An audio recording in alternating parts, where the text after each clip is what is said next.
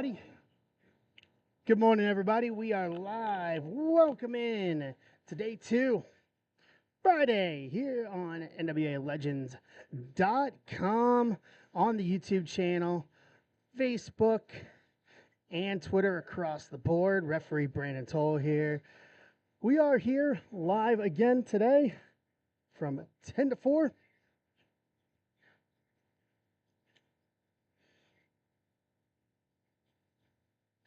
Hold on.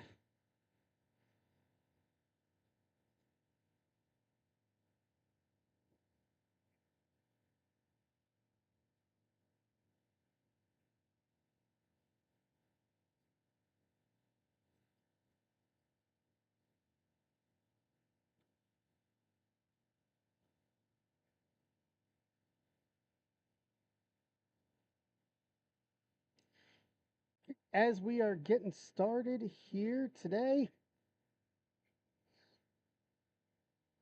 once again, all the 8x10s for both of our guests today are up on the website, NWALegends.com. You can watch them being autographed during the live stream. We'll ship them to you free within the continental United States. On the left side of the screen, we also have the NWA Legends DVD set, along with the Mid-Atlantic Turnbuckle.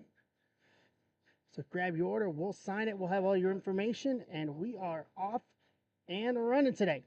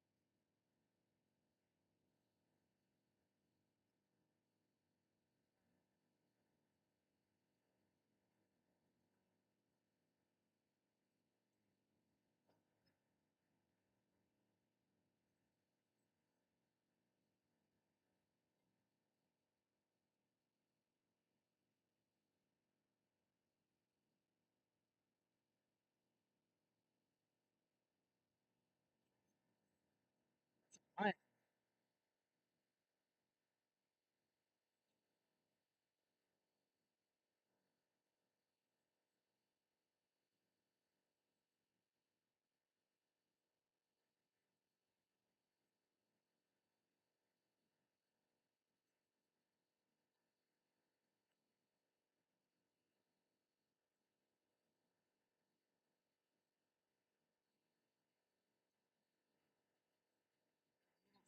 town or something. I'm from Cincinnati. I think I know where you're talking about.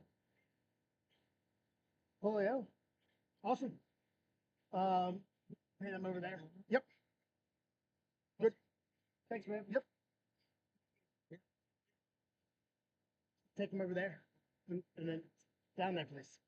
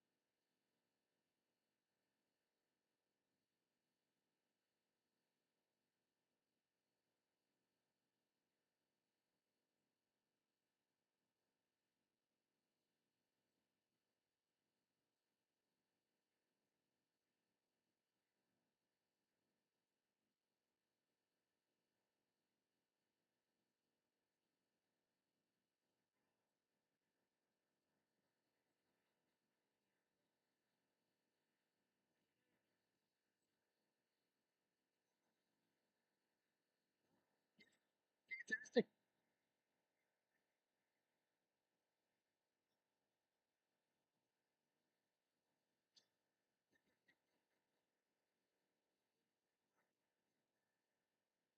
Exactly.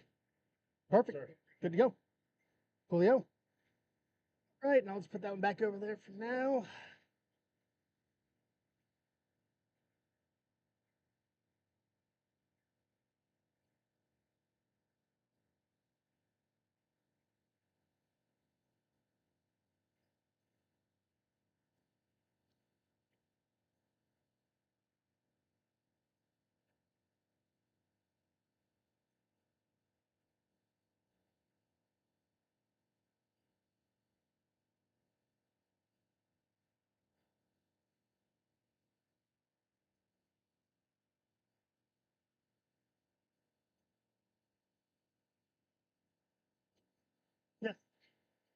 Give them to me. I'll sit them right here. Thank you. Yeah, I got it. We got it. Nope, you're good. I got you. Don't worry about it.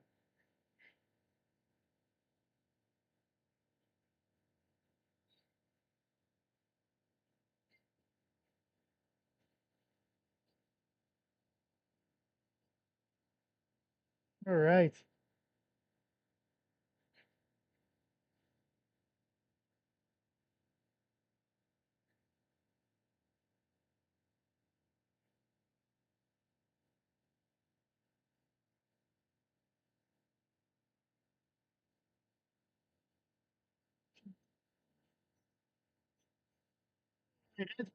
Here today, guys. Make sure you guys are going on the website, NWALegends.com.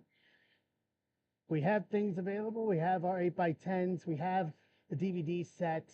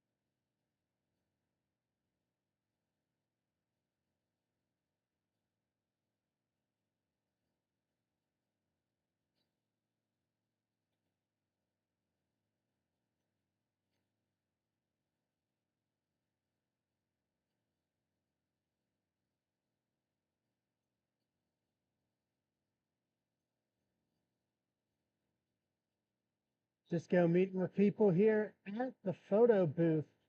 Here at the booth for their photo op, along with them signing here on stream.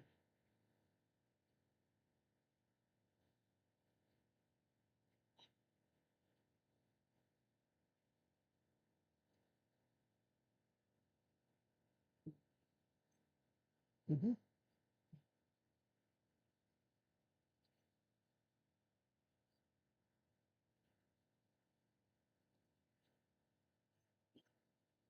Hey,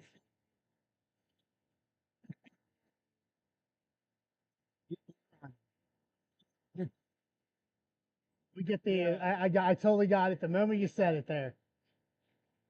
Just go sign it for Aaron.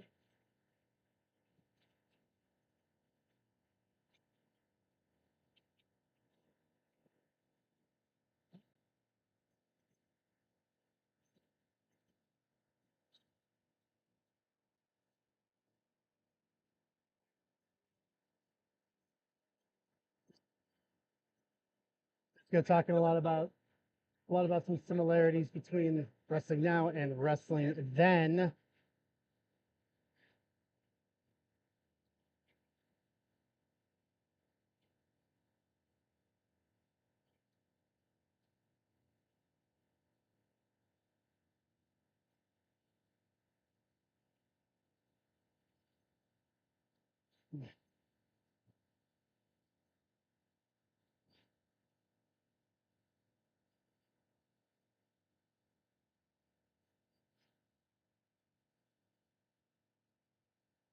All right, get him set up here.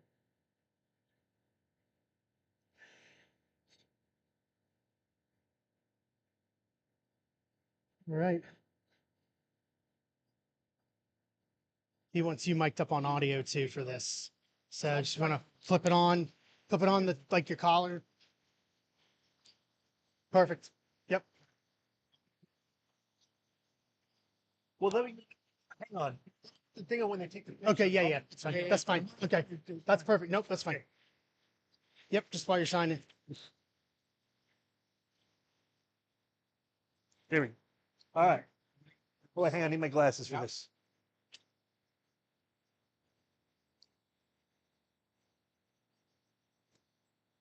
You can Tell do you a nice what we got here. This go in front of 95, 2001. As you can see, he is signing right here on stream.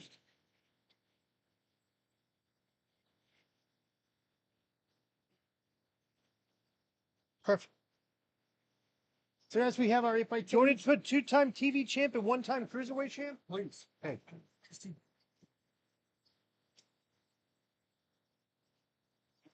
If you want. Right. We know this.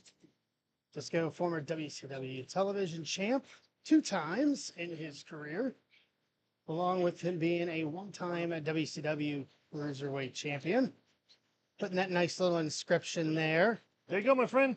So little thank you, sir. And we're gonna get a photo on it. Awesome. Cool.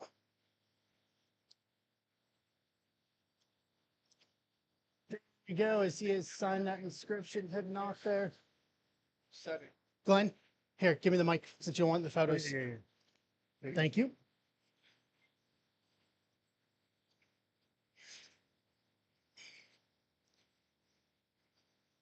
Guys, make sure, as we are going on here, make sure you grab your 8x10s. And the other items over on NWALegends.com. Disco signing that nice little inscription there. So Disco having a legendary career in WCW. As he is interacting with the fans. As you can see them coming in and grabbing their photo op here at the NWA Legends booth.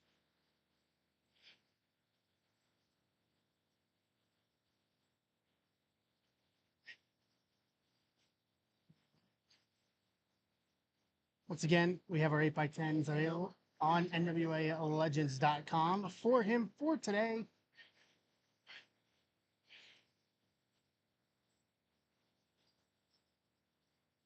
Thing available. Thank you. So you can see we have some other options on the website on the left-hand side. You can take a look. We have our different options for the 8x10s available.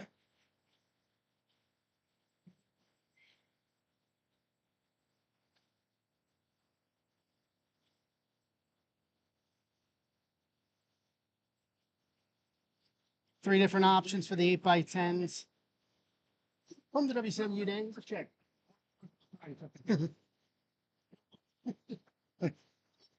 Share. There we go. Okay. 2 bill on this?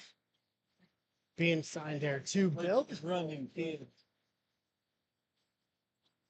Maybe he can manage Brady since it look like he's going into wrestling. Yeah, you never know, right?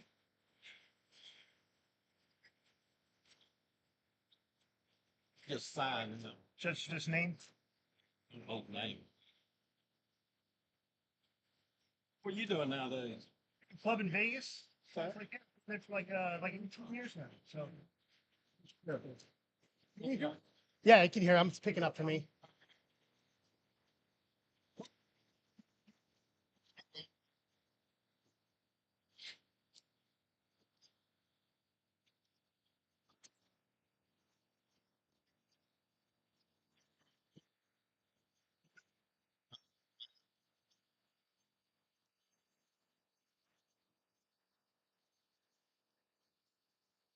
Nice, easy, short trip from Marietta, you know? Yeah.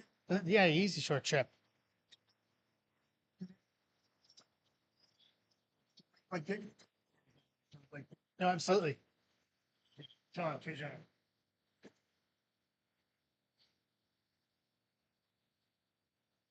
Yeah, it's nice out in this part of the country. Like I said, I don't get a chance to get out to this part of the country much, and it's very nice. Love this part of the country. Cool. I think we got another photo op over here for you. As he's getting another photo op, guys. Once again, make sure NWALegends.com. We got 3 8x10 options up there for you. It's a nice little jacket there. Little world-class jacket there. Pull this back over here on screen.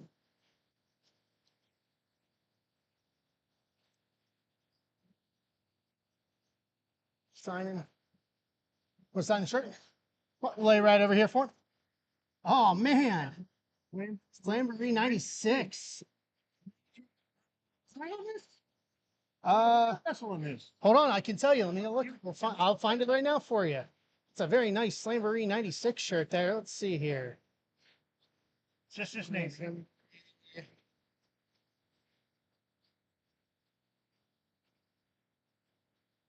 Let me get the card up here. Let's see. Baton Rouge. Let's see event. I don't know. Go into the district. You don't.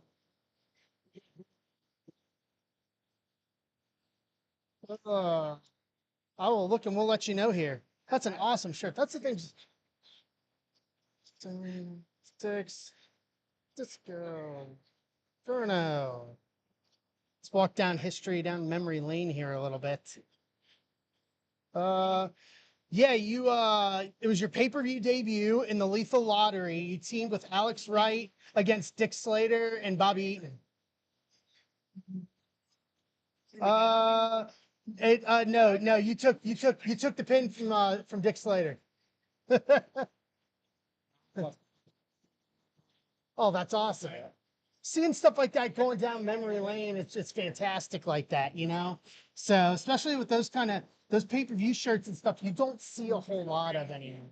It's great to see stuff like that. So yeah, that's an absolute walk down memory lane with it. So that's awesome. Appreciate it, man. Take care. So guys, it's fantastic to see old school stuff like that.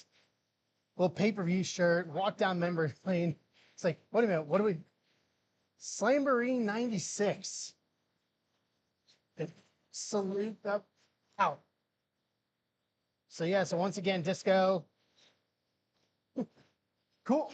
I've got some here for we can sign in between things here. You want to throw that on? We can talk. You want to clip that on real quick while we're doing it? Got one for you. Here, hand it to me, please. All right, we got this is for Tim, right? Yeah. Where are you from? Kentucky. Kentucky? What part?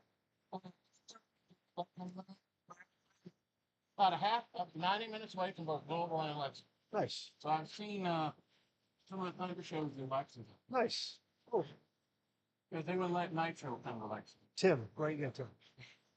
They were, how come? And I'm also TNA shows where you were.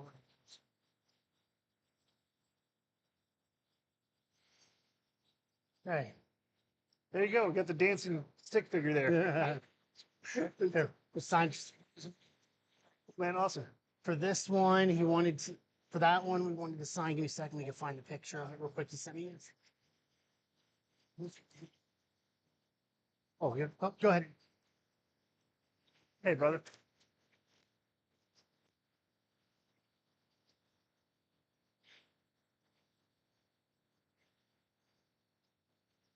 Hey, while he's taking that photo up, guys, all 3 8x10s available on NWALegends.com,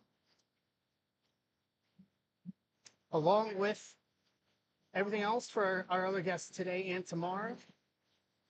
Move that out of the way.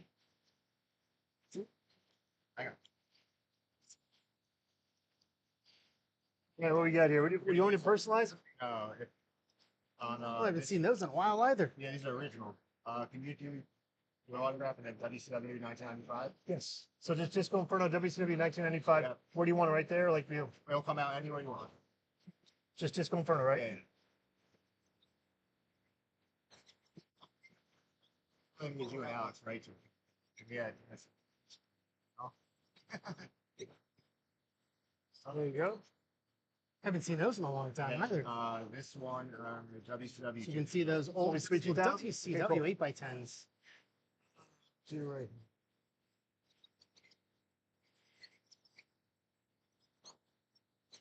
Love when you introduced the chart buster. Right. Issue, but it drove me nuts that it wasn't finished in the video game. I was like, the freaking booty man came and stole my finish before they put that thing out. So, Man, thank you so much. awesome, man. I appreciate it. Thank you for your. Cool. I think we have. Yeah, we got a lot. else. We'll do Yep. this later. Cool. Yeah, we'll get to them. Yeah, we got plenty of We've got time. plenty of time. Plenty of time. Yeah. You know what's interesting here? it's interesting as we're going along here, just seeing a lot of the old school stuff, just stuff that you haven't seen for years. You know, like those 8x10s, and well, as we're sitting here, hey, WCW will show it on screen here. Hey, WCW Television Championship belt. Okay, it's heavy.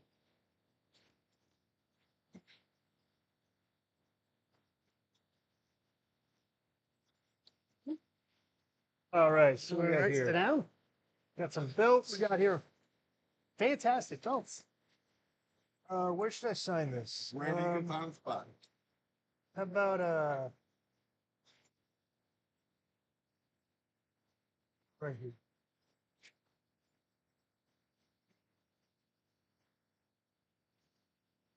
Think we can do that. And you got a silver? I can Oh, you get, got a silver? yeah, we'll get silver. Hold on. All right. Yeah, that one really looked like. So I'll do it again. I'll do it Okay, again. yeah, that's fine. You get two. Like, Yeah. that- Yeah, it's fine. It's fine. It's fine. Where you from? Awesome. Ugh, you can find it. working on it. So he's working on it. So I gotta ask, over all the years, did you any memorabilia you kept over the years? I got some, yeah. A little bit here and there. Okay, so hang on, let me.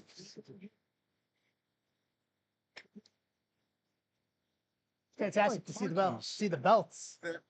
To see the belts, you know, over all these years. Yeah, yeah, yeah. You found one? I might have one in my pocket.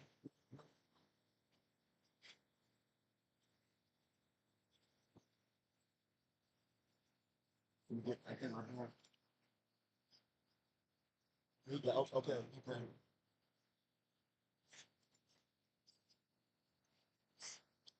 White, okay.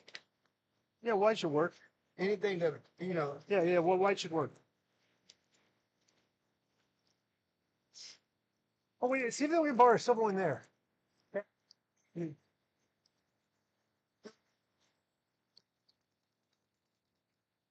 Different colors, as we can have stuff signed in different colors here today.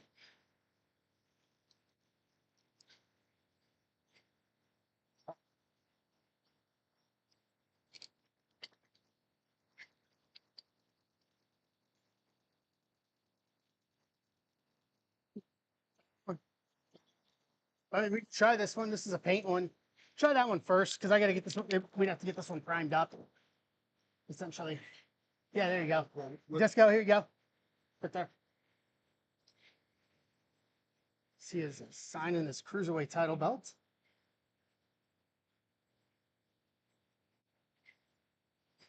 All right. Brother, you can run. I got one. that one's cool. See the title. It's awesome to see this sort of stuff.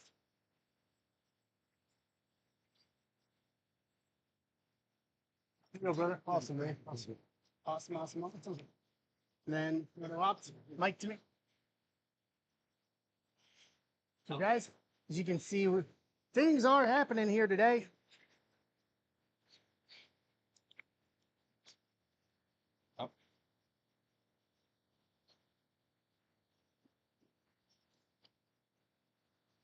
Things are happening. Make sure you What's guys your name? can grab Right, nice to meet you, brother. How you doing? your 8x10s for Disco to sign over on the website, NWALegends.com, along with everything else.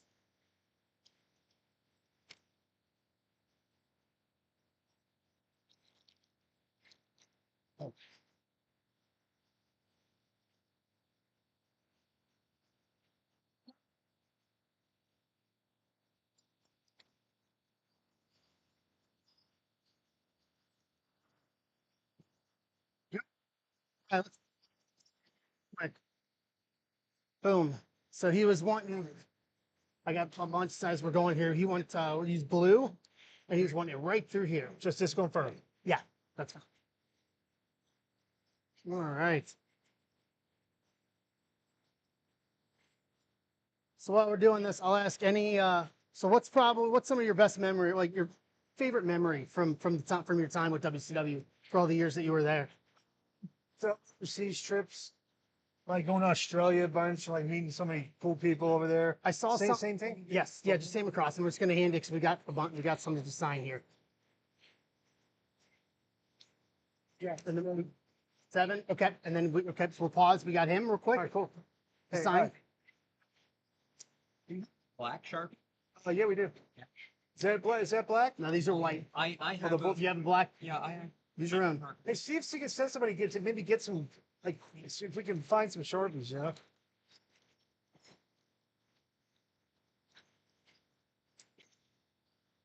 Well, you got all of them here, huh? And those are. I haven't seen some of Okay, those. so what do you want out of these? This one, could you make it out to Ryan, R-Y-A-N? Yep.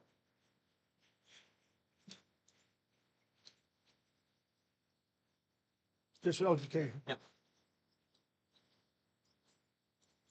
Those magazine inserts. Yes. Those are awesome. Yeah.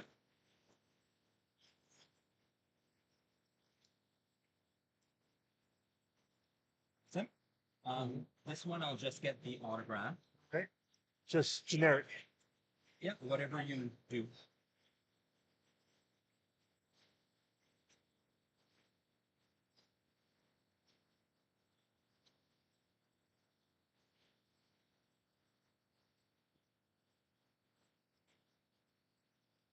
So, this one, I'd like it signed to Ryan as well. Ryan.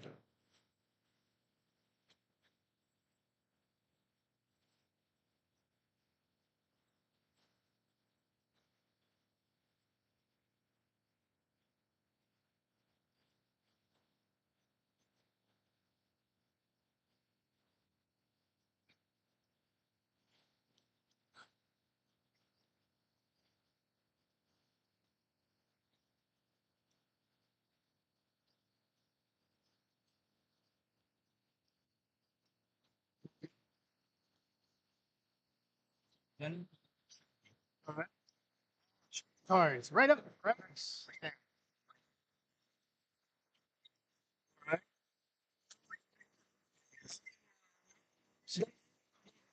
Card. This doesn't sell as much as an Otani card, unfortunately. No, dude, Otani cards are insane. Yeah. Here, let's bring them over here on camera so we can see those them on are camera. hard to find. These right here. Oh the yeah, the TNA 2000. yeah. So that's the original 2004, the first ever set Yeah, that they released from TNA from Pacific. Yeah. I should know because Wait, 2000? 2004. 2004, I was going Yeah, to say. 2004 I was gonna say Pacific. 2000. That's like a, This No, one not and 2000. this one, I'll get in blue. okay. Just generic, right? Yeah. But yeah, that was the first ever set that they had released. I have, yeah. I've had it for a while now.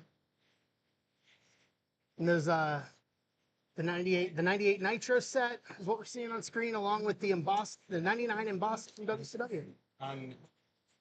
This I think white would be good on that.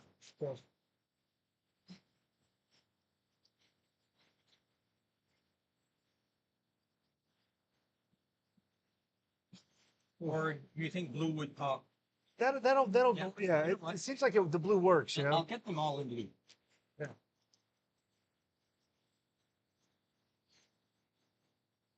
So, There we go. and that one too.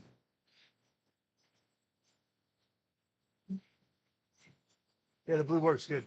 That's beautiful. Oh, I like it. Awesome. Look at the color. Look at saying his shoes, right? Thank you, man. Thank you. Nice meeting you, my friend. I was a YouTuber in mining, Nice. and I'm one of the rare Canadians Right. that almost prefer WCW to WWF. Right, yeah. So that was a great era. Right. Yeah. The Canadians mainly prefer the Canadian wrestlers, no matter which company they were.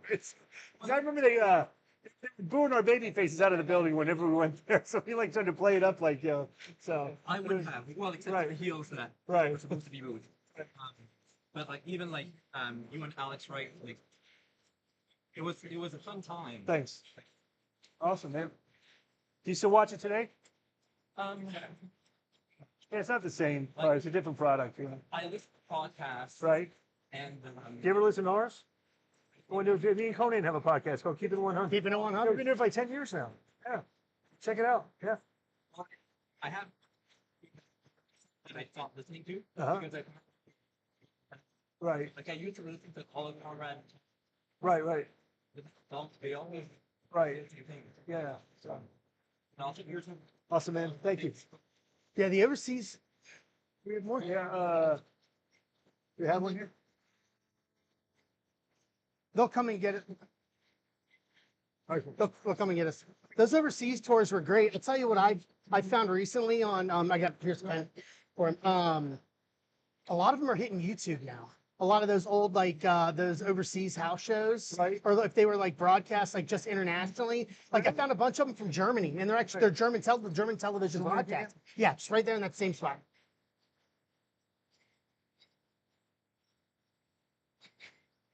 We'll do this, and then they'll come over and I'll look and they'll motion for you when we have something over there for you. So yeah, those international ones are great because it seems like, and maybe you can elaborate on this. In some ways, they were trying to be storyline compliant, Right. but in some ways, they absolutely were not. We did the overseas shows. We did the same show like every town. So Yeah. yeah. So, but yeah, I don't know how they came up like in my feed or something, but it's such a wild thing to see because they are just so off. I mean, obviously it's house show, it's not Right. television, but they're trying to, for the overseas fans, mimic them to television as much as you can, you know? Right. So was so Australia over Germany essentially? Yeah. Yeah. I liked Australia. Australia? So the girls were so nice. They loved Americans. Mhm. People were super nice. Especially because they never really got wrestling a lot. No, Like, and it was we went so back- difficult. We went back there with the WWE back in like 2002 and Yeah, right after 2003. WCW closed. I remember that. And it was still like good. Like we did like 9,000 people in Sydney with a makeshift crew, you know? So Yep. like, yeah, they would not see it that much. So No, yeah, absolutely. I had to look up that Slamboree. I'm like, man, I was like Lethal Lottery. Whew. yeah. Any good memories or anything from those early days of WCW? Yeah, just I mean, like meeting a bunch of like new friends. It's funny too because like I did a podcast with Conan and somebody asked us like, how did you guys like meet? Mhm. And I can't remember. I can't remember how like me and like I remember like me and Raven became friends because I knew him before I ever got into wrestling. I was training to wrestling. Okay. Well, I knew him, like he used to be out in the clubs a lot in Atlanta. Mhm. So it's funny too because he would always tell people. So when I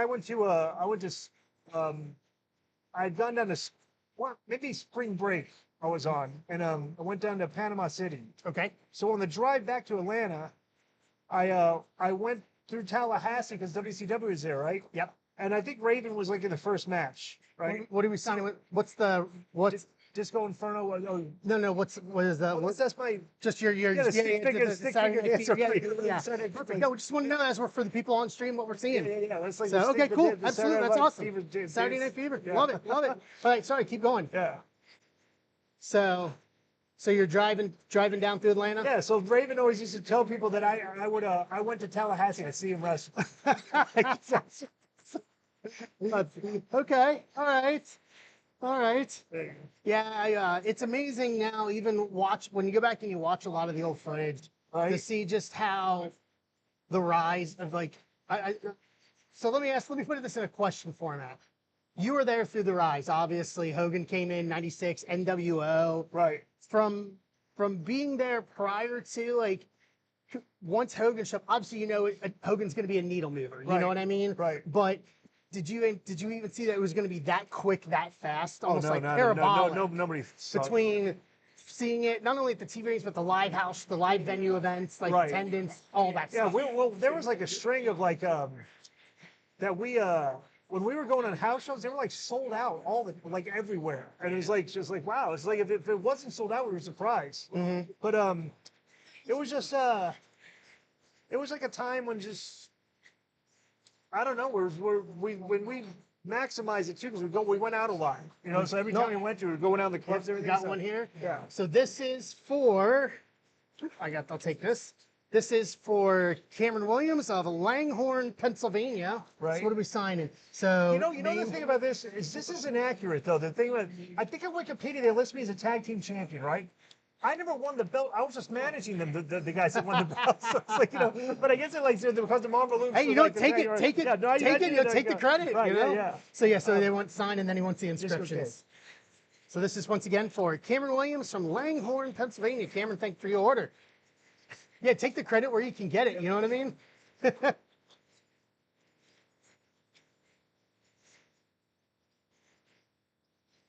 So, how far in advance when you got the cruiserweight and the TV? How far in advance did they tell you were getting it?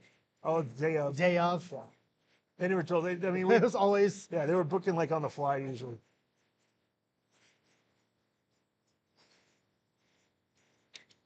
Same thing for like. Yeah. Cool. Awesome. It's for So- WCW gang is like, you know. No, that's fine. So was it? Hold on, let me get this here, or I'll give you another one. So when so even with stuff like well, I lost my train of thought. So like when you jumped over to the Wolfpack in Right. 90, was it 98? Same Right. thing, just it's all day of on the creative too, on the creative side. Because Scott Hall, because Louis Spicoli had passed away. Yeah, I right? remember. So he was Scott Hall's lackey for a Yep. while. So he wanted another guy to like go out there and take Yep. you know, do stuff. Yep. So they're literally for like 3 to 4 weeks. Mhm. They were just booking him Mhm. in a spot, and he would come to me and say, "Hey, you want to do this?" He would go to the office and say, "Hey, Disco's going to come out and do this for you." They said, "Okay." So it's like literally they weren't even booking it. Paul was just including me until they had to start putting me in everything. And I was renegotiating my contract at the time too. Uh-huh. So I just was holding off like wait, I got you. So, Gives you all it gives oh, you all yeah, the ammunition you need at that point. I It's got like, super hey, lucky. look where I am and look where I just started. Right, You know, yeah. let's get a little bump in the a bump in the monetary end at that point. So that there we got this for you. Yeah, it's totally like you're talking about the ultimate leverage. White Right. pen for that. It's all about the ultimate leverage. Oh, yeah, you this know, is it's like, hey, awesome. I just I got a huge raise out of it, I'm with too. I'm with the Wolfpack now, so I think that commands a little extra. Right. You know, set that there. There you go. Yeah, because I know, and in '98, I know, because obviously as they were splintering off, obviously with red and black and white, like it was it? Okay, so was there any like people trying to jockey to get into the factions as they were splintering for like new editions? That I'm aware Obviously, of. yours was Like, more yeah, of just a situational they liked me issue. because I knew what I was doing out there. You know, Yeah. I could like. We could interfere, like we're reported with, And yeah, elicit so the it's like- reactions and everything to help. You know what I yeah. mean? And Hall didn't want to Sizzle take a mistake. bunch of bumps, so I would take the bumps for him. Yeah, absolutely. So No, totally, absolutely. And you know, this is a kind of revisionist history when you look at it. I mean, you're in one of the hottest factions, one of the hottest times in professional wrestling. Yeah, Like, come on absolutely. now, like it's like, you know, right. they're just grabbing those as we go. So, you know, yeah, it was. What I was in. My signature on these has never been good anyway. So it's like, you know, I kind of like did like the Nope. thing at the end. So I was like, yeah. See, well, Yeah. I'm a ref. I didn't have to really sign a whole lot, so somebody right. didn't have to worry about. I could tell you for at least channel surfing was a real thing back then, Oh, man. yeah. Like it was truly that- the era of can't miss TV I those just on wonder Monday if, nights. Like how many like what type of views we would have been doing on like YouTube and Twitter and stuff like that if it was man, around if then. YouTube You know? was actually a thing Yeah. back during that era, it would have been. Yeah. Oh yeah. I mean, you probably could have at least doubled, if not tripled it in terms of the views, you know? I mean, imagine something like, you know, the Georgia Dome Nitro in '98. Right. You know, 3 days notice, 50,000. Yeah.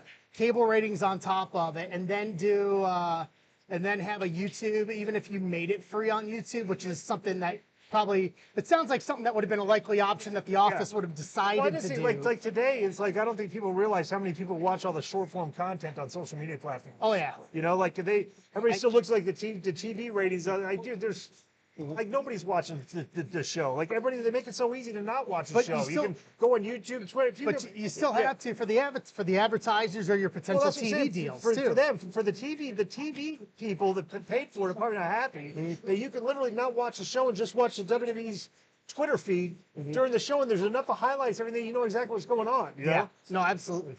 Absolutely, yeah. So I just wonder like how we would have done back then if we were getting 10 million people on TV. Is like but like 50 million people. Well, waiting for, I like, mean, if you think about it from 98, Yeah. 99, because it was crash television, you know what I Right, mean? right. So if they would have turned those short form segments Right. into actual digital Oh content, yeah, oh, it would have been unbelievable. you know, and then also if you want to look at it from the financial standpoint, from an ad revenue standpoint, Right. like to help like WCW's bottom line, I don't know if it would have made a difference in the long run. WWE makes like I think I saw they make like 25 to 40 million off their YouTube channel each year.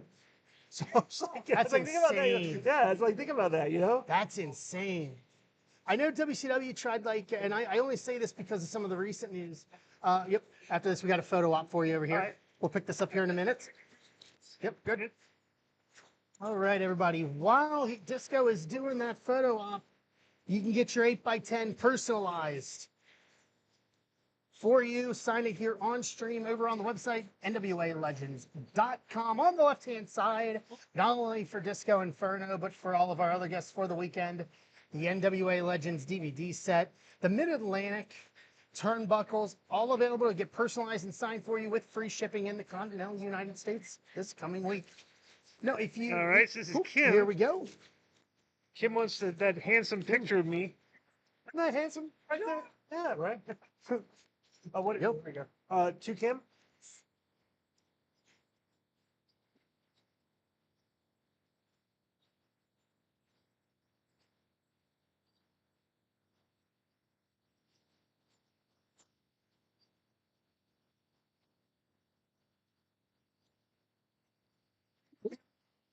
Awesome. Nice meeting you too. You too. Thanks. Well, photo op over there.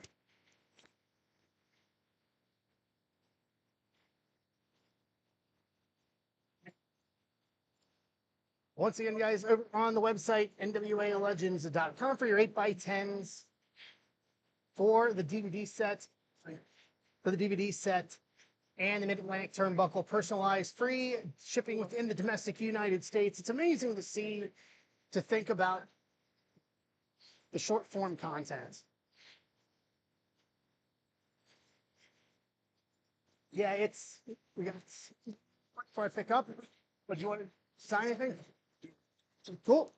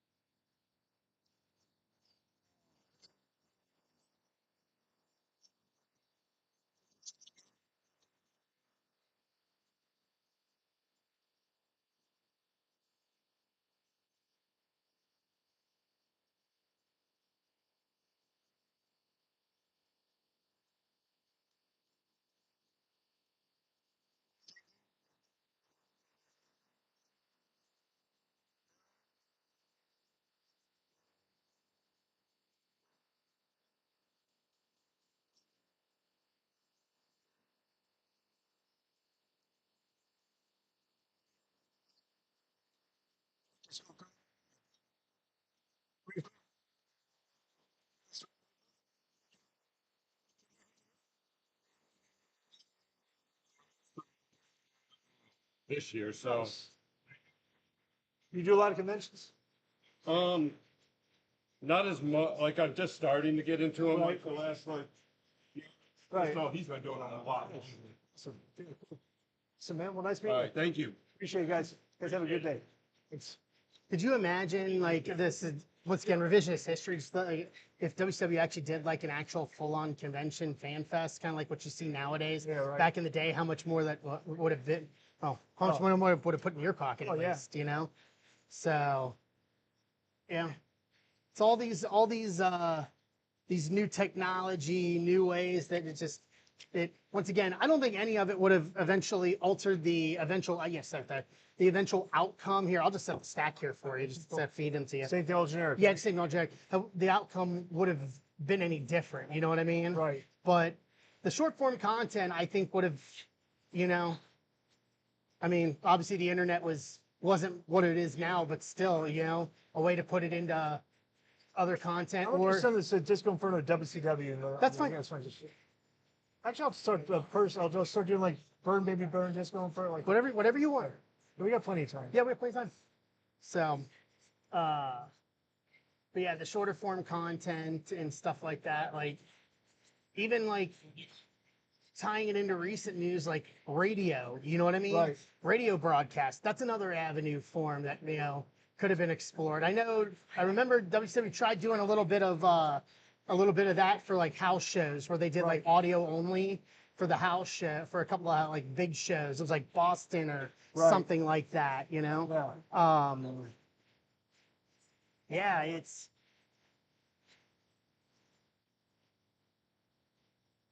we got one. Oh, we got a photo op behind him. There we go. Yep. Guys, while he's doing that once again, get your 8x10. Get your 8x10 on the website NWALegends.com. On the left side, we'll personalize it for you. Free shipping within the United States this coming week.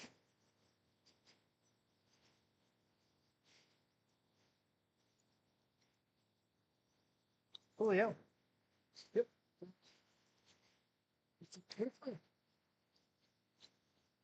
Who do you want to mate to? Tim? I like watching you on WCW. I Nice. used to watch it all the time growing up. I said it earlier, it's Destination TV. I've been wanting to meet you too. I'm glad you finally come. Nice. See, I don't do a lot of these. I don't travel that much anymore, but I went home to go see my mom in Atlanta, and I had this on thing, so I said drive over and feel. So you from Yeah. there? I'm from Marietta. I was raised in Marietta. I was born in Brooklyn. I was raised in Marietta, and I've been living in Vegas for like 18 years, so it's cool. Cool. It's good seeing you, man. Good seeing you. Listen. You have a great day. So let's revisit a little bit. So what was your thought? What was your initial reaction when they decided to go to Thunder and throw in that extra hated it. that extra 2 hour and that Hated extra it. show? Really? Hated it, yeah. Just for the sake of the other travel? Yeah, just well, you're on a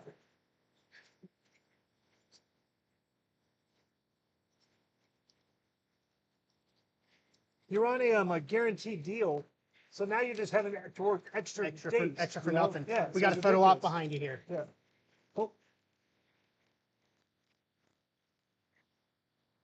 Yeah.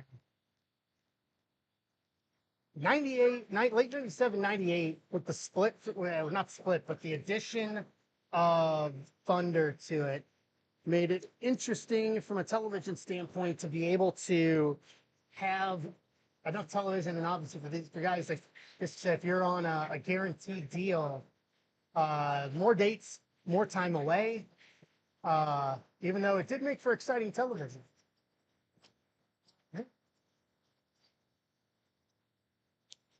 Come on over.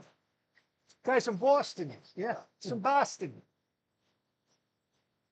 Boston, Massachusetts. This guy's from here, huh? That's right. Was that with T. Jackson? To Jackson. Yeah.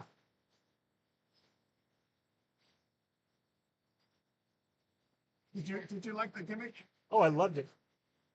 Look at this. I can still make money off it these days. You know? So it's like it's funny little thing, right? If I had a bad gimmick, I don't think I ever would have done anything in wrestling. There you go. You got the dancing stick figure there. It's like, listen, man. It's a nice speech from Boston, Massachusetts, guys. Nice. And the other thing too is I like to subscribe to the thing of what Bischoff said. You can be better than, you can be less than, it can be different than. Oh, yeah. It was different than. Stand out. Yes. You know? It's always a great piece of it. Honestly, I think that's one of the best pieces of wrestling advice that come from that era is you can be less than, you can be better than, or you can be different than. And Disco as a character absolutely stood out in that era. And then, like we were talking about earlier, his transition into being a part of the NWO Red and Black, just that whole era of WCW, such good times. As you can get your 8x10 personalized with free continental shipping over on the website this coming is shipping this week. I apologize, over on NWALegends.com. We have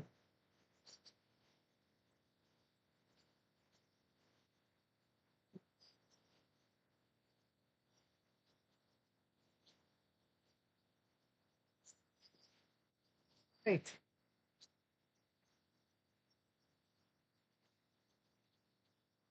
Plenty of 8x10s available as we are talking with Disco Inferno. He's here until 1 o'clock today.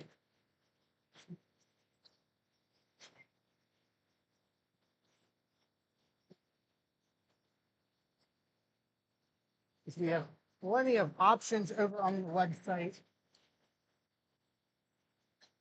Disco, don't say how many, plenty of members to walk down for memory lane, essentially, for WCW over the years. We've kind of covered a lot of ground today already, from the early part of his career in the Lethal Lottery to the Wolfpack to overseas tours. Disco sharing with us here today. Great to be able to have him here as a part of the NWA Legends table here in Charlotte. And once again, he's been signing these 8x10s that you see on screen there. You can get your own personalized order on the website on the left-hand side, not only for Disco Inferno, but for the other guests we have throughout today and tomorrow, with free shipping throughout the domestic United States. NWALegends.com.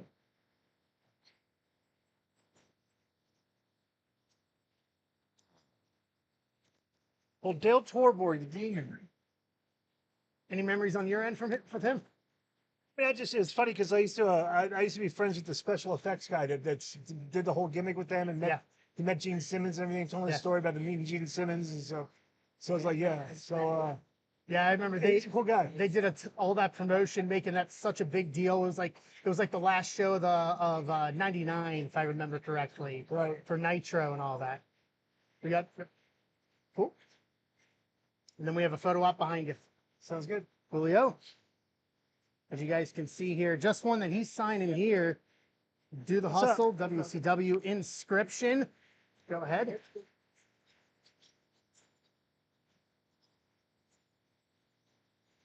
Those '99 Millennium shows were such a branch out there to try to do something different. It definitely, at least for me, it definitely made for destination television.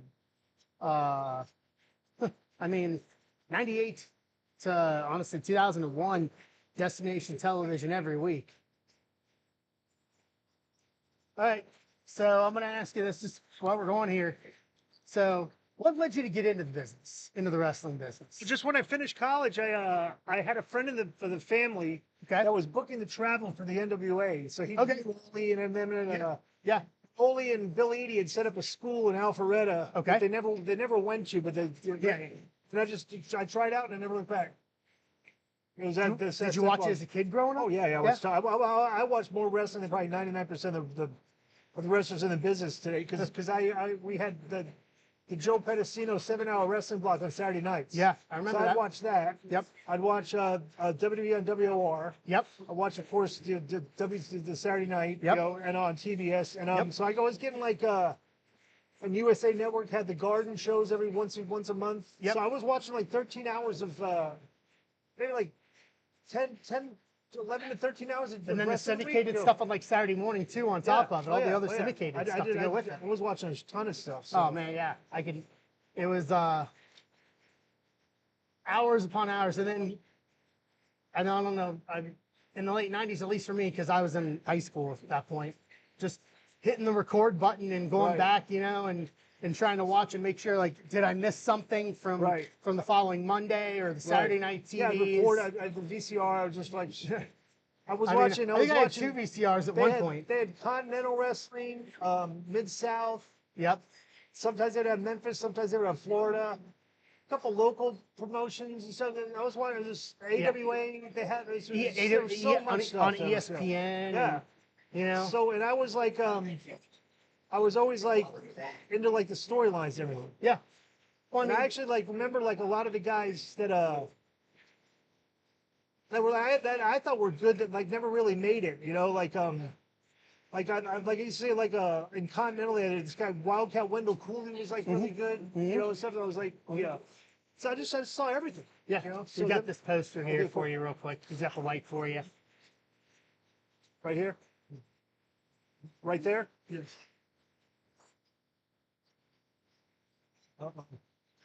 Here, use this one. Use that one instead. Yeah, it's amazing, especially now. Well, what? Yeah, that one didn't work. This one didn't work. Yeah. I got to prime it up. It's amazing now with the invention of with technology. I mean, only going back maybe 8-9 years to be able Right. to go back and watch. I mean, do you go back and watch all that stuff nowadays? Like just when the feeling hits you? What, Do you go back and watch a lot of the older stuff? I So just it's- watch The availability of it is more now than ever Yeah, but the thing is that I watch so much for the like- podcast. content from other podcasts to talk about it. Like Yeah. like content No, yeah, to see it to talk about on the show. No, So yeah. absolutely. No, totally get it. Totally get it. It seems like WCW tried to be a little bit of the forefront of that, like doing the little podcasts and stuff like that on the pay-per-views and stuff. What was it? Right. I think it was what, Lee Marshall? Right. Because I remember Lee I saw Marshall got along great, They yeah. did a lot of those they did a lot of them as cut-ins in between matches as they would Yeah, segue they're to called, the they're called market specs. Yeah. They're called like market specifics. Yeah. For the cut pros. Well, no. They had it was like the WCW.com, so there was like the actual podcast. Right. They were doing during the pay-per-views and stuff. Oh, okay. Because they would use those as the transitions Right. between matches instead of doing just straight live promos or Right. Gene or whatever. Because I know Conan was on there. I remember you on there a lot. Oh of yeah, that. we used to do all the like that was our thing. We would go to the internet room. And Bob Ryder and Jerry and Yeah. Borash are there. So Oh, like yeah. So me, Conan, and Double J would spend like tons of hours, just like tons of time in that room. We do like skits and stuff, and Hall and Nash like to do them too sometimes. Like we come but that was like way ahead of time. Like when we did WCW live on Friday nights, we Yeah. were actually the first podcast. Even though it was live, we were doing a wrestling podcast back Yeah, then. So it's like I remember because I remember talking with Bob Ryder before Bobcast. This was when I was in TNA, and he would tell a lot of stories about like having to do. He would do the WCW live, and then like they'd be rebooking the pay-per-view the next day on the Right. fly. Right. You know, while they were doing WCW live, and Right. it was just like it's that stuff was so far ahead of its time. If only something like that. Once again, I mean, this is all revisionist history. There's so many things that I think anybody could have said that would have, oh, maybe this would have kept the company together or whatever. I Right. mean, because I mean, the longer the Monday Night Wars or at Well, least, we used to like it was funny because like when we were doing WCW live, the company wasn't doing good, and they were getting beat by the WWE at the Yeah, time. yeah. So we had some of like the production guys, and they would go on the show and just bury our production. Oh. It's hysterical. I'm surprised we didn't get fired. The only reason we got fired is that not a lot of people used to listen to that. But it was funny because there was a guy on that show. Anybody used to remember that they used to listen to it? There was a guy on that show that used to be a regular character called James from Kentucky. This redneck guy that he's come on and he's all that. But, like he resurfaced like on the internet on one of Jared's podcasts recently. So Photo op behind you. yeah. Yep. Before you get into another one. You guys hearing some of the stories from WCW Live from 1999 from Disco Inferno's days in WCW. You can get this 8x10, which has the Money Nitro stage set in the background for you, personalized on the website NWALegends.com. Free shipping within the domestic United States coming this week. As we're talking about WCW Live, just some of the things that I don't necessarily think it would have made a difference in terms of the overall outcome of the Monday Night Wars, but it's interesting to see in years gone by and hearing some of the stories of some things that just really went under the radar. These guys from Boston here. They got a cat. From Boston. They speak complaining to drive me in the car. So bad. Right, car.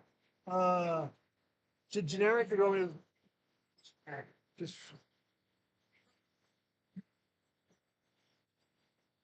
There you go, my friend. Thank you. Awesome. Nice meeting you guys. Yeah. This guy's off. So it's interesting to see, once again, kind of picking up where I left off a second ago.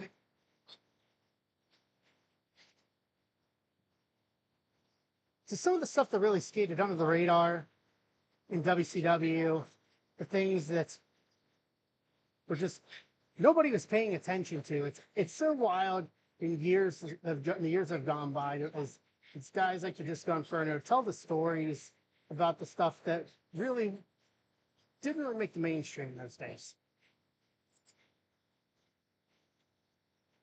A lot of people here from Boston. From Boston. Huh? Any good memories of Boston from WCW? No, yeah, no, I didn't like it. It was a hard to get to the hotel and hard to get to the show from the hotel, even though it wasn't far away. Fair. It's a pain in the ass. What was the favorite city to travel to on those days for WCW? Baltimore. Baltimore? Yeah. On the Inner Harbor, the Baltimore Arena. Yeah, the harbor. And, yeah, because there's a bunch of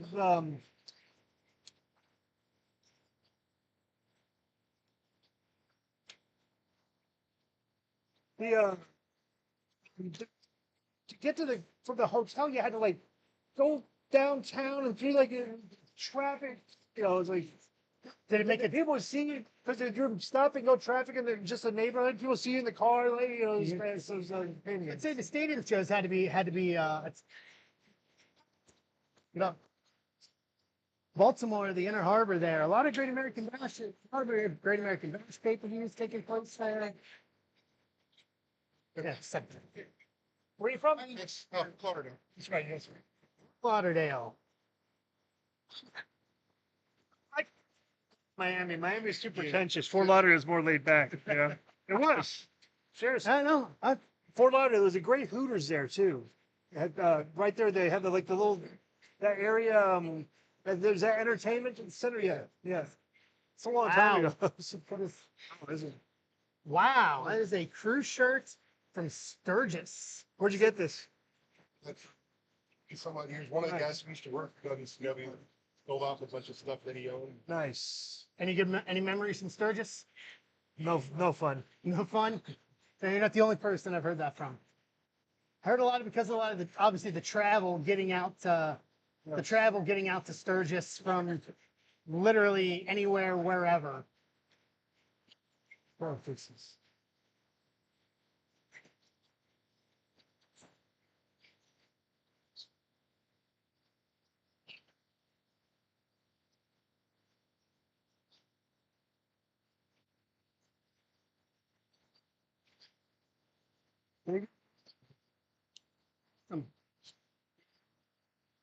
Yeah, he says he's got a grip of stuff here. So. Spring Stampede.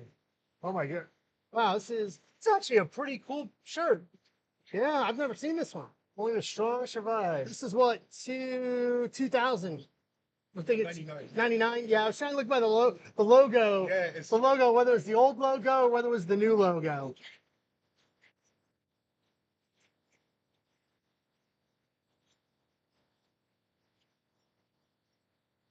There you go. You know? Big good collection of shirts here, huh? this. This is the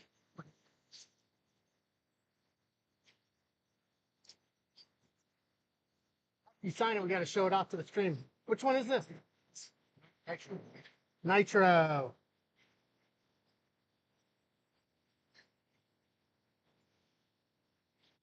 It's amazing the people that kept these things that like now that just are just the value that's into this stuff just to walk down memory lane with this sort of thing. I have one. I think I still have it. It's a Fall Brawl War Game shirt. It's a Fall Brawl War Games? Yeah, I think it was like 98. I didn't. The worst thing is I didn't take enough pictures and collect enough memorabilia when I was doing it. You This didn't. is before the phone. I was like, Thing is, this is you don't really think about it in the Right. moment, you know, right. or stuff like that. Because for me, like obviously for me, it was Fall Brawl because of War Games, because of the novelty of it. That and also, and this is kind of going next level. it was one of the only pay-per-views that was in the same building every year because it was Right. one of the only buildings in the country that could actually have the 2 rings and double cage and still have Right. a decent audience in it. This is my favorite piece of memorabilia because it's just so random. Like just The like scale die cuts. Yeah. It's just like, Remember it's just Scotty like when I Reed's- think I would like Scotty like a- Reed's- Right. Him and just like the Lucy Hammer. Right. Boxes, man. Right. Oh yeah. And he's like, once they made a car, I thought it was the best thing. You want me to sign it here or Yeah. here? It's fun. You're like disco fever. Just go for it. I think this is around the time too that WCW had the deal to actually they were on a sponsorship on NASCAR if I remember correctly. They actually had the 'Cause driver. They took us to Charlotte. We drove around. They drove us around China like 110 miles an hour. It was like, Oh, that had to scared been- us, freaking scared to death. That had to have been a fun experience. Yeah. There you go, brother. That almost felt like What do you want to do? What color? The orange again. I'll move that anyway.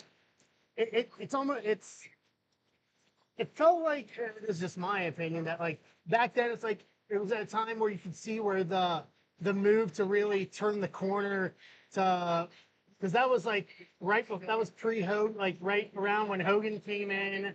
When Hogan came into the company was the push like, all right, this is going to be a profitable company. Yeah. Like we're going to start reaching out into every avenue Yeah. and try to do all these sponsorships and everything to like actually kick this thing into high gear. Right. See another example, like now the Orange again? the mini one. How do you want to do it? I guess on the top. Here's on top. So these are duels. Okay, Yep. I've never seen these. Yeah, I've never So seen these weird. either. He's got to be limited. Street rod. I mean, I worked in company is this? let's see the back here. It's printed on the. I don't know. It's on the very bottom in small print. Right. You think I would have seen these? Because I have family who was into NASCAR at the time, and they collected die casts and stuff like that a little bit back then. Where do you want this one? Straight across the W2. With orange? Yeah.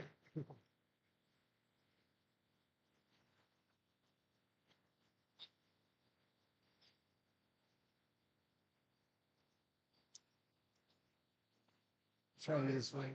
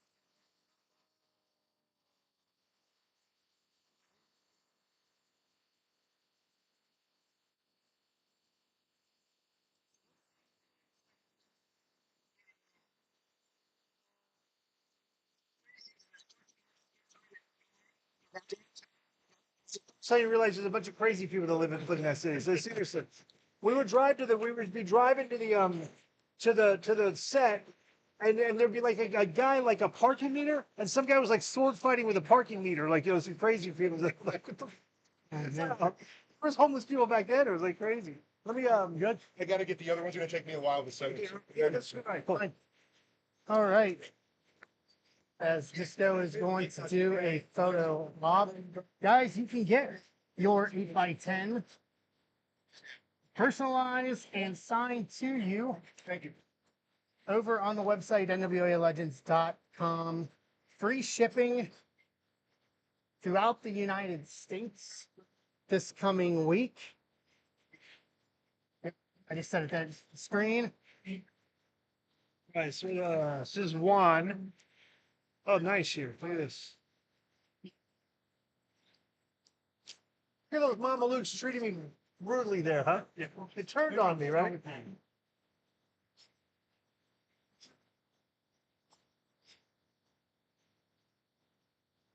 All right. Sorry. Nice meeting you, Juan. It's interesting. It's interesting to see as we're doing the sign. We'll say it's interesting to see just the different, just the different unique things that wrestling fans bring in. I mean, between those crew shirts, the different pay-per-views, it's a literal walk down memory lane, and it's amazing to see what stuff that you just didn't know that it existed, that all of a sudden you just pop up here, like those die-cast cars, crew shirts, pay-per-view t-shirts, all invoking some kind of a memory. At the end of the day, that's what we have as wrestling fans, memories. Hey, bud. How are you? Good to see you.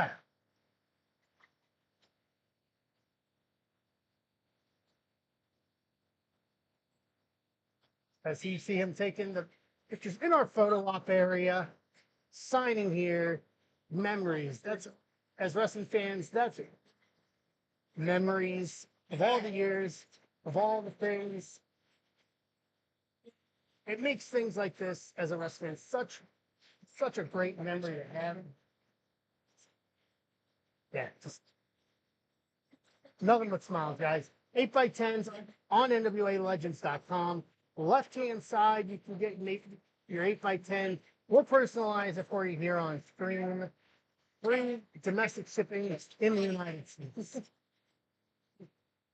Yeah, we used to do some funny shit back in the day on that shows. The best one was when we were doing Randall TiVo. Oh, really? Sig is when they when we were doing Randall TiVo, we were talking about doing like video surveillance on the games and everything. Then like like 6 months later, like Mike Florio came out and was actually talking about they were talking about that. So Mad was going, we broke it on the show first, Randall TiVo. That's hysterical, right? You sign 2 DJ? Yeah, sure. Thanks. What's up, Brandon? How are you? Doing okay. You still in St. Louis?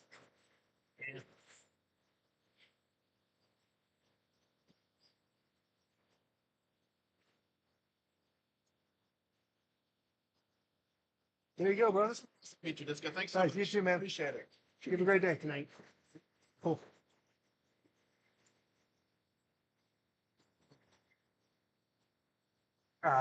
So you saw the diecast cars. Is there anything else you've seen in the years since WCW that you didn't realize existed? That they I don't really see it anymore because I'm out in Vegas. I don't really do conventions, because they're all most of them they're all on the East Coast. Yeah. I that's just true. and I get paid travel at my job. Yeah. So I always take my time to travel to go home and see my mom. Oh, no, I understand so that it's like completely. so it's but I'm telling you what, if they were doing these conventions on like Mondays and Tuesdays, I'd be doing them all the time because those are my days off. So No, I understand. yeah, but I understand just work. completely. I don't like traveling that much anymore. Yeah. Well, I mean, how many years was it? 300 days a year? You know, I mean, not that- 250, I mean, 250 the most, yeah. Yeah, it wasn't that bad because But we had some months like 30 days. for the international tours And we stuff go like that. overseas during the holidays. It was like, Yeah, especially, I mean, because the schedule, at least in the early days, looked a lot lighter because with them cutting back on house shows, it was just Monday. Right. Like, or, unless you were going and doing, Well, unless you were going to do it like the Saturday TVs at center stage. the crazy thing is that we used to work hurt so much back then because you were kind of like a wuss if you missed Yeah, you missed a date. work, Yeah, I right, know. right. Yeah, And absolutely. so there, hang on. Just Disco Inferno? Right here? Right here.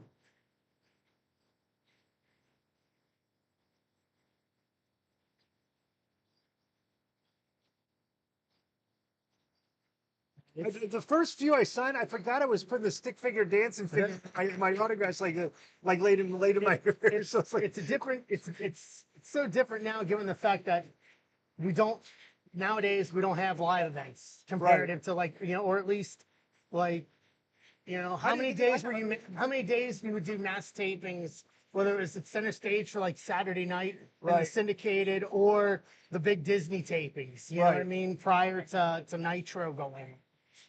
So it's such a difference. Plus, the last one I did I did a Facebook Live signing in New York, and the only reason I did it is because I hadn't been in New York in forever, and I was telling the guy, just fly me in, I'll do the thing and fly me back out. Like, I'll just sleep on a plane, like, same day. I said, but there's one condition. I go, I'm only coming as if when I land, because we're landing early in the morning to take the red eye. I go, you take me to get bagels, and I go, for lunch I want New York style, Brooklyn style pizza. So I guess I basically just flew to New York because I felt like having a New York pizza and some New York bagels. Yes. And then flew home and then did a Facebook Live sign. In the heyday when you were traveling like that, was there anything? I say this from my personal experience of different things in different cities. Was there anything that you really kind of like? Okay, we get into a city, I'm doing this before. Or... well, I was the guy. I used to travel with like Conan. Yep. Sometimes Conan and Conan, Ray, and Hoovy. Yep. And then other times I traveled with Perry and Raven. And they used to like me because I would always be the guy that would map everything out. Yeah. So I had like a Rolodex of like where the gyms were in every town. So we had everything mapped down. I would do that, all of that. Yeah. I would book all the rides and have everything planned. So, Make it easy. Yeah, because these guys couldn't plan anything. No. So, Trust me, I did the same thing. It's like, oh, I've got everything. You got a car? Yep, already done, already set. Let's go. You know? Yeah. Off we go. It made life a lot easier, especially when you're on the road that much. Like one less thing you have to worry about or guess about. Right. Yes, I am. I'm one of the rascals. Oh, hey, how you doing, man? Yeah, how you doing, man? Phil Apter showing up here. Did you really? Hey, you don't look a day over 79, to be honest with you. It's like, right. Right. You look great. Yeah, you're awesome, man. Guys, while he's in the conversation, you can get Awesome, nice, awesome, man. Good to see you. Back in Jackson, Mississippi. Right, yeah. Right. Go in the ring, do your fucking job, and leave me alone. Right. He's going, he goes, no, you go do the fucking goddamn thing and just leave it here. That guy said, Come back tomorrow. Guys, you can get your personalized the fucking goddamn thing. That's what it on the was. website, NWALegends.com. On the left-hand side, we'll personalize for you free shipping domestically. In the United States, we'll ship out this coming week. Bill Apter was just telling me about it was funny because he was reminding me when I worked in before I got signed by WCW, I worked in Jackson, Mississippi. Okay. For this they're redoing Mid-South, and Hillbilly Cousin Luke was running the show, and Ole was helping him run it, and Bill Eady, right? Oh, wow. So it's the first time I met Ole Anderson. Okay. I'd never met him before, and like I had like I was like this young kid, I wouldn't nobody, I was just off the Indies, and I was doing the dancing gimmick, but Terry Taylor had told me he liked the gimmick, right? Yep. So I'll never forget when I met Ole. It's like, excuse the French. You like to cuss on this, right? Okay. It's like, excuse the French, but the guy was like, all right, I heard you got some fucking goddamn dancing gimmick thing, so you just, I don't know you, but you gotta get heat, fucking goddamn it, get some heat, but you do your dance, so go ahead and do the fucking goddamn thing, and fucking goddamn it, just fuck it, just fucking do your goddamn thing. And I was like, the fuck is this? Like, all I gotta do was like that effing goddamn thing was like, I felt like making t-shirts out for the guy. Like, it's like the fucking goddamn thing. It's like, Jesus Christ. What do we got here? Oh wow, this is a nice one, huh? What is this? Where'd you get that? I took another one that's already full and starting a new Oh, that's one. awesome. Nice little big WCW print. Down here, where do you want it? Just starting in the, The team, 90s, trying to the big- work on it. The big 90s logo. Oh. Very nice.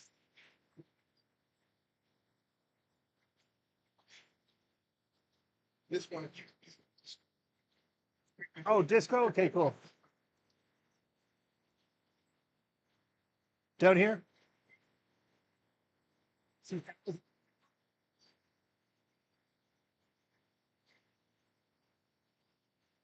Is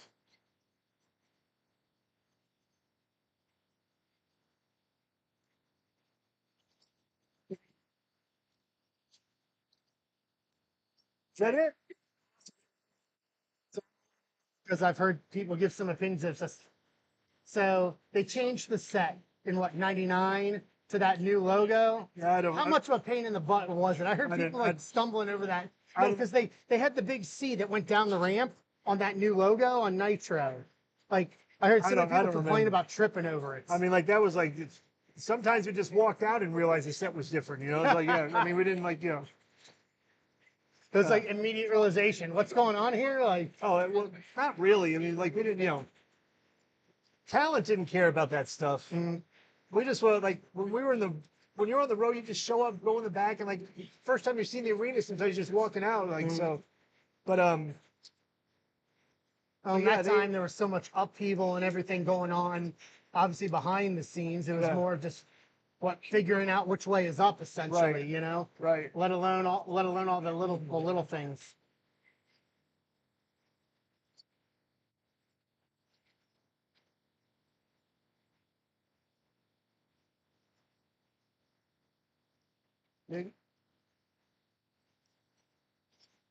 So how long were you at the revival or they tried to revive Mid South before you went to WCW?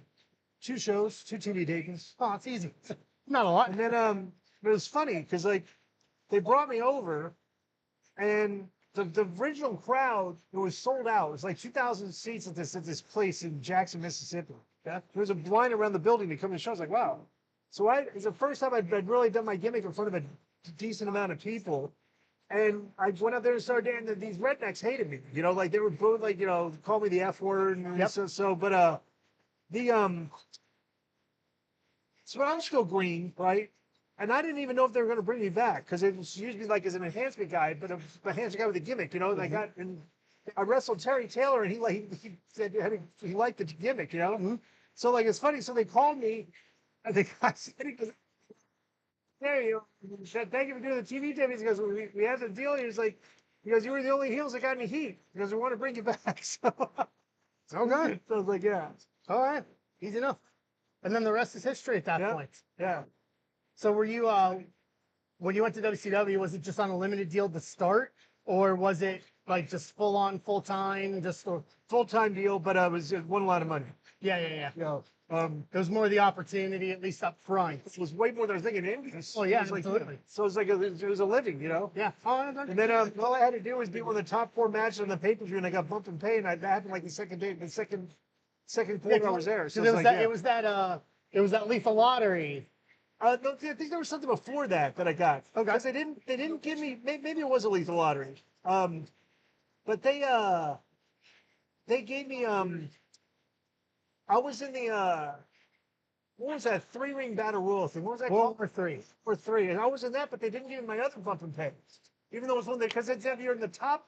They got to pay. Yeah, and it goes, man, I got So like, whatever. Yeah, World War III is the main event. How does that not count? right. Tell me that justification. Like Yeah. it technically is main event. It's the last match of the show. Right. You didn't specify it had to be an actual it had to be like a singles match in the main event. So what are they gonna do? I can't complain. You know, I was still a nobody there. You know. Yeah. Yeah. But all steps in the right direction though. I mean, look how it went afterwards. Right. It was worked out obviously. Oh, we got a photo op behind you. All right.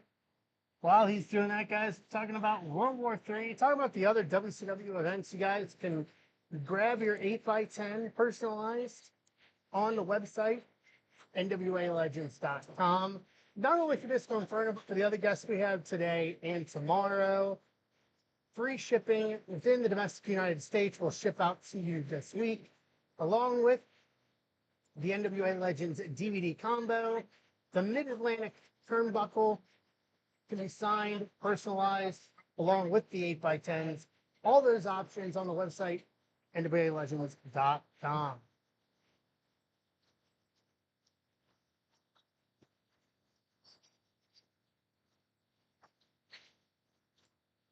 Right. Put that there for you. Yeah, he was some stuff to say. You got what? Oh, so he's got some stuff to say. Okay, yeah, we'll put it down here.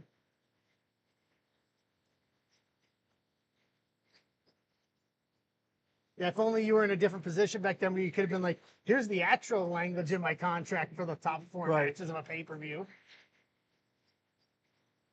All right, we got his here.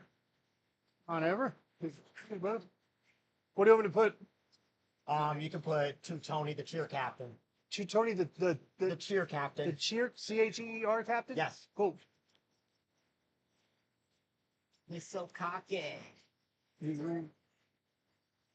So did they? So that's a good question. Did they give you like? Did they tell you about that ahead of like? Let you listen to that ahead of time and say, hey, here's the music, here's your theme song. Well, I heard it one time and I was like, I love it. Perfect. Jimmy Hart did it. He's a voice on it. Yeah. Oh, really? Yeah.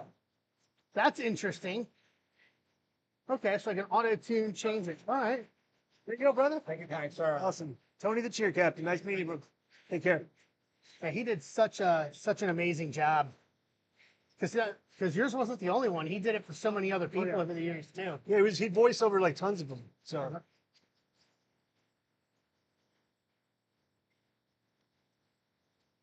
That's fine. 10 minutes. We're gonna send you over to the other thing. well, that photo thing. Yeah. That's just them giving me the Iggy on it. Oh.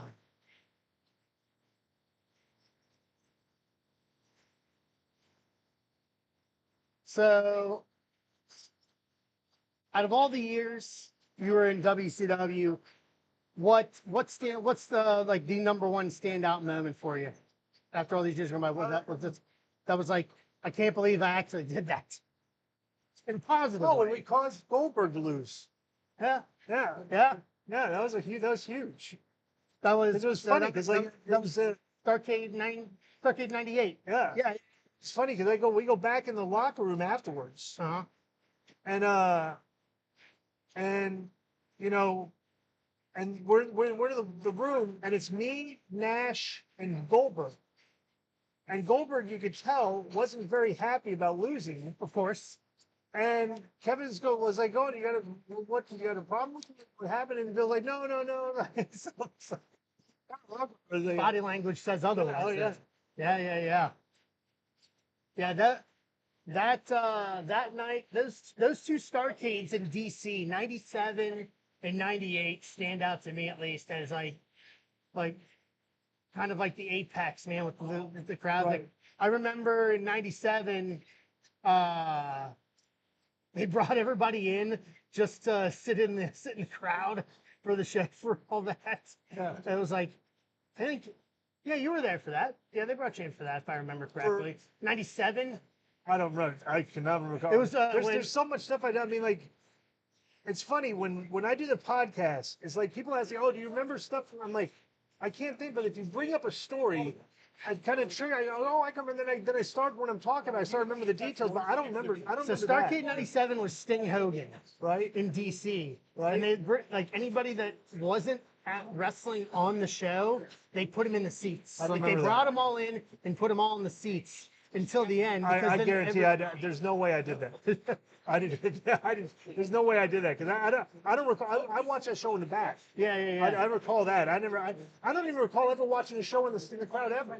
You know, I don't know. remember that. I remember you know? seeing a bunch of the talent in the seats. I remember it was like Ray and Booker and Stevie. I don't know. I'll have to go back and look maybe. myself. I'll have to go back and look I do myself. not remember that.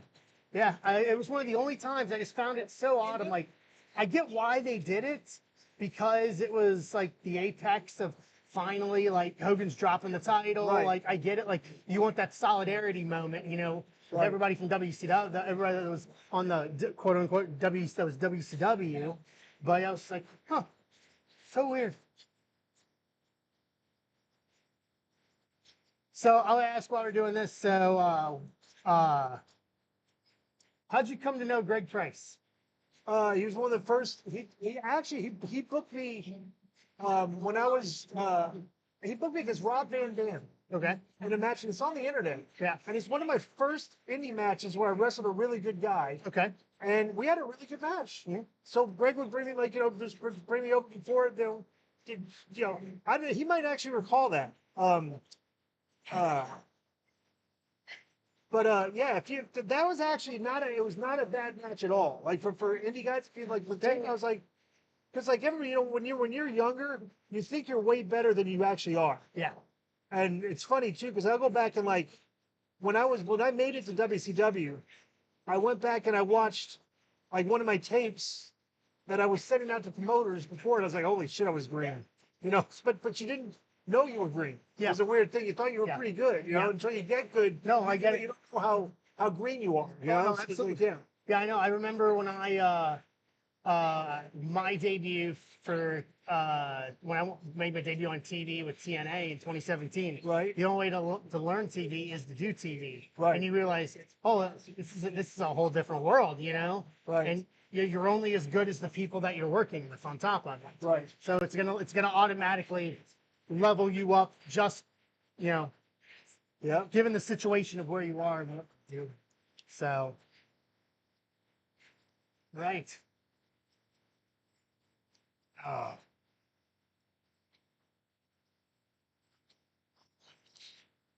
'97.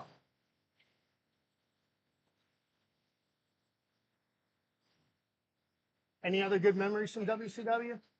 Just like Minus just the travel with just most of the memories are from like clubs and stuff. You know, like, there's everything guys that after come the up to me, set. they go, "You know, this is ridiculous." Like, dude, once you have over 1,000 matches, you can't. Yeah. It's very difficult to remember. You know, I had becomes no a idea that blur. because when I was in TNA, I had no idea that I'd wrestled Mr. Anderson and Davari Really? in a tag match. And I didn't remember. Then I looked. I was like, oh shit! You know, I think it was like me and David Young against him or something. Like, Wow. but yeah, I did. Yeah, you just don't really remember a lot of things when like specific matches. Very difficult to remember. Yeah, it you becomes know? a blur after so much. Like, Yeah, because it's moments. my matches were all the same. You know, like I didn't have a shit ton of moves or spots. They're pretty basic. There was one funny thing is I'll never forget is we were in where were we? Salinas, Kansas. Ooh, okay. It was a house show and it was packed. Okay. And I was wrestling Jericho. Okay. And him and Penzer were in the ring. We were driving together. Uh-huh. Right? So you know, Yeah. so so first time it ever happened. First and only time it ever happened. I came out to do my dance. I busted my ass and fell on my ass. Right? The crowd cracked up. Right? Jericho and Penzer are in the ring. I'm pointing to I just see them in the ring. They're just cracking up, laughing at me. Right? But the crowd didn't turn on me. They still like they didn't boo me. They laughed, and I got them because I laughed with them, right? And everything. So in that same match, we do a spot where Jericho shoots Jericho, and I go to drop down, but I came up too late from the drop down. I tripped him. He went face first and slid out of the ring under the bottom ropes onto the floor for real, right? And the people popped. So we just started repeating that spot like for as a word. Yeah. And that was on the same night, you know. So it was hysterical. Like we invented a new spot because I fucked up my entrance. I fucked up a spot in the ring, but the spot looked so good, the fuck up, that we made it into an actual spot for the match. So Fantastic. yeah. Was it Then Jericho put it in my book, put in his book that was one of his 10 favorite wrestlers to wrestle against. So- back then when you were doing the house shows? Was it anything like that would lead into television, or was it just random based on whoever they were booking on the house shows back then? Because I know like WWE used to do it where like it was basically tune up for what they would see on TV or pay-per-view eventually. Was Right. there ever any method to the madness of that from a WCW standpoint back then when they were doing house shows? No, No? we just get together. You talk for 5 minutes and go out there and do. Because we called about half of it in the ring anyway. Yeah, You yeah, know, yeah. So it's like, but yeah, there was no mystery. Mystery to it. Yeah. No We just- rhyme or reason, essentially. Like, Not really. We're eventually going to put these two on TV in a match on TV and let them work out the kinks Yeah, on the exactly. house shows, essentially. Yeah. So Yeah. you go work and do a house show a little bit, then you're on Alright. TV on the Monday night. So All right, you're you over gotta there. do the We'll thing. see you guys. Guys, All right. See you later. so guys, Disco is going to be doing some pro photo ops here in Charlotte. Leave them right now. And we will be taking a quick break. We will be back here for you guys for the last part of him coming up at 12:10 p.m. Eastern Time. So he is heading over to do the pro photo ops. We're going to take a quick pause. We'll be back at 12:10 p.m. Eastern Time. Hang with us. We will be back here shortly.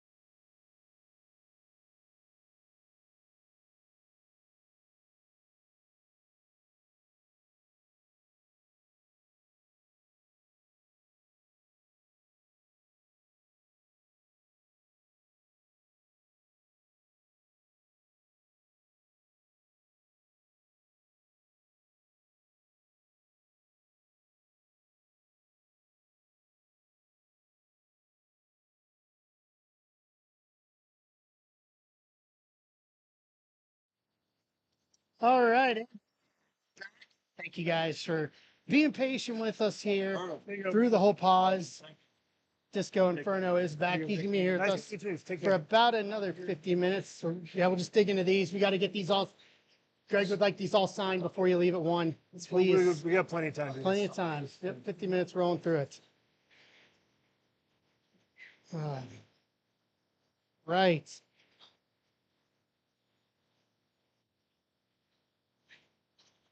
So here, bingo. Fun today so far? Huh? Fun today? Yeah. Saw Norman Smiley. Saw Billy Eady. I used to drive with Billy Eady a lot. He's a great storyteller. Like I used to drive with him to indie shows, Okay. and he was just like so. He just had tons of stories, you know. So yeah, I used to had a good time with him. All right. It's always good to be able to learn. Be able to learn. Yeah. I was saying it yesterday, especially like car rides going town to town, like so many memories from doing Yeah. stuff like that. Like it's like almost core memories more so than like bell to bell in ring. Bill Eady and Buff Bagwell are two of the better storytellers to drive with Mhm. because they have fascinating stories, you know, about their time. Like, you know, because Bill, got another one? Yep, we'll come back to that. So guys, while Disco is doing the photo op here. Once again, you can get your 8x10s. You see it on the screen there, him with the Monday Nitro background. You can get it personalized to you over on the website, NWALegends.com, on the left-hand side. Free shipping within the domestic United States will go out to you this week. So stories, touching back on that. So Buff and Billy, do you just like life stories or actual business Well, you know, stories? Buff telling the story about when he shot his dad is like, you know, it's fascinating. So, yeah. Wow. Okay. Plus, he got a lot of he's got a lot of fights growing up and stuff. Too. Yeah. So he had some very entertaining stories. So. Any interesting road stories you can remember? Just town to town, ones that you can tell, obviously. And I know there's probably some you can't. Well, it was funny because when we used to travel with me and Perry, when me and Perry and Raven would travel together in Kidman, me and Perry would always have like buzzwords. It's like what's the key word of the tour? And like the one time the keyword was momentum. Okay. So like if the positive things were happening, say, we got momentum, and so then like, you know, I'll never forget like one time like I guess like somebody had called the cops on one of the restaurants in one of the hotels we were staying at, like so there was a thing, and so there's like tons of cop cars, like 10 cop cars there, right? Okay. And like me and Perry go like, this is killing our momentum. You know? So ever use the word synergy? yeah. Kids, how many times you've heard that? So Synergy. but Within Turner? We used the word that tremendous was like Raven's thing. Everything was tremendous. One here for you for this gentleman right here. There you go.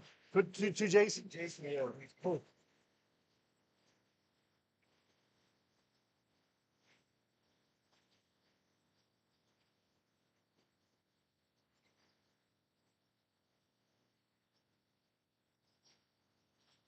Here you go, bro. Nice meeting you. Awesome, man. Nice meeting you too. Take care. Okay. So Raven. Yeah. What was the word again? Tremendous. Tremendous. He invented like everybody used tremendous. Like, you know, that was like his buzzword. It's funny when like we always like to call each other by their first names a lot. So like for Conan, we called him Charlie all the time. You know. Okay. Yeah. You know, and How is he doing? From sidebar. How's he doing? he's still in the hospital. He's been in the hospital like 6 months. You know, he's going to be getting out, but he had an infection that messed him up. He's on a lot of medication now, so he should be getting out soon. But it's been a while. Send him our best, please. Yeah, for sure. I know you're probably keeping up with him. I heard the news about that. Yeah. So that is not tremendous. No, it's not. But he'll still do the podcast. You know, he's in and out of it on meds sometimes, so he can't do it. But then, like the other day, him and will do like 2 weeks, and he just popped in like a run-in. So Okay. he showed up. Oh, there you go. Sure. Yeah, because we always send him the link Like, Yeah. if he can't do it, he can't do it. But like, Yeah. so then the other day, like, he didn't respond. He just showed up, you know. So it was like, yeah. Surprise! Same thing on these, right? Yes, please. Ah. Tremendous. Gotta love it. Gotta love it. So, yeah, those are all good. While you were away, I was thinking about this. Any good Bob Ryder stories? Oh I yeah. know some people got some good Bob Ryder Yeah, you know stories. what's funny? Because like, Bob, you know, now that he's passed. Yeah. But He was such, first of all, such a good dude. Yeah, yeah. Like when I was in TNA and he was still there before he like wasn't able to. He was working, but he wasn't able to show up to the Right. live events anymore. Right. I mean, him and I would sit there at Gorilla, and he would just fire off so many different stories because with me working in sports cards, he had a bunch of stories sidelined to that too, and Right. a lot of the old like the WCW.com stories. Like he told me, like I said earlier, like booking they were doing the .com thing for WCW.com Right. in the hotel room next to where they were literally rewriting Sold Out 2000 in Right. Cincinnati the night before the pay-per-view. Yeah, And so- just going through all just as much of the minutia as he could remember. And I'm just sitting like, this is just wild. So yeah, any good Bob Ryder story? Share away, please. Was because we always got along, and like with, you know, when we started to do the WCW live, he was a great deadpan, you know, like co-host with Jeremy. Like it was great comedy, right? Yeah. But it's funny because like Bob, you know, like Bob would tell me things that like you know in secret private, you know. But the funny thing, do you remember when Adam Pearce was doing the gut check thing in TNA, and like they were Yes. doing, and he didn't make it. Yes. Right? And everybody was shocked. Yes. I'm friends with Adam, actually. He was Right. one of the groomsmen in my wedding. So maybe he's heard the story. I've told the story, but did you know why he didn't make it? No. And save Plus- that. You got a photo op behind you. We'll Okay. pause this. We'll come right back to some memories. While we're sharing good old stories of him working with Disco and Bob Ryder for the WCW. He's in the photo op. Once again, he's signing these new photos. These are also available on the website, NWALegends.com. On the left-hand side, 8x10s of him, the NWA Legends DVD set, the Mid-Atlantic turnbuckle can all be personalized. Free shipping within the United States next week over on the website. Should Dallas Page?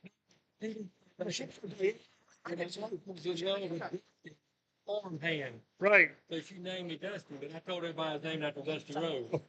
That's, you want it first? That's right. She had a pretty great champion.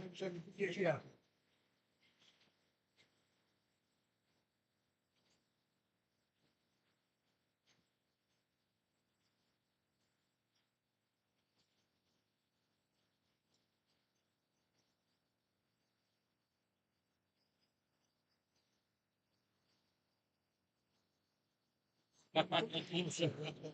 Nice meeting you guys. It's made you. Nice meeting you, Justin. Appreciate it.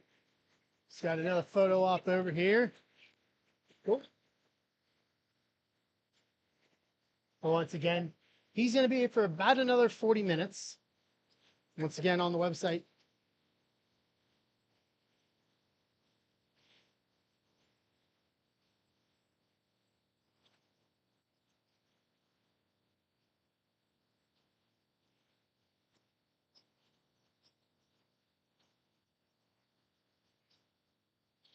So, all right, so there's some big news. Well, hang on. I got to do. Yeah, do this real quick, and then we'll finish the story, and then I have some big news for you. What's your opinion on? Do you want to read First, to Billy. to Billy? I went back to the Marriott after the wrestling matches. It was a Thunder taping Right. back in like '99. Where was it Hung at? out at the bar. It was in Salem, Virginia. Right. And I hung out in the bar for a little while afterwards because I knew Right. I got to meet you there. And Nice. You for a little bit that night. You were very personable and nice, and Nice. always appreciate that. Listen, man.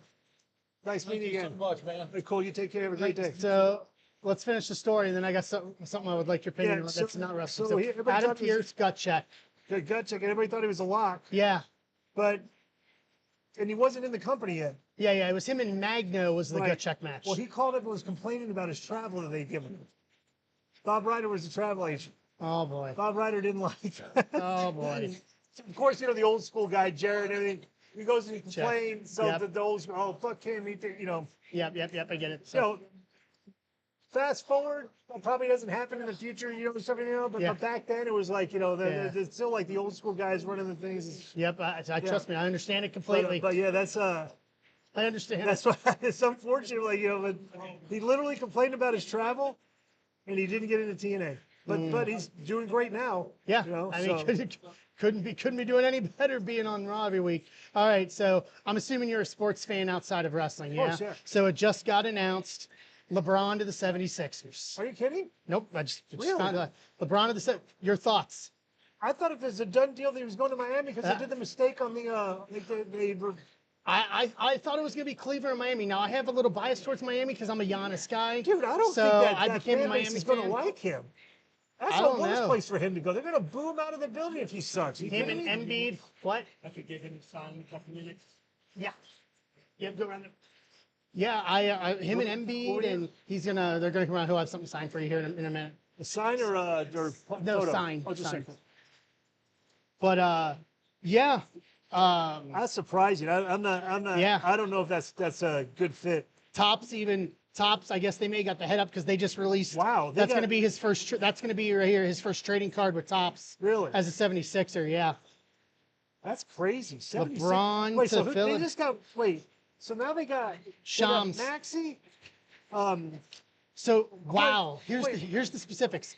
2-year, $8 million with a player option third year. Wow, he's $8 going for million. super cheap, right? Yeah, because he said he wanted to go somewhere like he was willing to take a big Well, he's discount. worth $1 billion almost. Yeah, so I mean they- his other contract was like $65 million out in LA. right. So he said the reports were from Shams that he was willing to take less money to be able to play on a contender. So is his kid gonna go there too? I'm assuming that's got to be part of the deal because his contract is actually fully guaranteed now as of the season. With even though he's been playing in the G League, I would. LeBron explains why. Here you go. You ready? Yeah. Quote, I thought I was done when the season ended. I wasn't ready to announce it, and I knew I needed some time to really decide, but I was pretty sure I played my last game. I was honest at that last press conference when I said I needed to look at myself and decide if I still love the game. I still truly love the game, and I have more to give. The last few weeks have been really special. I've never been able to have no clue what to do and to take real time just to think. I've had an incredible few months with all the people I love trying to figure it all out. This is my last decision. I'm not going for money. I'm not going for family. What am I really playing for at this point? I still want to sacrifice. I still want to work. I still want to grind.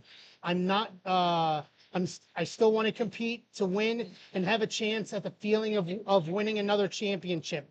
I believe I can help make the Philadelphia 76ers a championship team. And I'm so excited to energize a new fan base and start this incredible journey one last time. Thank you, LA. Miami, I'll forever love, and Northeast Ohio will always be home. Wow. Quote LeBron James. So who's up now? Traded? Did they get somebody recently in the offseason? Let me Go see. with Maxey? So here's their potential starting lineup this year, from according to Bleacher Report. Maxey, Edgecombe, Jaylen Brown, LeBron. Jaylen Brown. Jaylen Forgot Brown, about that, yeah. LeBron, and Embiid as your starting five, but potential that's- starting five. That's what they need the starting five to be in the playoffs because all those guys are like LeBron and Embiid. They're not going to play like during the regular season.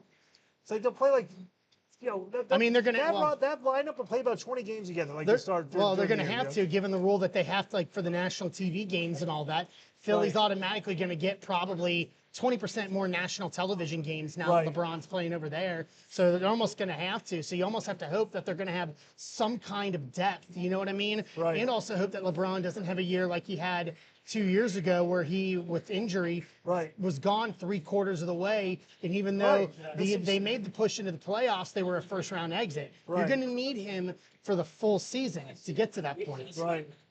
That's weird.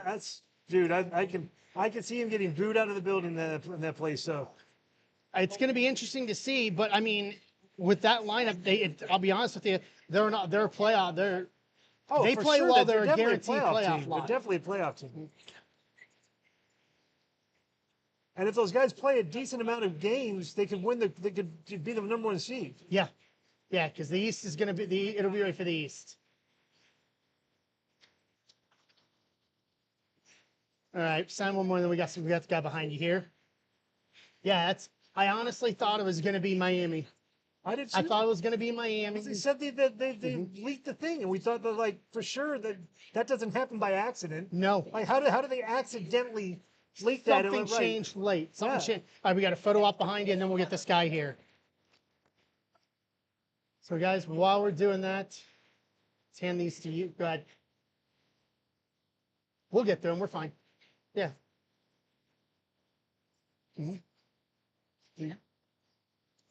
So, guys, once again, we got just over a half an hour left with the Disco Inferno. We've got these 8x10s you see on screen, along with the other 8x10s. Personalize them on the website, NWALegends.com. On the left-hand side, free shipping domestically through the United States coming out this week to you, should you get it here this weekend. So make sure you grab it. Give all the feels of being here in Charlotte, except with your order on the website. I know he was on TNA, like doing the Undertaker spot on the ropes and shit. I was like, Who? Personalized or regular?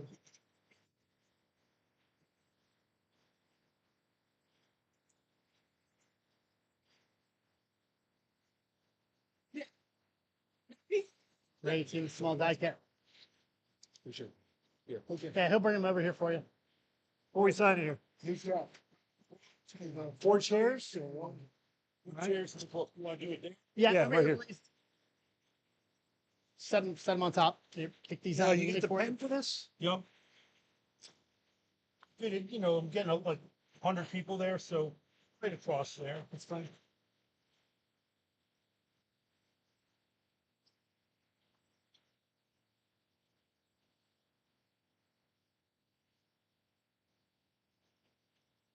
Okay. 8 million, such a low number. Like I understand it was gonna take less money. I didn't think 4 million a year. You know what I mean? Yeah. I still didn't think. I thought it'd be like okay, maybe like 10 million on the low end. He's giving him like this is he's doing. You know what it is? He's actually giving back Yeah. because a bunch of people would Absolutely. take the pay cut to play with him. Yes. And he's taking the pay cut to play with them. Yeah, and It's that way- actually, and it's that way- actually quite honorable. If you think It's about like a it, Tom right? Brady where they can invest Right. the money elsewhere Right, to be able to Right. to be able to get the parts around him to be Right. competitive. He's still gaming the system to try to win a championship. Oh, basically. absolutely. It's like, it's Absolutely. crazy, right? Full stop. We put this one here, and I can angle it in like this. All right. It's fine. Maybe right there. I'm saving that one on the computer right in there. Sounds good.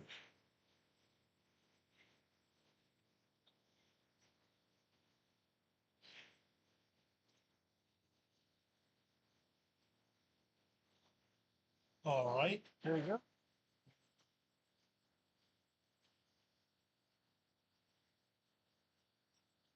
And then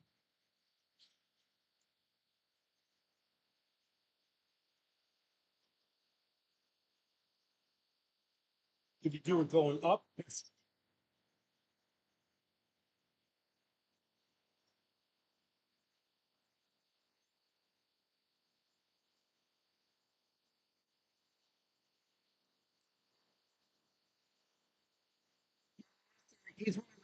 He's probably one of the only people I think you could say in the NBA that deserves every penny. Like if he said supermax contract, okay, cool, whatever. You know what I When mean? did this happen? It's like an hour Literally in now? the past 10 minutes. Wow.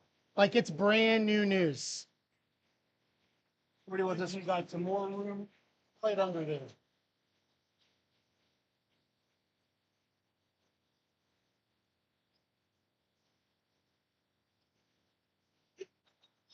Yeah, with the Vegas and sports betting, it may be wise to get in and get the odds and get in now, make a bet for them to at least make the playoffs. Make some easy money. There's way too. The lines have already changed. Yeah. The second that thing, the sport, like nobody beat this. Unless maybe there's someone. 10 minutes before when you can probably maybe see the odds changing. Yeah. Like, Yeah. Yo, but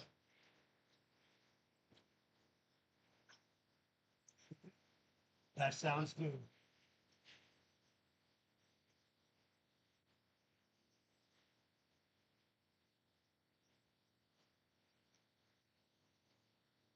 There you go. Right. Sign a few of them. Photo op. Grab All right, guys. While since Disco is over for the photo op, or nope, grabbing his bottle of water. Guys, make sure once again, time is running out here. About 30 minutes left with the Disco Inferno. Make sure you get your 8x10 so we can personalize it on the website. Okay. All right. NWALegends.com. Well, I'm here till 1 o'clock, aren't I? Yeah, it's all right for the thing. Oh, it is okay. All right. So where do you want me to meet you? In that room over there? Okay. All right. Okay. Sounds good. All right. I'll see you over there. Oh, we got 2 more? That one you got more room. How about right over here?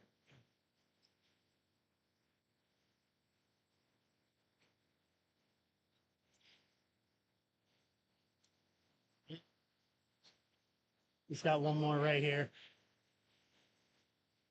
Last one here.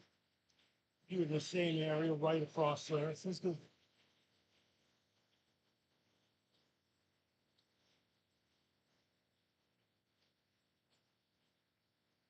I got a quick photo op. Sure.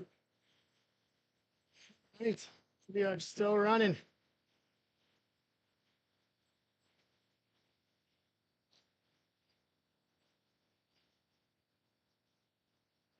All right, guys, once again, just under 30 minutes left to be able to get your orders in, personalize them for you right here on the stream. NWALegends.com, along with everything else we have coming for the rest of today and tomorrow here on the NWALegends.com live stream, and then the website NWALegends.com for your 8x10 needs. Braun to Philly. Ooh. Well, so maybe a 1-2 Miami and Philadelphia this year in the Eastern Conference. Did not see that coming. Did not see that coming in any way, shape, or form. I think Disco is square on. Instant, immediate playoff contender, instant title contender. If they can keep all the pieces healthy out over there in Philly, it's going to be a good season to be a 76ers fan. That is for sure.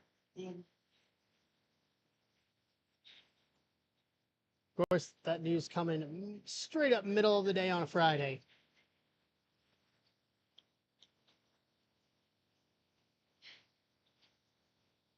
So once again, on the website, guys, NWALegends.com. Type your orders in as we are having fun here, Charlotte. Right, come on in.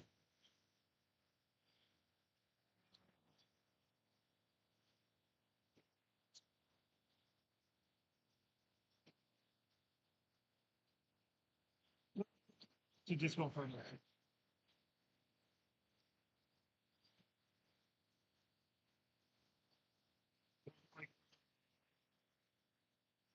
Pain in the ass. I hated it. I'll never do Hollywood ever because you see, it's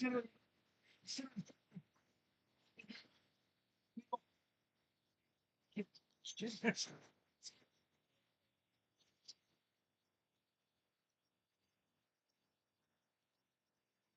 Yeah.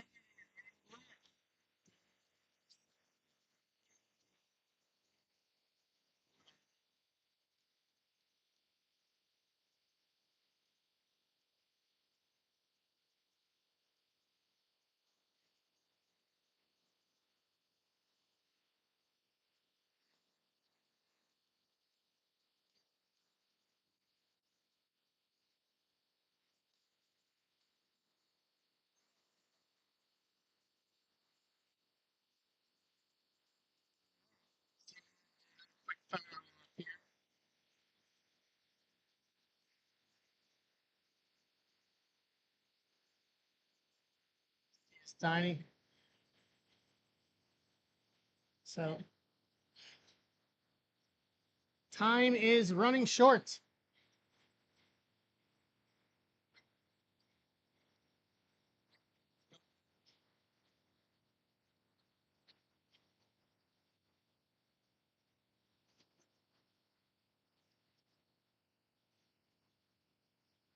Time is running here. Just about 25 minutes left in the day.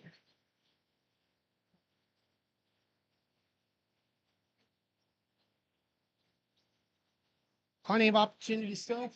Oh, yes. To me. Oh.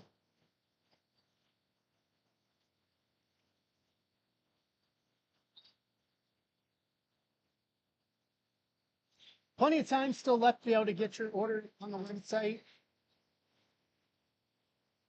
NWALegends.com is Disco strapping up with the WCW World Television title belt.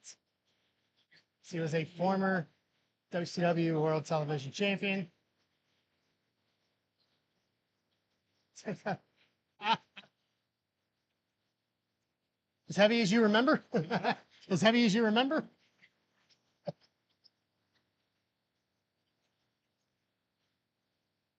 Oh.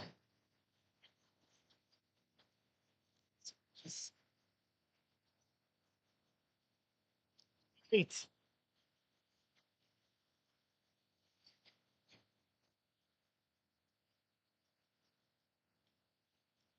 What did you like inside? Wherever. Sounds cool. You can put on the inside. Anyway. What we got here? He said he wants to sign outside or if on the inside, if there's space, wherever you would like. Well, Yeah, we just do it on the inside, I guess. Okay. Yeah.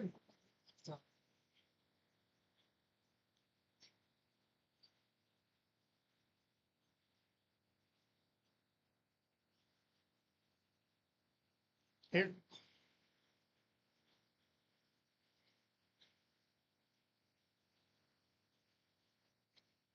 There you how go. about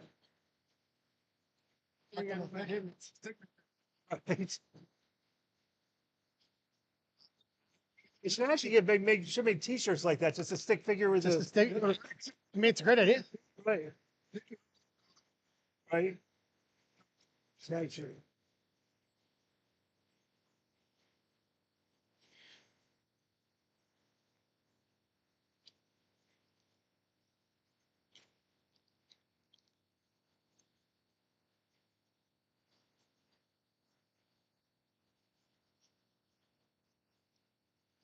there you go, brother. Thank you. You too, man. Awesome. Take me a minute photo.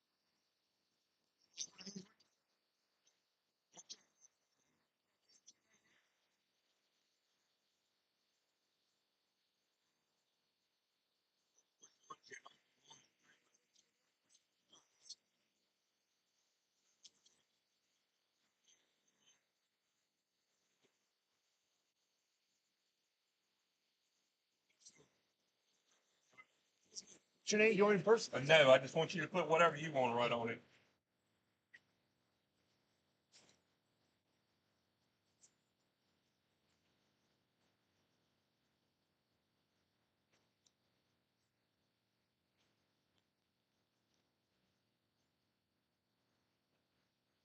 Julio. Brother. I appreciate it. Thank you so much. Nice meeting you. Yeah, please. I enjoyed coming up, man. It's awesome. Cool. For the rest of these, if you just want to sign Disco Inferno and that's it, because you've got 20 minutes, so we got to get these before you. I really don't want to hold you up past 1.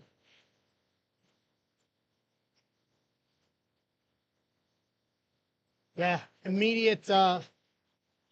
So I was hoping, man, he'd get to Miami so I could see him and Giannis at the same time this year, but Right. say lovey on that one. Now, you know, also no tickets for every 76ers game went up 25%. We'll see. Paying him for $4 million, they're gonna make way more than that. on the I just tickets that don't they're know going to how sell that now. fan base is going to react to that, though. You know, I don't know. It'll be interesting. I don't to think they see. like LeBron. I mean, if it makes you an instant title contender, you're going to like it. You know what I Right. mean? Like, how much? I mean, I can't remember last time the 76ers were even close to an NBA title. Right. You know? So, his Lakers run was. I don't know how to feel about it, to be honest with you. With him. Yeah, I think. I mean, it's just Wemby's world going forward. I mean, like, you know, it's. I mean, who knows? All right, we got a photo op behind you.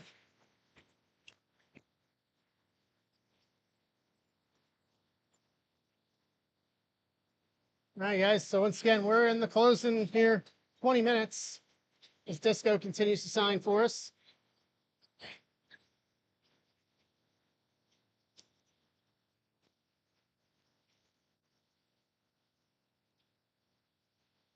See more of these cards.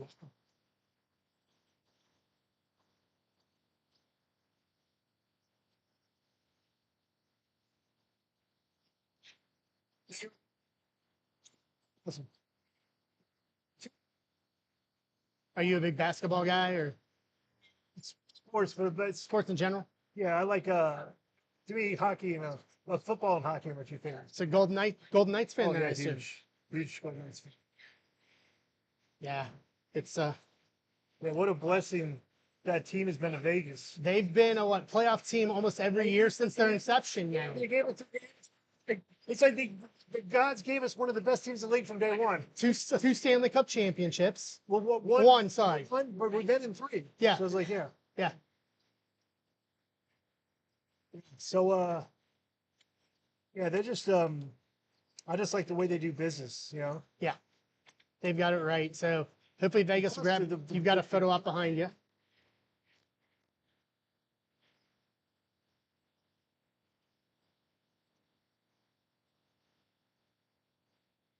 Let's go. Big sports fan. Biggest good hockey team. Who's it you?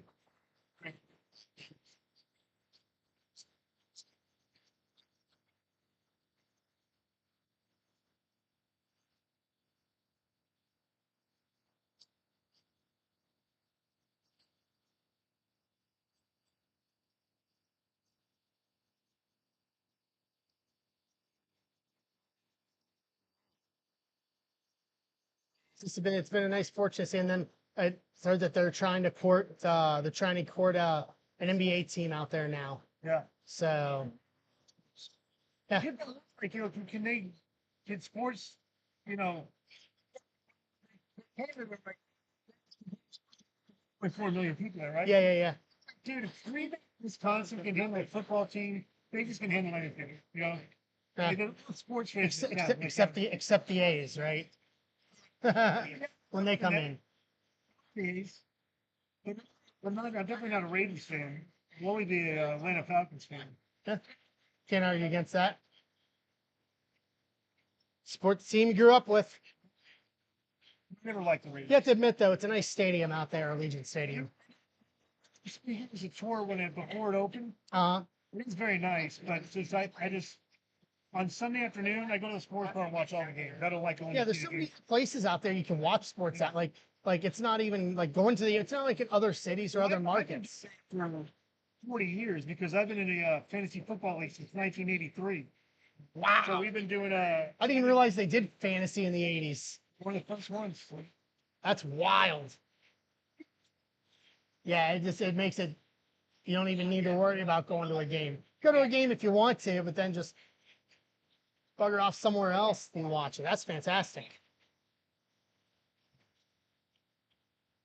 What do you think of the Falcons for this year? Yeah, well, Yeah. they get serviceable quarterback play. It should be decent. Yeah. I'm a That, Bengal. that division there's not much to it, you know.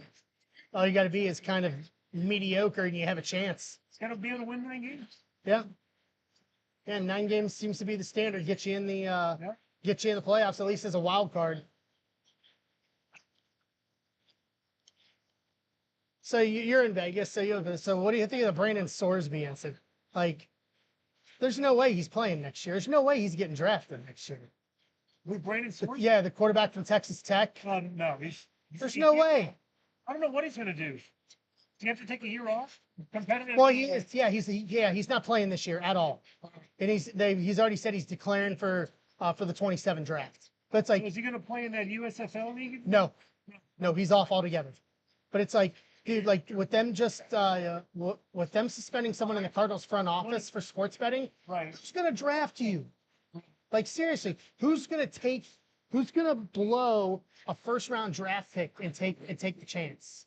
Not happening again. But I'll tell you what, so one of the guy that used to coach for the Eagles and the 49ers, one of their quarterbacks coaches, comes out in front of the GMs. Yeah, He says Swords is better than Jackson Dart. really. Yeah, but he's got so much baggage with him now that isn't really worth it because you can't trust him. You know what I mean? That he's not going to end up in his first season getting suspended, or banned. He's not going to get banned outright. Somebody will take a chance on that needs a quarterback. He's going to be like cheap. fourth round, like third, fourth But round. you get the guy cheap, So Yeah, he's definitely I get he thinks. If the Vegas Golden Knights were in charge, they would get that guy. Yeah. I mean, you never know. He could get it together and he could turn out and, but it's not going to be worth burning a first round draft pick on it. It's just not in any way, shape or form. Just not. I mean, if I was the GM of a team, I wouldn't, full stop. It's like one of those things in wrestling, like, yeah, we'll sign you to an entry level deal. You know what I mean? Prove to us it's worth it. And then we'll sign you to, we'll sign you to a big long-term deal. Oh.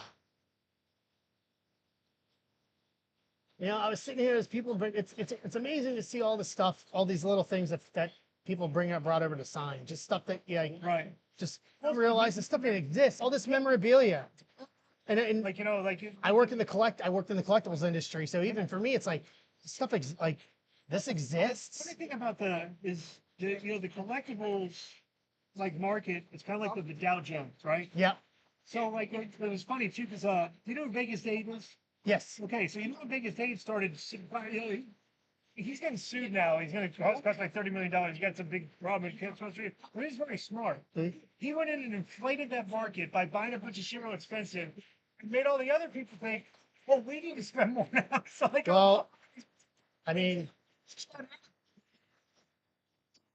the rate of return on a lot of it's better than the Dow Jones, know? Like, for sure. No, trust me, it's what I do for a living. It's what I do for a living. It's like Logan Paul buying Pokemon. Pokemon. Yeah. The whales. Yeah. Once these guys get into it, yeah, then everything gets inflated. And yep. So if you're sitting on stuff, and now all these guys are buying shit, all of a sudden this thing went up from value 20%, Yep. I think we got something behind you here. Yep. That's right there. All right, guys, we are closing in here in the home stretch with the Disco Inferno as he's signing here. These last run of photos here. Time is ticking down to get your signing here live on the stream, NWALegends.com. Free domestic shipping within the United States.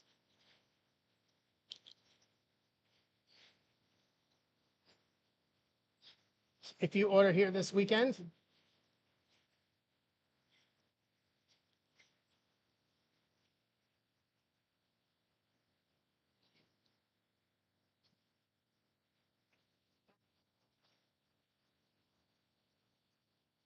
Do you want to personalize it?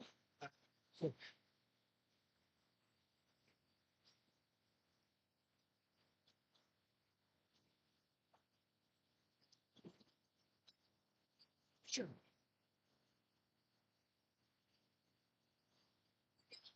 There you go. Thank you, man. Thank you. Thanks. Nice meeting you. You have a great day. You got a photo up behind you here before you get into that mode again.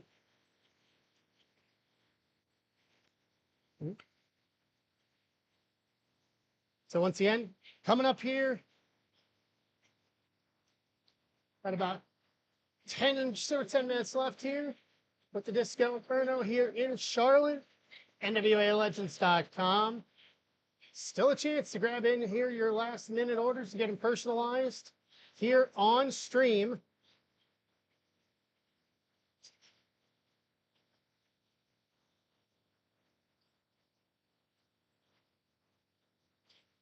Yeah. Oh, nice. You want it It's a personalized? nice mashup. It's a nice mashup of the 99, the 98 WCW.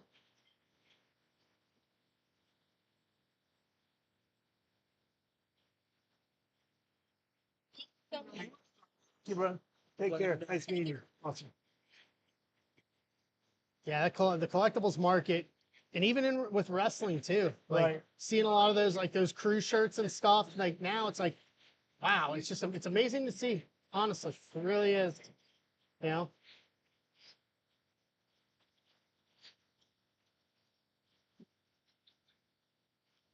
So these are the last of the 8x10s for you. These are the last. So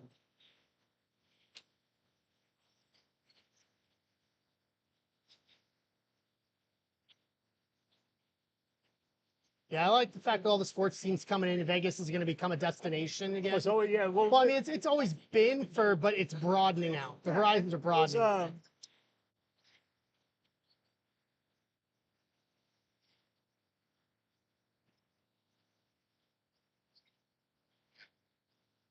Because like we get good, tourism because like during the first season of hockey, like 30% during the regular season, 30% of the fans were from the other team. Yeah. But the building was very loud. Yeah. Like right off the bat, I was like, holy shit! Because I've been to a lot of arenas before, like that was one thing was a surprise.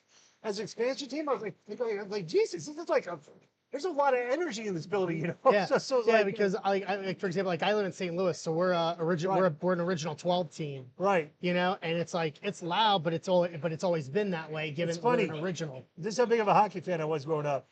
We used to get what's the radio station would be on?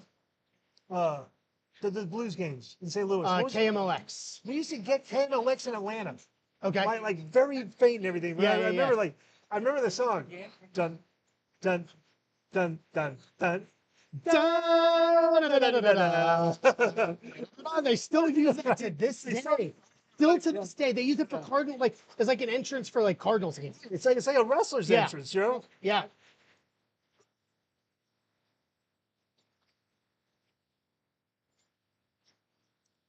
Nope. So We're still going. What do we need We're here? still going. No, she was just grabbing the ones you'd already So seen. here you go. Yeah, it's amazing to see some of those traditions that still die, but but Well, I used to when I was in college, Okay. in the early '90s. This is a funny story, kind of a funny story, I All right. guess. So I used to collect hockey fight tapes really, back in the early '90s. Like this is like 80, like 90, 91. When I was at the University of Georgia, I would collect watch hockey fight tapes all the time. I had no idea that was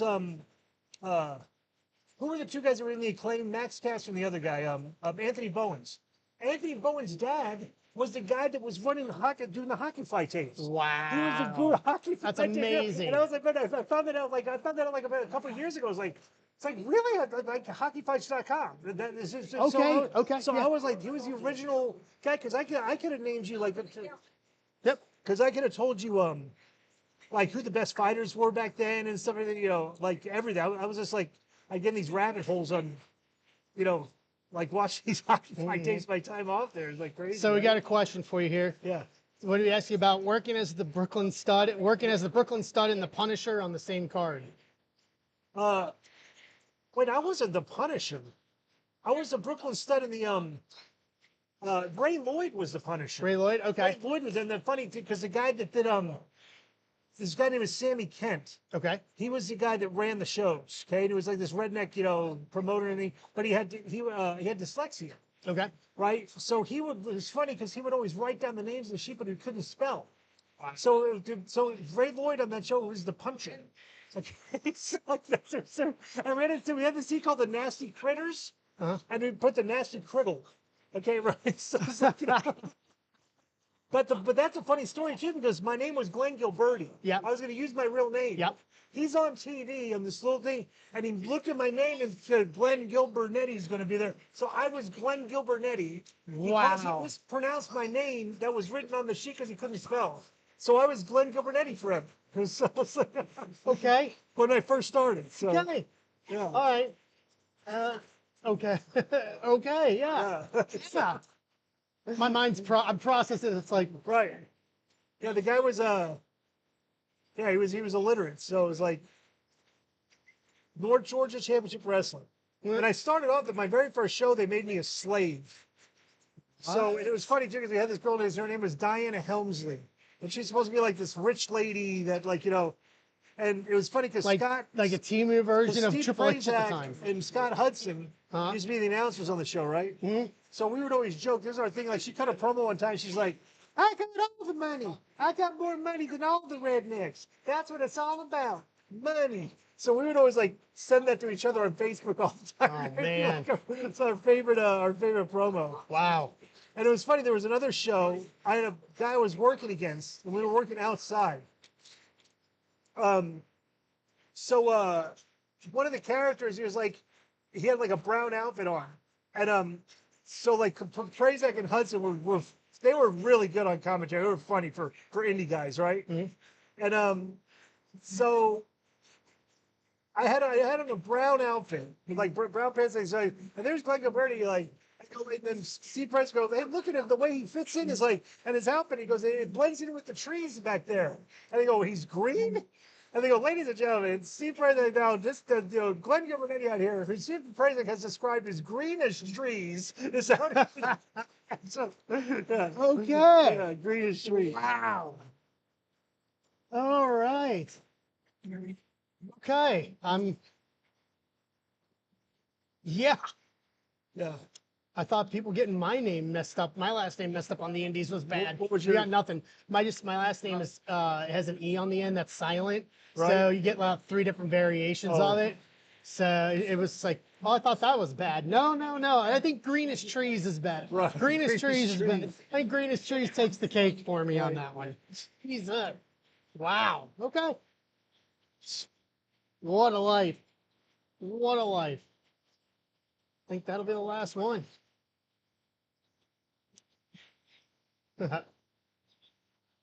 Perfect.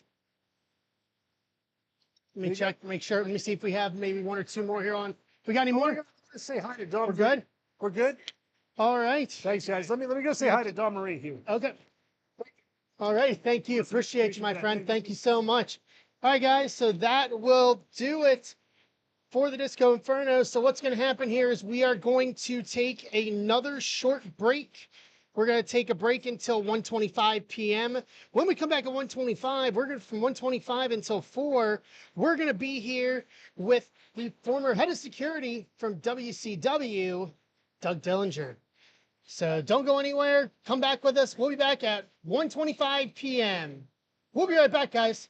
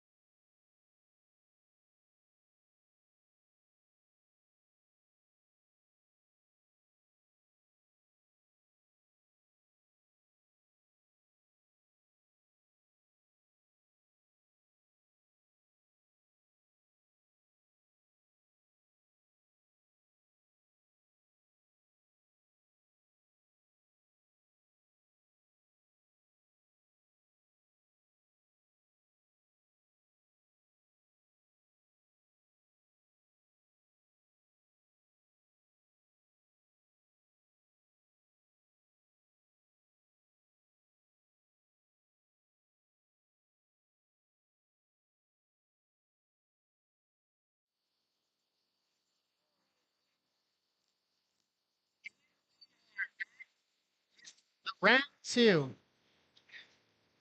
here on the NWALegends.com live stream from Charlotte. Referee Brandon Toll here. We are back for the second half until 4 o'clock Eastern time today. Our second guest of the day, he's over doing in the photo op area right now. He's coming on over here to sit down and do some signings. Here is the former head of security from World Championship Wrestling, Mr. Doug Dillinger.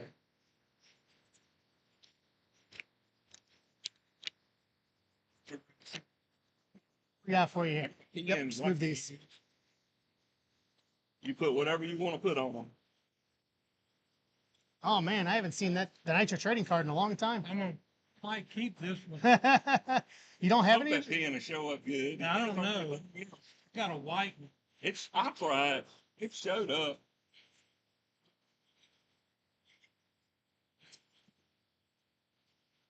They should have used the white. You know. It's okay. Looks good. It's fine.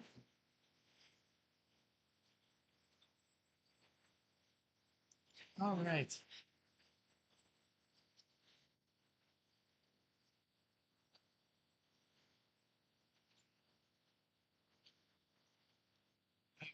Yep. Do some Would moving you, along. I know, if it messed up, can you go in white over top of it the best you can? I won't be able to go right over top of it, but I can do it again. Okay. That'd be fine. Or you really can't see it, can you? It's a white Sharpie. You really can't see it, can you? Not really. You just do the best you can do over it. You can have to make it bigger. Yeah, that's better. Right? Better. Well, I sure appreciate it. Right, thank Do you. you ever come to WrestleCade, Sis Salem? No, Right. thank you. Right. I don't know. Right. Right. Well, it's good talking to you. Right, you too. Cool. You got a photo op right behind you here. While he's going to do the photo op, you guys can get your 8x10 available on the website the week that Mr. Dellinger will personalize for you. NWALegends.com. Free shipping in the United States. We'll go out next week.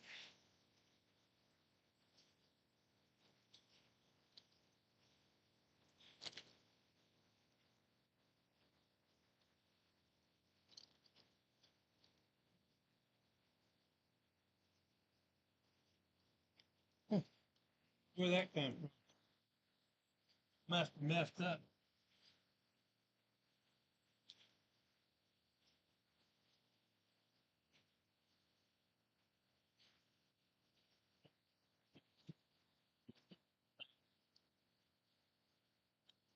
Sorry. No, you're fine. You're fine, sir. It's all good. It's all good. We got a photo op behind you. Yep, you're going to be up and down over the next couple hours.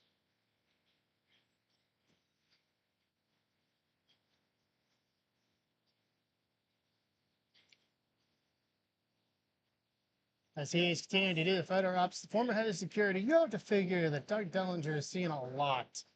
And a lot that we probably don't know about or have never seen. A lot of stuff behind the scenes. As he was the lead person responsible for security at WCW.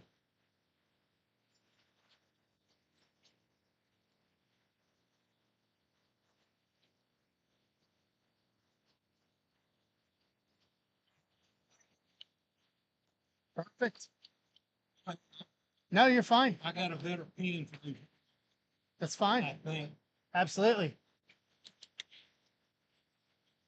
So, Greg said, don't worry about that. He wants you to sign with the blue Sharpie and nothing else. No, I'm. This Yeah. point. Yeah, I'm gonna card. that's fine. Yeah, so he said he's everything.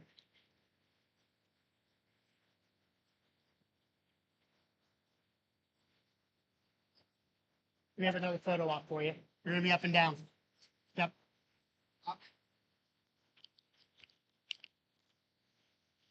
All right. As he is getting settled in here,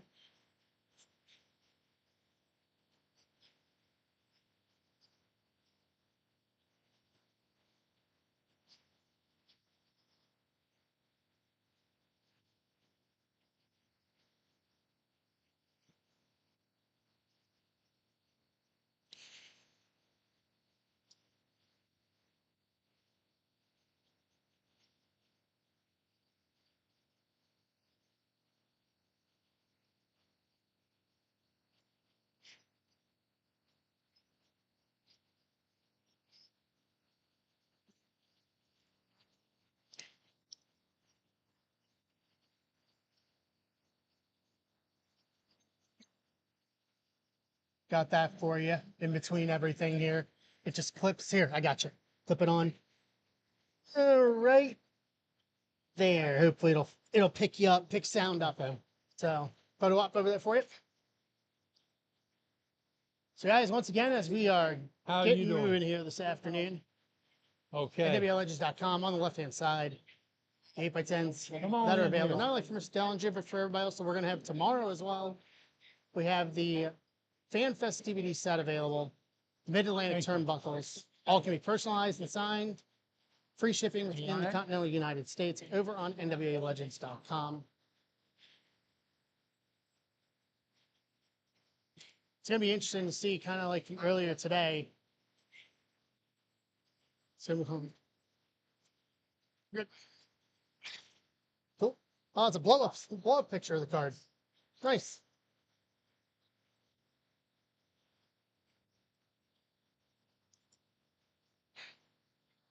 Thank you. Let it dry.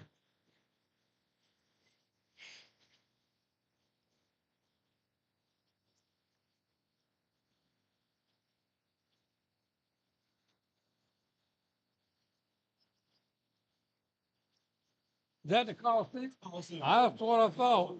Charlotte Coliseum? Yeah. Ah. Oh yeah, I was standing right there. No. And then we got in the photo op. Hey, young man. Well, that was interesting. How you Someone doing? just brought in to You just too. sign what we saw on screen there was a picture of the old Charlotte Coliseum here in Charlotte. It's You. amazing to think from Mr. Dellinger's standpoint how many different buildings he's been in over the years. Heard something?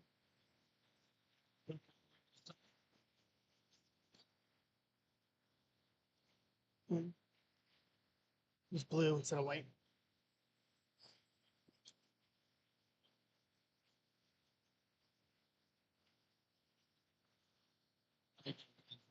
Thank you.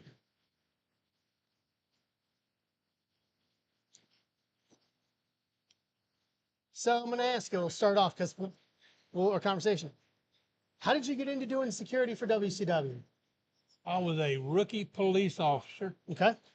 and at that time, my sergeant needed somebody to work a wrestling match off duty, Okay. and that was with Jim Crockett Promotions.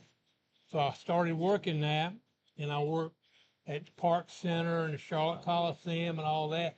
And through the years of working part-time as just a security guy, the uniformed police officer, Jim Crockett and David Crockett asked me to be a cameraman. Really? And so I said, Good stuff. We got a photo op for you. We'll get back to that. That's wildly interesting. oh, I got it.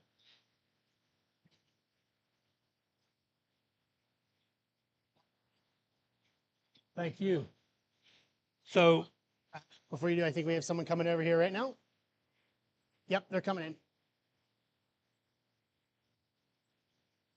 they bought their own TV truck. Okay. So mobile studio. Yeah. Come on in here. How you? Okay, I'll sign for you just as soon as we get our picture made. You gonna pom me? Wildly interesting. Wildly interesting to hear about. W.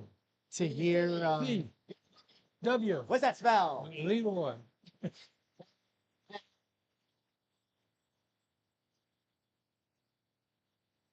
To hear that as the beginning there.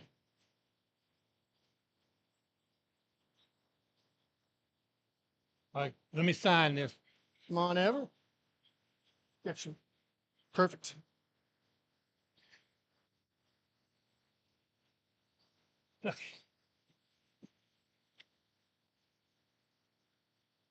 Thank you, young man. So anyways, they had their mobile TV truck studio. So they asked me to go on the road with them for TV taping. And take care of the truck outside. Gotcha. So I did. I said, okay. And that was one day a week, on Wednesdays. So I got there one night in Greenville, South Carolina. One of the camera guys didn't show up. Okay. They said, David Crockett said, Doug, you're gonna be camera one. I said, no, not me. I don't know how to do it, work a camera. We'll talk you through it. So I became a camera guy. Okay. And I went from a stationary camera Yep. to a handheld. And then the Great American Bash came around. Yep.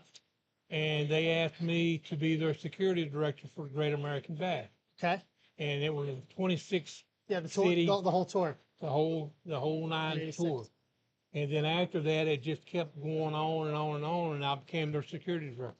Easy peasy. Just walk right into it. You got a photo up behind you? Hello, young man.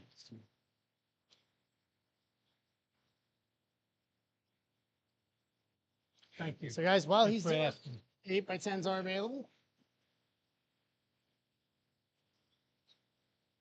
It's about as easy as you can literally walk right into a job. I walked right into it, but they let me still be a police officer. You know, police came first, because that was my retirement. Yeah. And we did that. And then when they sold out to Ted Turner, Yep. I was just doing television, Okay. that part. Okay. And I had an agreement with Ted Turner, the man, Mhm. that if I had to, they would fly me back on his private jet to Charlotte to go to roll call. Ah, So okay. that happened a couple of times.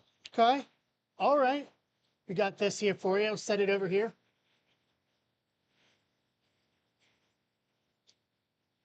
Raven, dare you.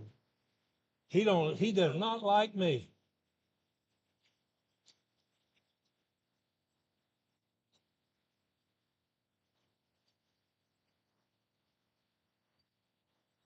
Thank you. Oh, He's got a couple here. I saw these earlier.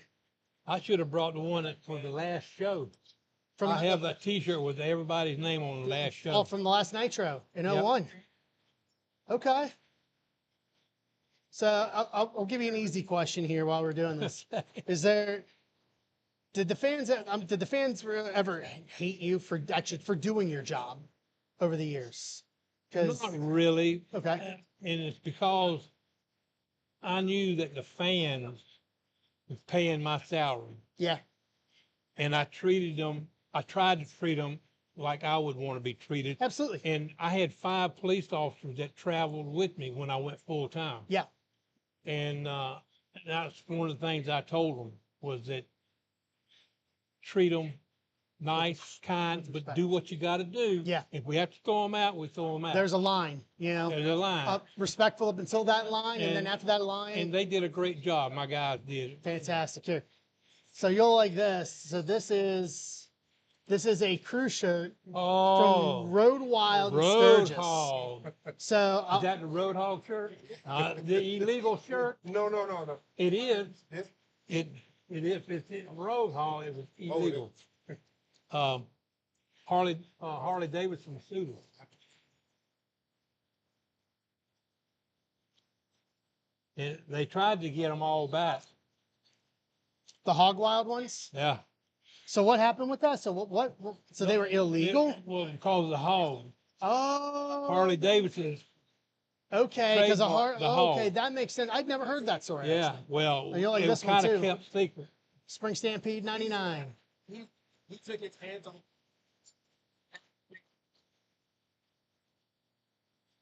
Thank you. Okay, good. Now he's bringing out big stuff. Yeah, you got some big stuff here. The old combat. Yep, it's me. Big WCW logo there.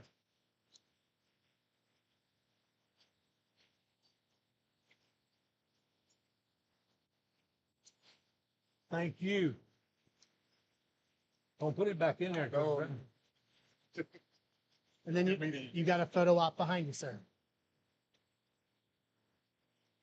Hello, young man. That's How you wildly doing? interesting. Good. That makes sense.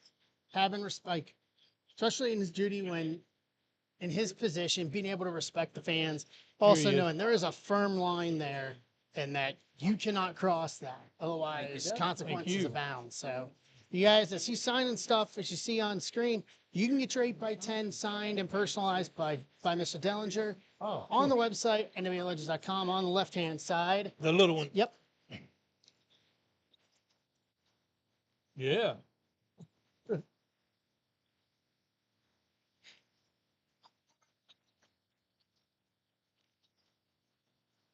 Thank you. Okay.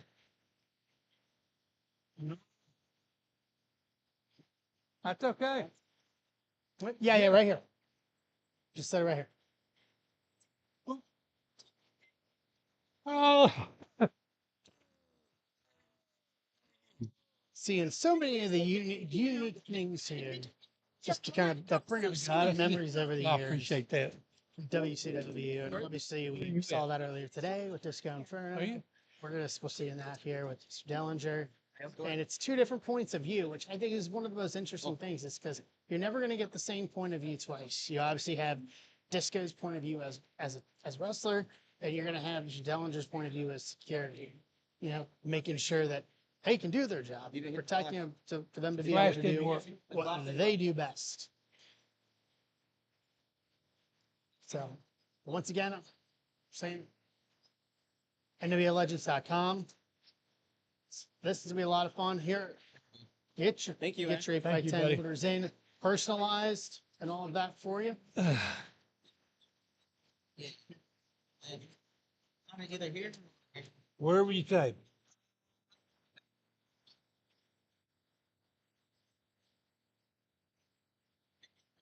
Oh, thank you. We're working Did on. you know who that woman was that hugged me? I think she was a Nitro girl, but I'm not sure. That would make sense.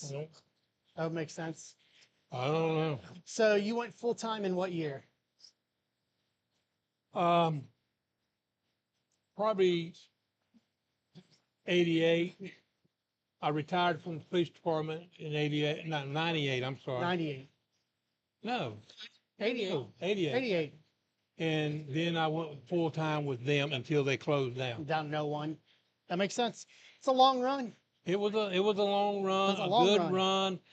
I was the only person in WCW that went to all shows when I retired. Mhm. I went all house shows, all TV shows, except for 2.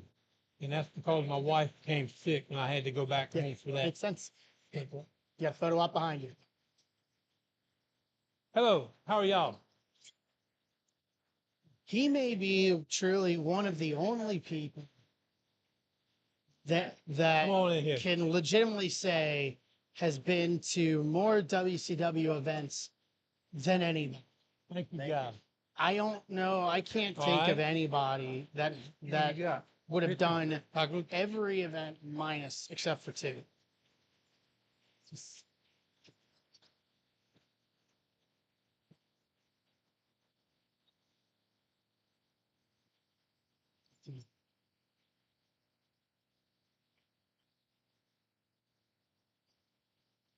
2000 and what? Do that. 2001.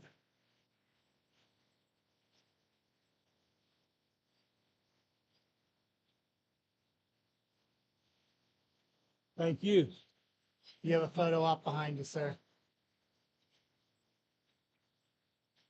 Hell, where y'all at?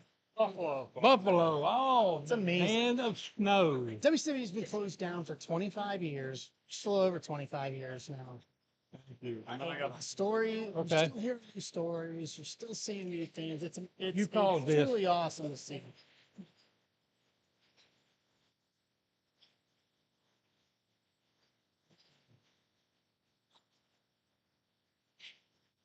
Cool.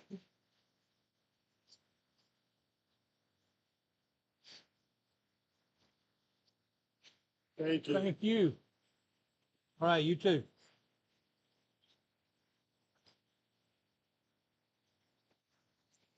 Where you been? In Washington, D.C. Came all the way to meet head of security. I hear you, buddy. You're a Trump man, right? Well, says yes. Come on over here. I met.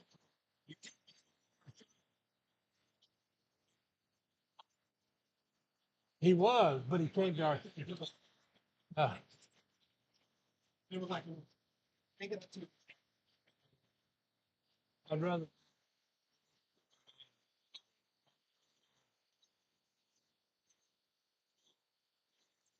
Thank you.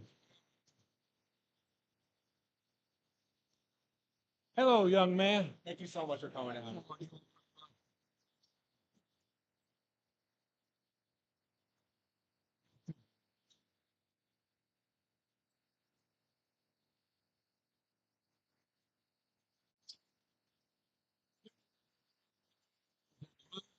Show up there. This is white. I do it. How dare you?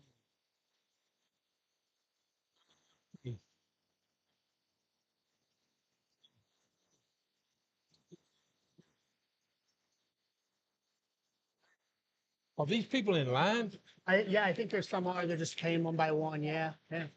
Does that surprise you after all these years? Yes, How? Why? because I've never done this before, and I was just the security guy. Yeah, but you realize how many I know. times you were openly named on television I know. by Tony Schiavone? Like seriously, I mean in all seriousness, because I mean I watched it all. Like you, even for Always. any kind of altercation or anything like that, when you were popping in, like Tony was always good about And getting your always- name in somewhere. Something you don't know is that my 5 guys that the police officer Uh-huh. traveled with me, Yeah.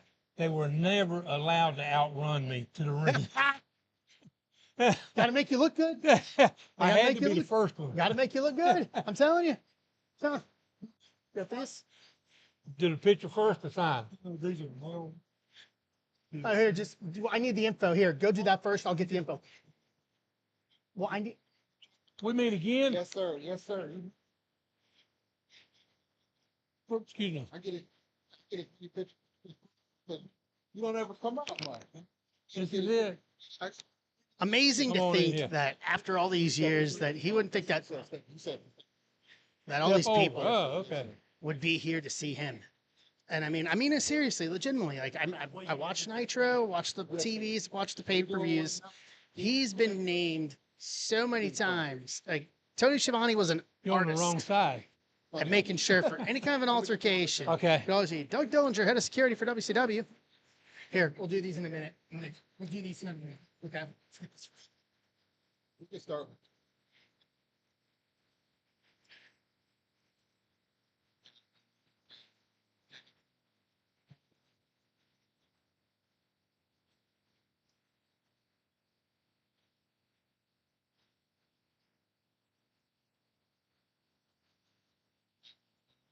It's hard because it looks Ah. Yeah. You want white? I got white. It'll come out better. You can sign your name. I think I remember you taking that picture. Yes, sir. We took 2 pictures that day. This is the other one that we took that day. We Ah. can do this one in the white. Okay. We took his side of the cross your body, please. My body or your body? Go. Together, standing.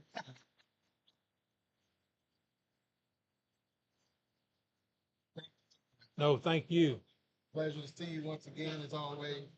Hope you continue to come out and do conventions because I'll meet you as many times as I can. I appreciate your time. All right. Thank you. Uh-huh.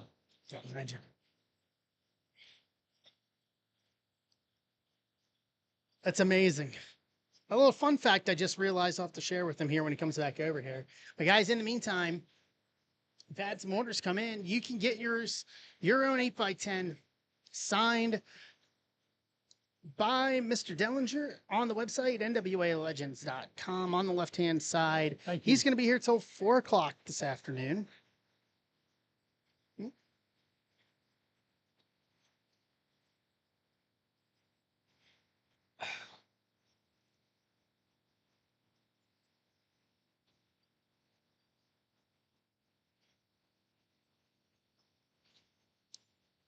Thank you.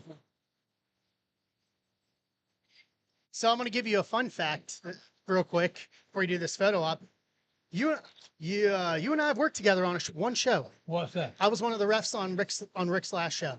You was what? I was one of the referees on Rick's last show. Really? Yep. In Did 22. you do his match? No, I had two others. One No. of the other matches. Yeah. You got a photo op? We're good. Go. Let me sign this real fast. I may be one of the only people here, one of the few, that can actually say that. It dawned on me as he was signing that a minute ago. He was signing the picture. I'm like, oh, wait a minute. He did do security for Rick's retirement show in 2022 in Nashville. I'm like, you. I was on that show. Oh, here's the picture. Thank you. All right. They are coming. People meeting Mr. Dillinger fast and furious here. And once again, you can get your opportunity to get your 8x10 signed by Mr. Dillinger on the website, NWALegends.com. On the left-hand side, free domestic shipping in the United States. Will go out early next week. So much. Very big. You see so much respect coming from the fans to meet him. It was his sole mission to be able to make sure that, fans didn't cross the line, that everybody was safe. Amazing. The fact that he's still wearing he's wearing that WCW polo shirt still. That polo shirt is like 26 years old. Simply awesome. Like, appreciating the little things. Appreciating the little things.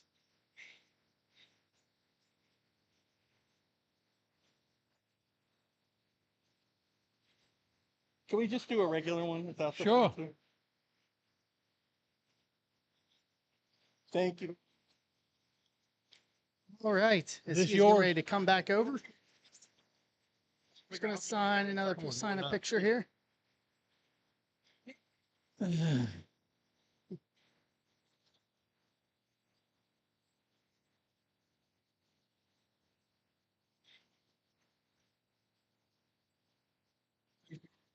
Thank you.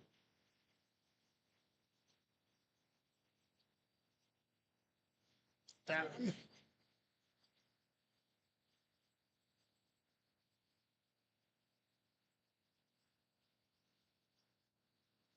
Thank you.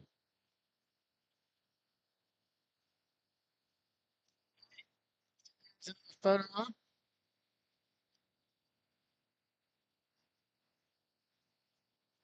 Thank you.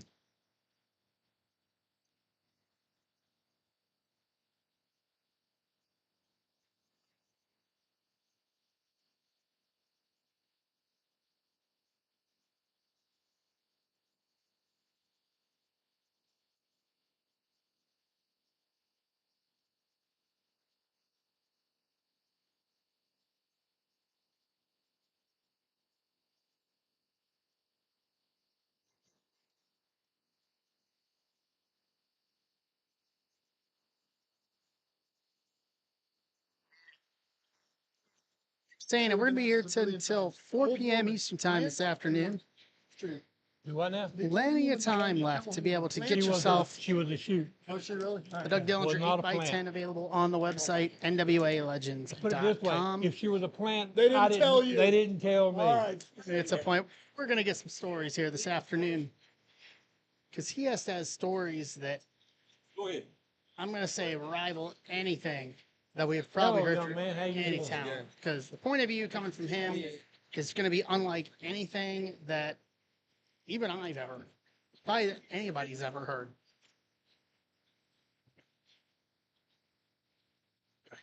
Thank you.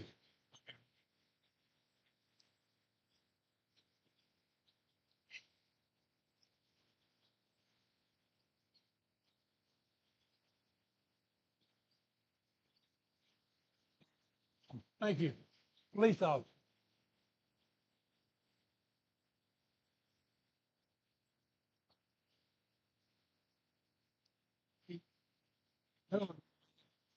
That's a bad shirt. Should be Duke. Duke, say Duke. Respect being shown to Mr. Dillinger here today. How dare y'all? Oh.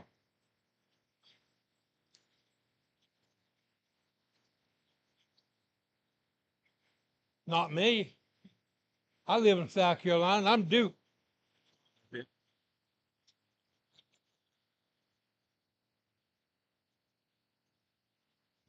Picture. You. Duke, number one. What happened to him? Thank you. Bad choices. Williams left. I said it's gonna go. Roy Williams couldn't coach a dog. It would give to him.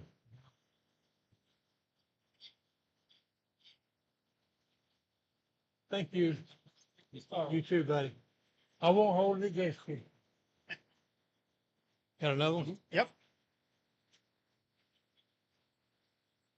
Mr. Dillinger is a popular man. A lot of respect. A lot of good memories from those times.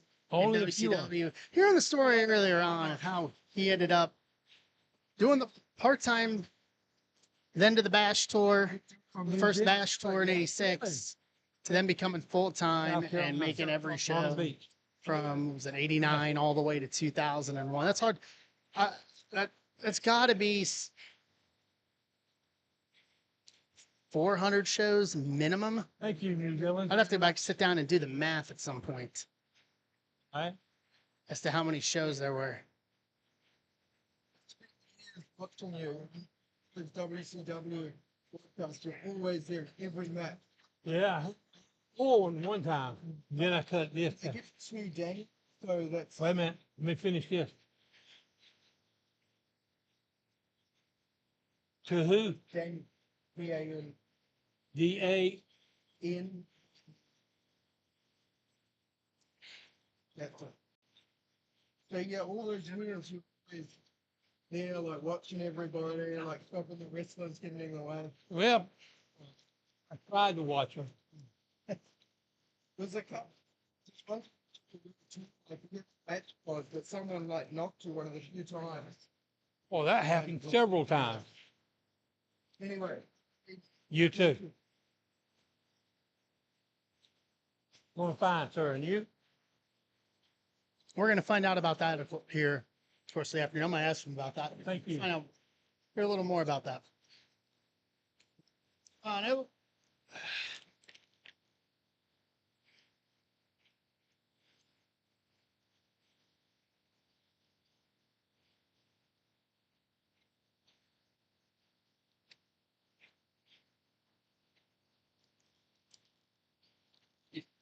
Thank you. Okay. All right. Got a mail order here for you. Got a mail order. Yep. These two. These are for Brad in Fort Worth, Texas. Fort Worth, Texas. Mm-hmm. Been there, done that. I don't think there's many cities in this country you can't say that I've been about. in every state. So I figured. Over all the years of traveling, Well, I with them, won't have say to. every city. No, but every state, absolutely. That I figured that would take maybe 2 years with that old schedule, especially once you got to like 97, 98, and it was Yep. rolling hard and hot, you know. So these were for Brad in Fort Worth. Brad, here you go. These will go out to you this week. Thank you, Brad. You've got a photo op behind you, sir. Hello, young man. How are you?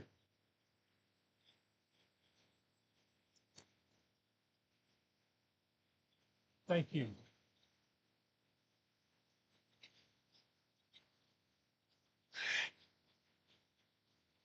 one Jay in. Jay what?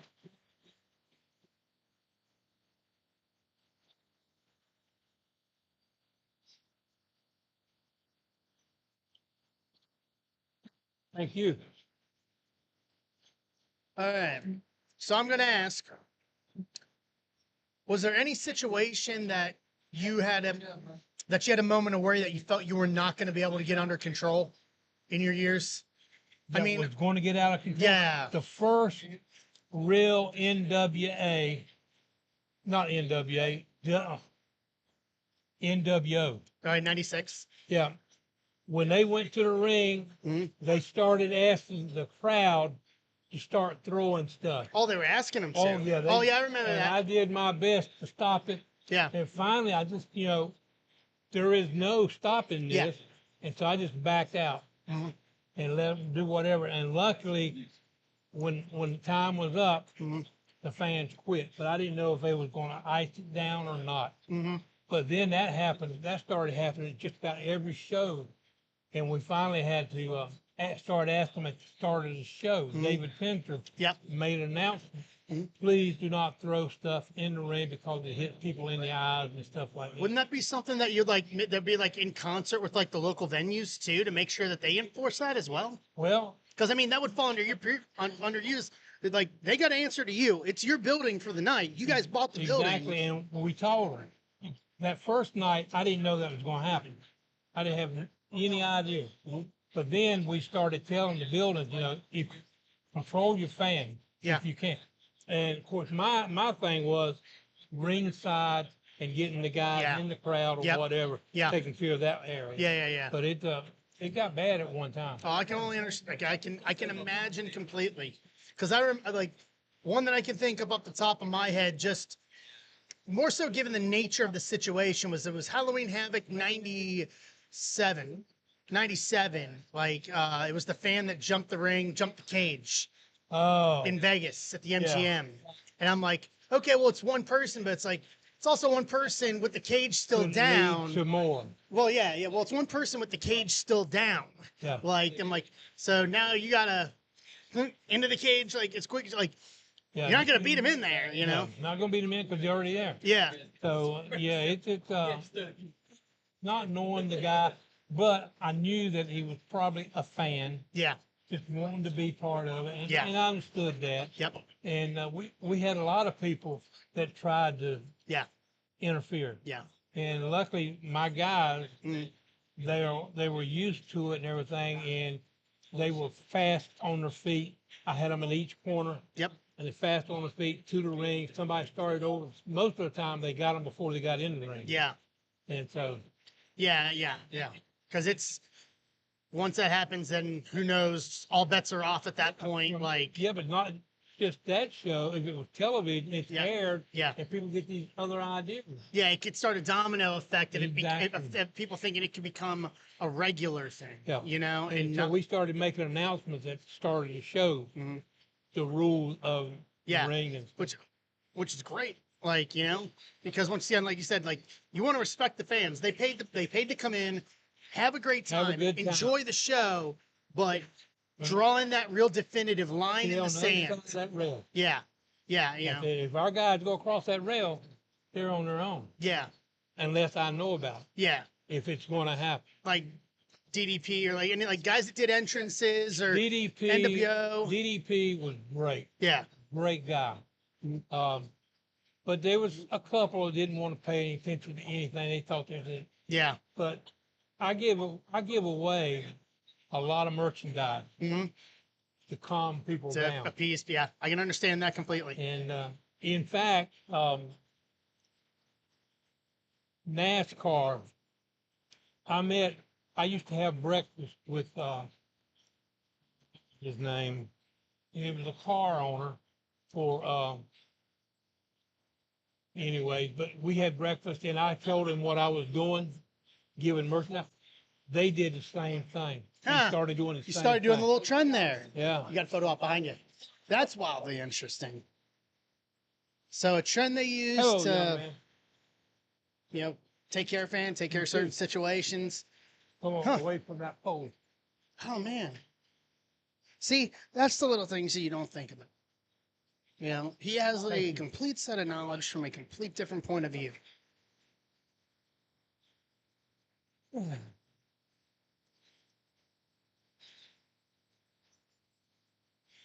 Huh. So, put my hand these up. You got something to sign? To what? Yeah, come on over.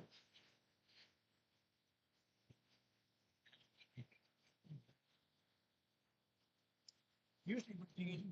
Is there? Yeah. Lion.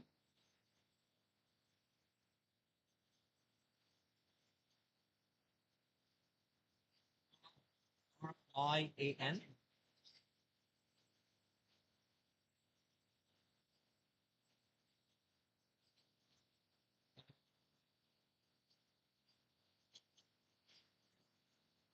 Yeah, because that one's smeared. Here, try the What sign. now? It's smeared. Oh, smeared. So sign this one.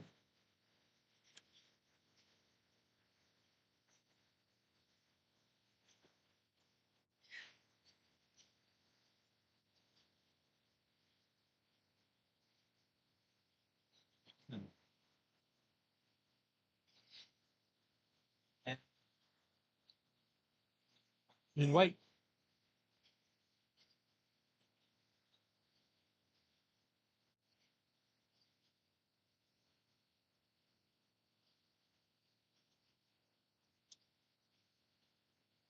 Thank you. Thank you. All right.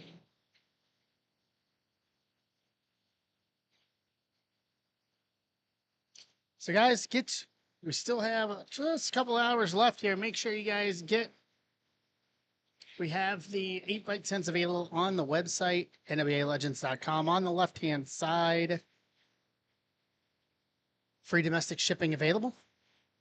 Will go out this week.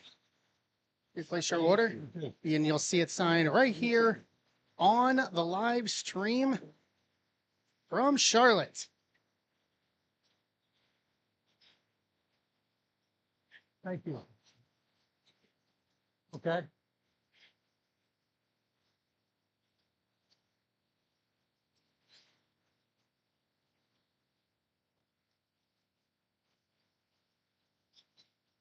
I'm looking for my son. He's blind.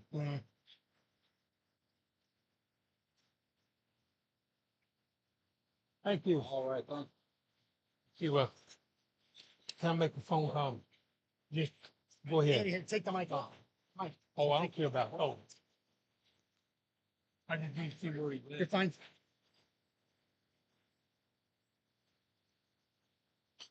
So, guys, Mr. Dellinger here needing to handle something. So, guys, once again on the website, NWALegends.com. Grab a 8x10. Mr. Dellinger will sign it for you guys right here as we are live here in Charlotte until 4 o'clock p.m. Eastern Time this afternoon. With us right now. Hmm?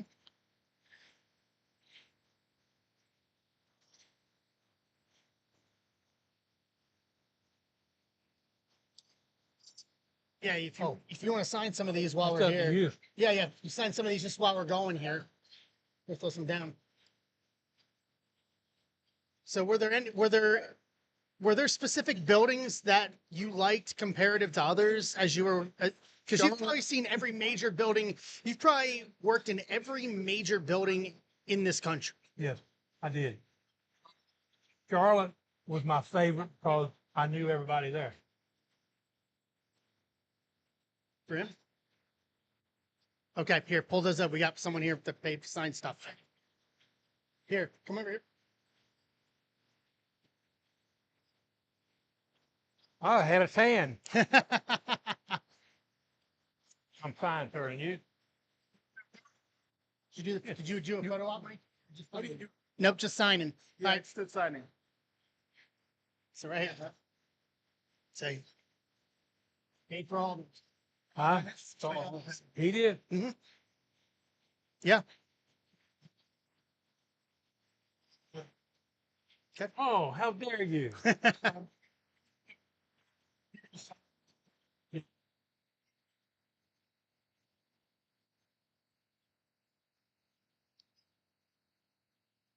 Is this show up?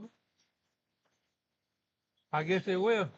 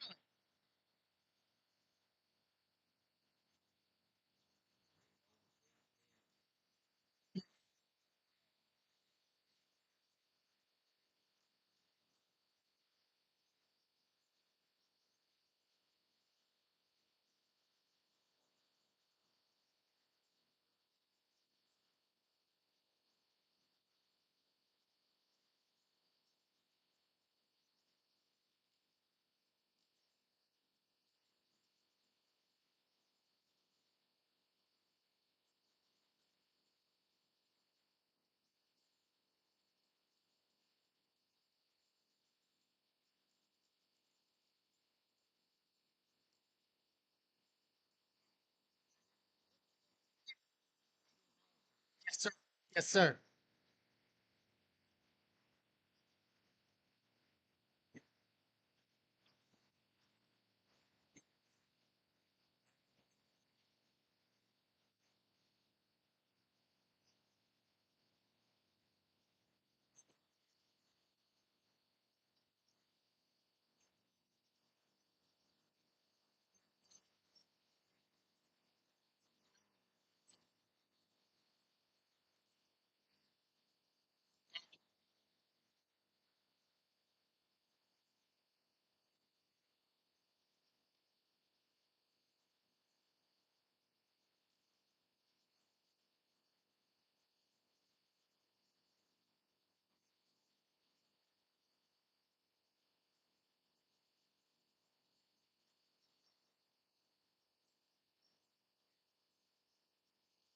Dellinger signing away here. Wow. This is a damn Give us some memories on that.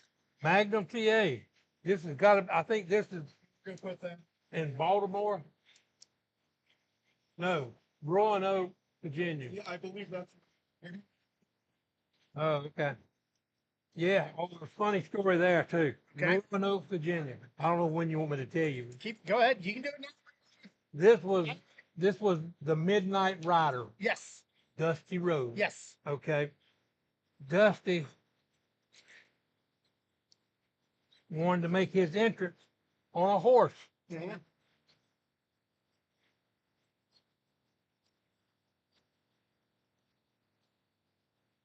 Okay.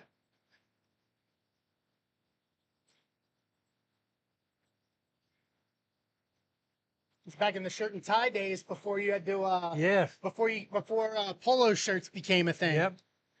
Eric Bischoff did that. I was coat and tie guy, had my guys in coat and tie, and then Eric said we could go Go casual. Yep. Well, yeah, you need to be a little, especially if you need to be more mobile. A shirt and tie is not really conducive. You know what I mean? Right here, just give it to me. Then these ones, same thing with that. What? Okay. On the next one I will.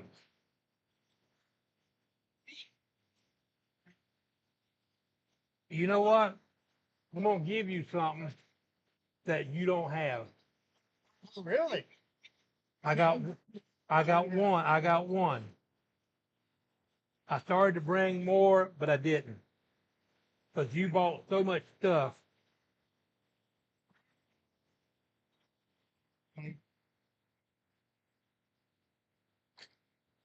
This, wait a minute. You ain't seen it. Is that the unsigned? The 99. That, my name. The 99 tops. And They're now 98. it says David. Oh, misprint. That is a misprint. Misprint from 98.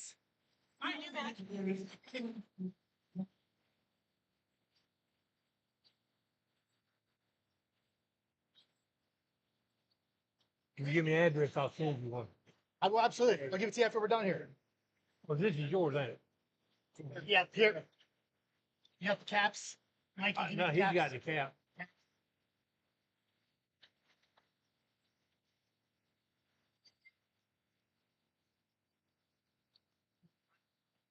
Oh.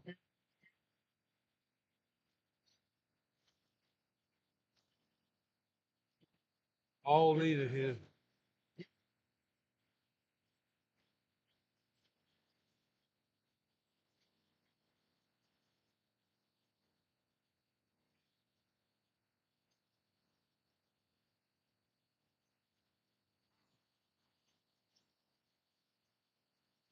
I'll get.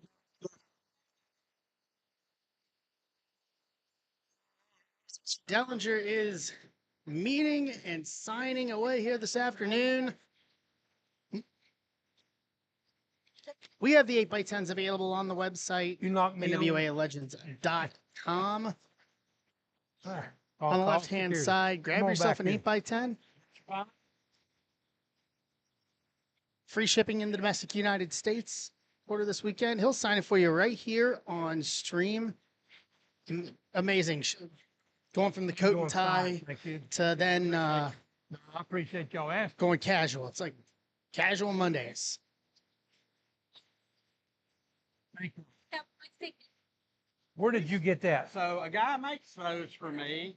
That's an alternate of, you know, what the original looked like, but that was different. That's a different. We got, Same card, yeah. but it's got the right name on it, both sides.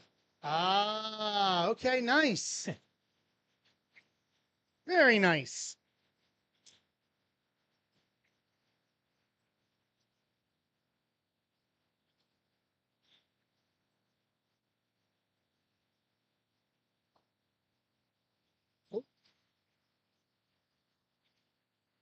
Whatever you want me to do. I mean, that's it. You have to talk to those guys. I don't.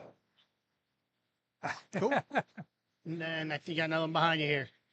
Hello, young man. Going to find you. Mr. Dellinger is a busy man, and you can get yours too. Over on the website, Oh, thank you. NWALegends.com. Thank you.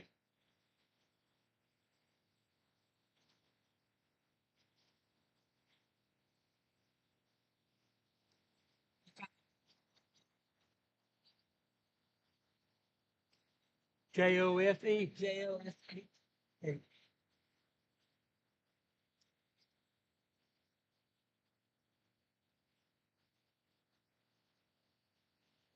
Thank you. Got one behind you there. Greensboro Coliseum shirt. I'm getting my Oh, that brings exercise, back some memories. and I thank The you. Greensboro Coliseum.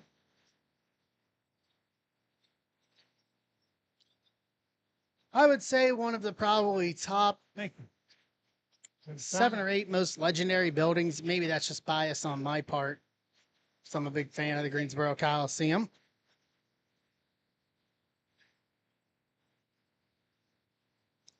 Thank you. Good sir.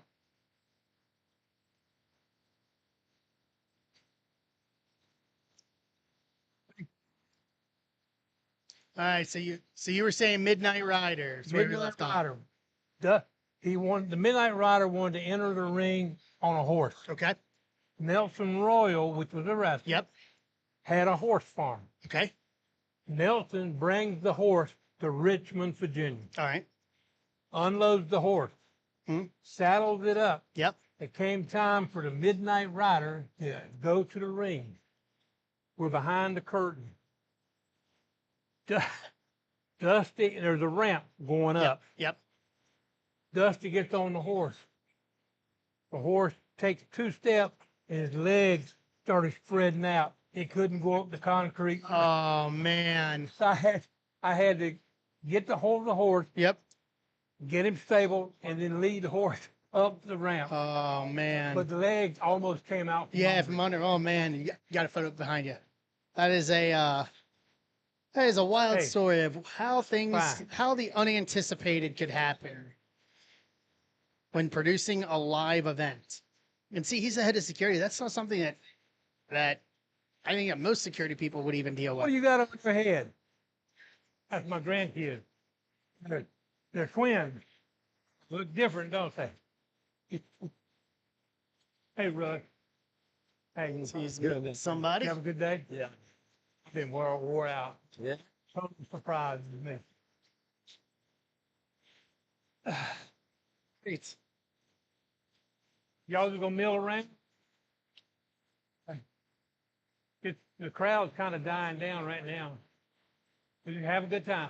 I'll be right here. Let me sign some of these while we're talking, while we're chatting here. Blue, right? Yes, sir. So, any other wild stories while you're signing?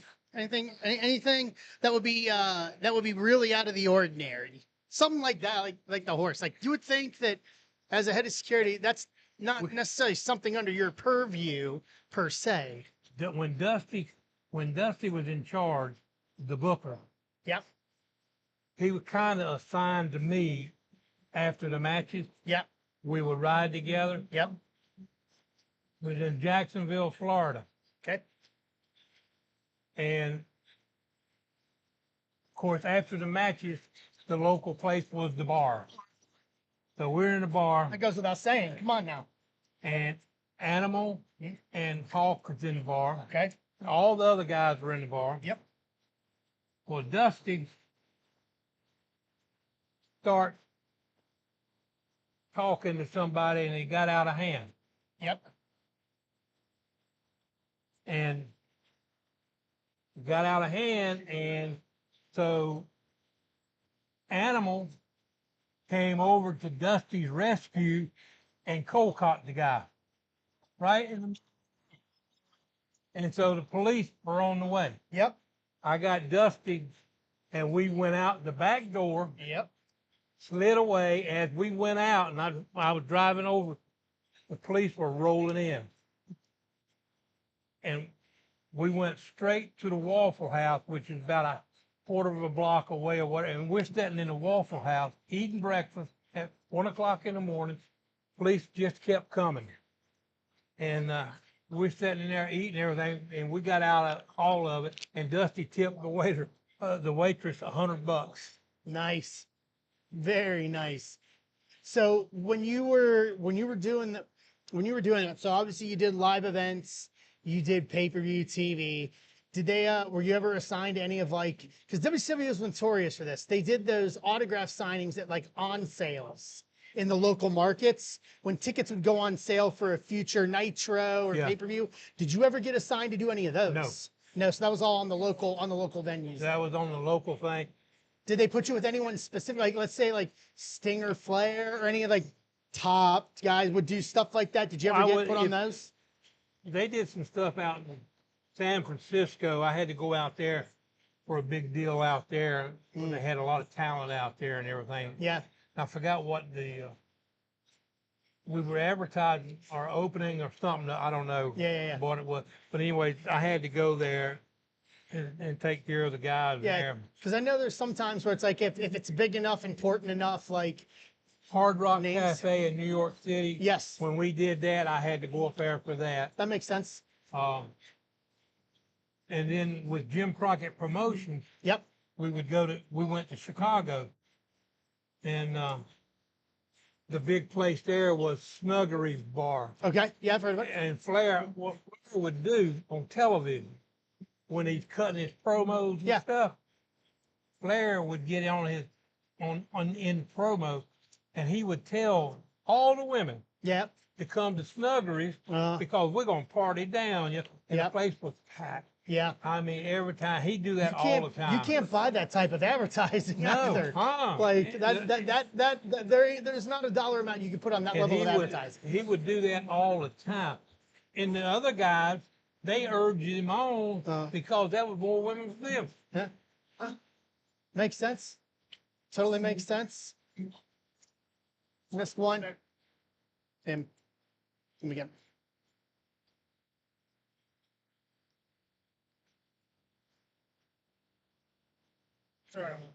That's all right. Makes sense, man. Thank you so much. Thank you. Okay. So from a security end, because I know there's some buildings that WCW ran that were part of a larger complex, like the Cow Palace. Did that ever pose any issues Cow for Palace? like? Did that ever pose any issues with you with like MGM Grand's connected to a casino? Like Cow Palace had bigger areas for there were other events going on. Did it ever pose problems or things that you had to deal with as you were going to those cities for those events? Not really. Okay. What I would do is meet with their security people. Yeah. Before. Okay. And I would go over and I would tell them a few things. Yeah. Be expecting this or that or whatever. Absolutely. And they were ready. And of course, I would take care of them by shirt, stuff like that. Yeah, absolutely. And I got full cooperation out of them. Once you sign that one, we have a photo op behind us, sir. Right. Cool. Awesome. Yep. Thank you. So guys, see, that's interesting because I think I think people don't realize how much that goes Thank you. into it. from the standpoint, different buildings have different setups. It's not, there are places where it's not just self-contained. So in his position, being the head of security, there's so much there that he has that extra that goes into the job. So what is one thing that most people wouldn't necessarily like? What was something that that was, I hate to say an oddity, but like something that would be weird that most people wouldn't realize that would fall into to your job scope? Because okay, so we were just talking about like working with the other buildings and stuff, like buildings that weren't like where you weren't, it wasn't completely self-contained. Like the Cow Palace had other areas, MGM had the casino, so there's more that's not normally under your purview as the head of security. Right. What's something else that is that you did that normally would not be under your purview? Well, Like the average security person, I guess, would be the first way to put it. one of the wildest places that we had security for. Yep, we'll get to it. Hey, how you doing, young man? Nice. Kind of stagger each other like we're. Take that off. What's the matter with you? Drop it on the floor. So guys, while you're doing that, he's Hiding going to be here it. for about What another is hour this? and a half. Your opportunity to get Got your 8x10 signed All right. by Mr. Sit right Dellinger here and sign it. over on NWALegends.com.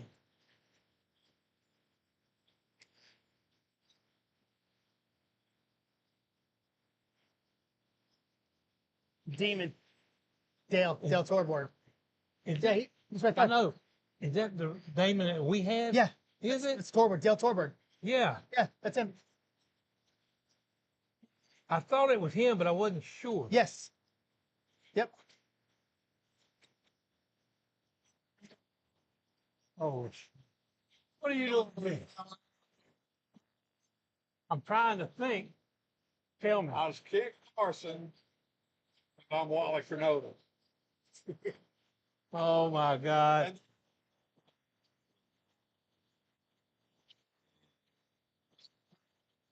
Oh, at least.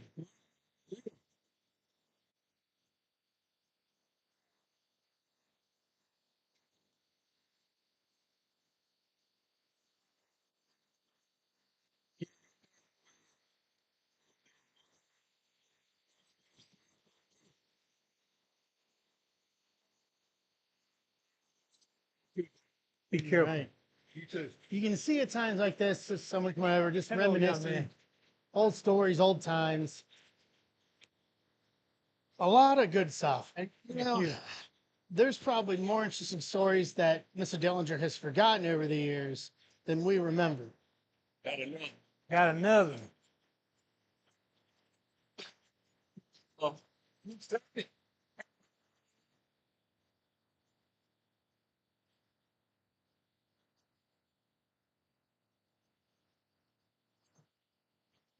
Thank you. Have a great day. That guy that came here, that was Canola. Really? Wow. Wally. I know, right? I know. So wild. Right here? No,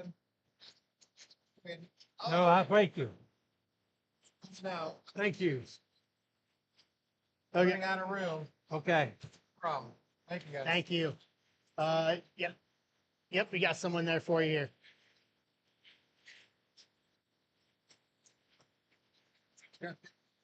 How dare you?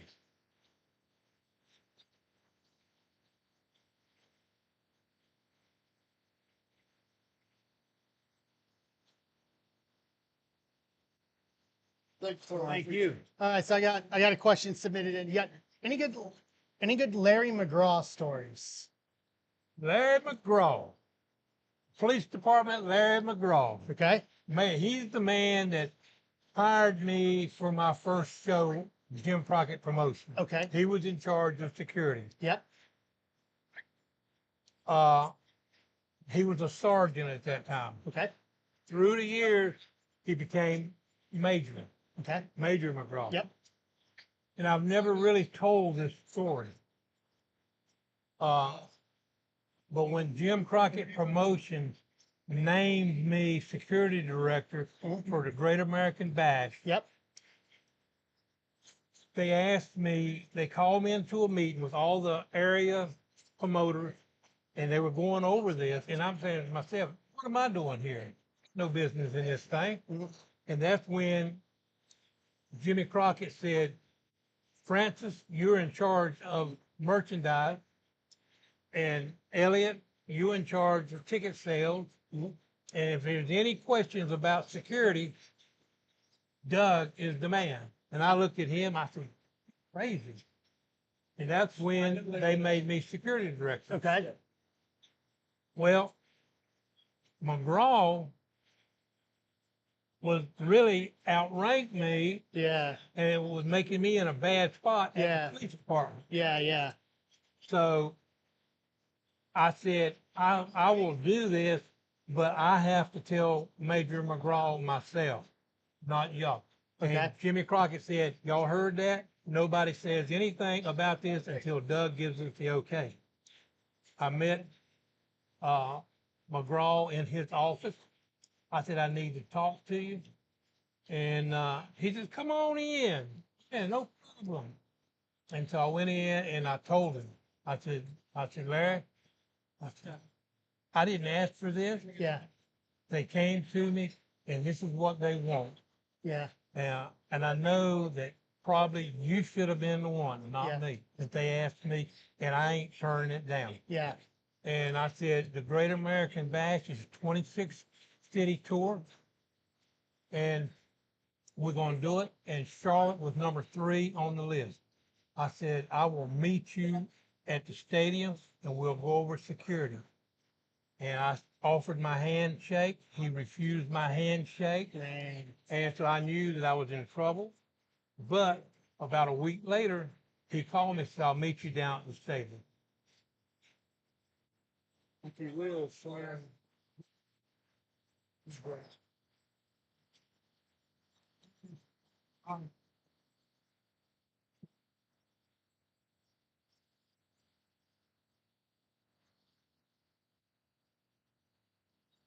Thank you.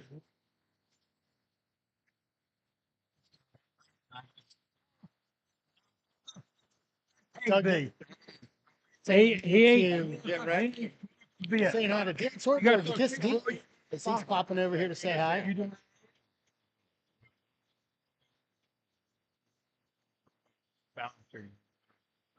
So I do these occasionally. So My first one. that's it. Yes, it's driving me crazy. You look the same. You look great. Well, thank you for coming over. Yeah, I was yeah, gonna get over there. I'm leaving right now, You're leaving? so yeah. So I had to say hello to you. But Appreciate you. good to see you. Had a great Yeah, seeing you. yeah, same here. All right, take care. Oh, See you. oh, we're gonna charge you. Thanks. Thanks. Bye.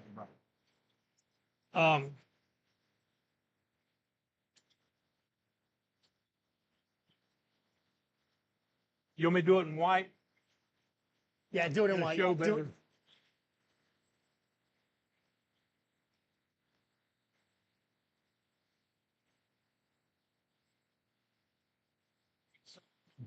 Here, I got your cap for you. I did it in white too. That's white as well. Well, whatever you- Use that. Trust me, use that one. Use that one. Okay. Fingertips. See?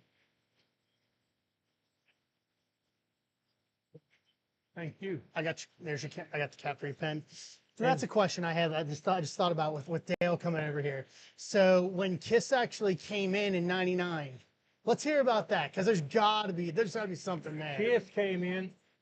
Oh. How are you doing? Fine. I got a pen for you. Do it right across there, small. I'm trying to get a lot of pieces in there.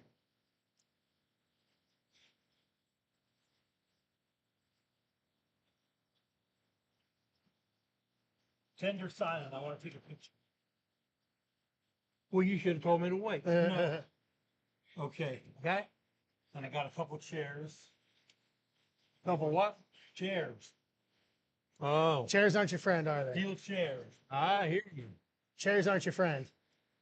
Some of their weapons of choice. Um, his had so many restrictions on their contract with us. Uh-huh. Private dressing room, Right. nobody allowed in there. Yeah, like and the all that rider. stuff, you know, stand that. Yeah. But they were very easy to work with. Very. And they were so easy that there was a guy, Scott Norris, that was a manager for the Marriott. Okay.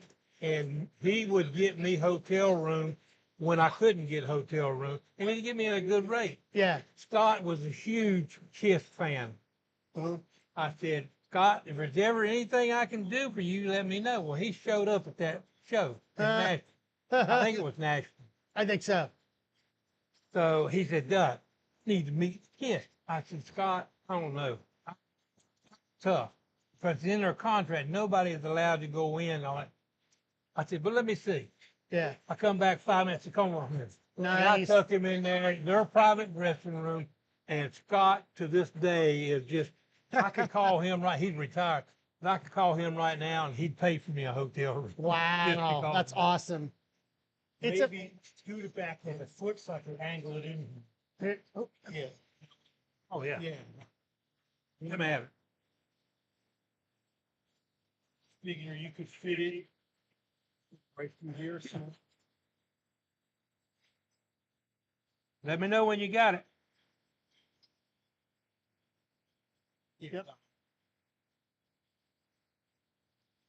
Depends. One thing, and I'll say this while he does, one thing that I think a lot of people don't realize, especially in your position, is that you're a relationship guy because you're building relationships with all these, whether it's a local promoter, whether it's the individual local security teams, or in this case, hotel people, like, you know, Vendor signers. there's a lot of relationship. There's a lot of relationship There building and is. trust that goes into what you do. My wife needs to tell you this story, Okay. but we had this is when we did the WCW credit card. Yeah, I remember Capital that. Card. Yeah. Like we was up, 98. we was up in New York. Okay. So we're in New York at the Marriott. Yep. Which Scott got me the room. Yep. And Couple more here. he got me the room there, and so I took me, my wife, and two of my other guys Okay. and their wife to Okay. New York. Yes. Do it right through there. You ready? Yep.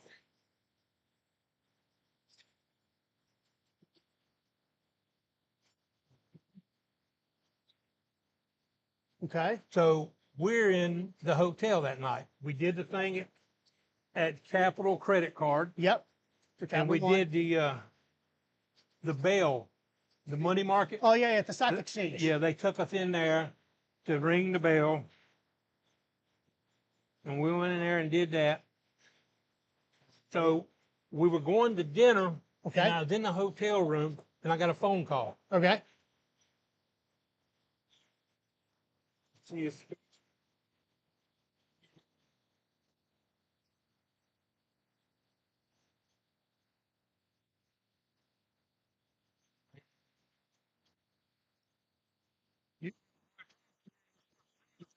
There's this. Rent and sweat. Is this just the days? No. Oh, okay. Right through there.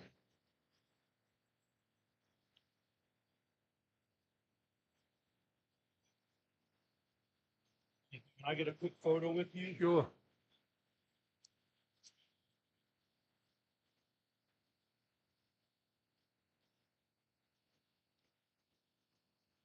Right. Lots of good stories going on here.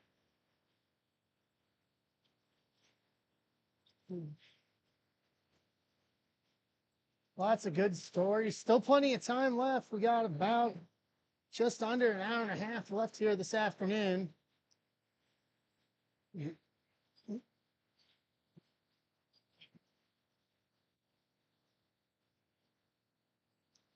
guys can get your own 8x10 personalized. As Dylan is doing the photo op. We'll go a little. You can get it personalized. NWALegends.com on the left-hand side. Free domestic shipping in the United States for all orders that come in. So Dellinger's going to be here with us until 4 o'clock Eastern this afternoon. I want to hear him finish this story here.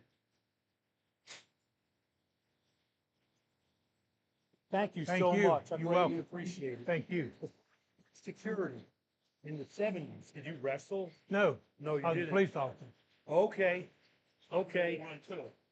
Cool. It's on radio museum. There's another, it said not Dellinger. There's another Dillinger. And I was saying, is that right? No, No. not me. Okay. All right. So Anyways, we're in the that one- hotel room. Yep. I get a phone call, Yep. and I can't think of his name, but he's a Hall of Fame baseball player. Okay. And he worked for Georgia in the minor league team. He's kind of like one of but Steinbrenner's right-hand men. Yeah. He said, Doug, I said, yeah, the World Series is going on. He said, you want to come to the World Series? I said, I'd love to, but I got my guys with me and our wives. He said, no problem. No problem at all. So they sent the limo for us, and all my guys and our wives got in the limo. Uh-huh. And we take off. Now, this is up in New York. Yep. I love my wife to tell this story. But anyway, we sat in the car, and they changed the streets all one way going to the stadium. So the police tried to stop the limo. Mhm. And the driver, wait, right here, rolled his window down. Okay. And he says, I got to go this way. Well, it's blocked off, sir. Says, you don't understand. I got Doug Dillinger in here and his wife. They got to go. They said, just a second. And they opened up the barricades. Had no idea what was going on. So they opened up barricade. We went to Yankee Stadium. Uh-huh. I go in the back door. And there we are, standing there, and George Steinbrenner, which is a wrestling fan. Yeah. Steinbrenner. Yeah, absolutely. And he came over and he thanked me for coming to the game.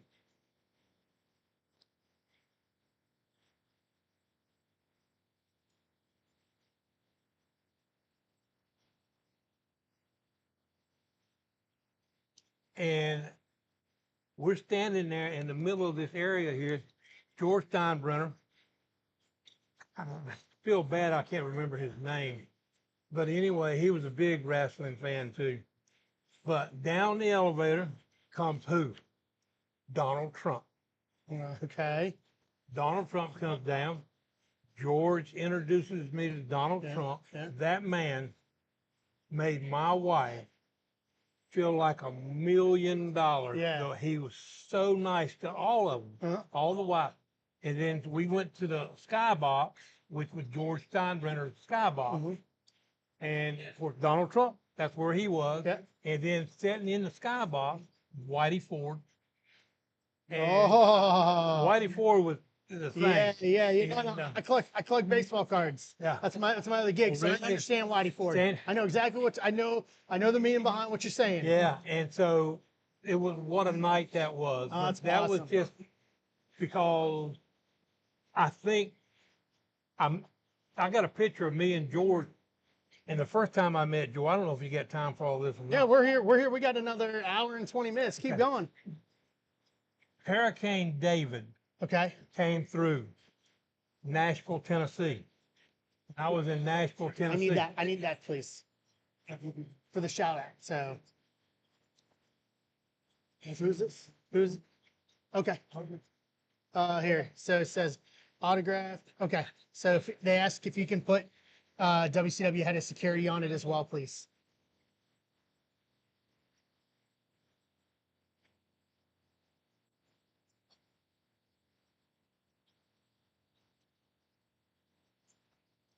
This one is being signed for Cameron Williams in Langhorne, Pennsylvania. Cameron, thank you so much.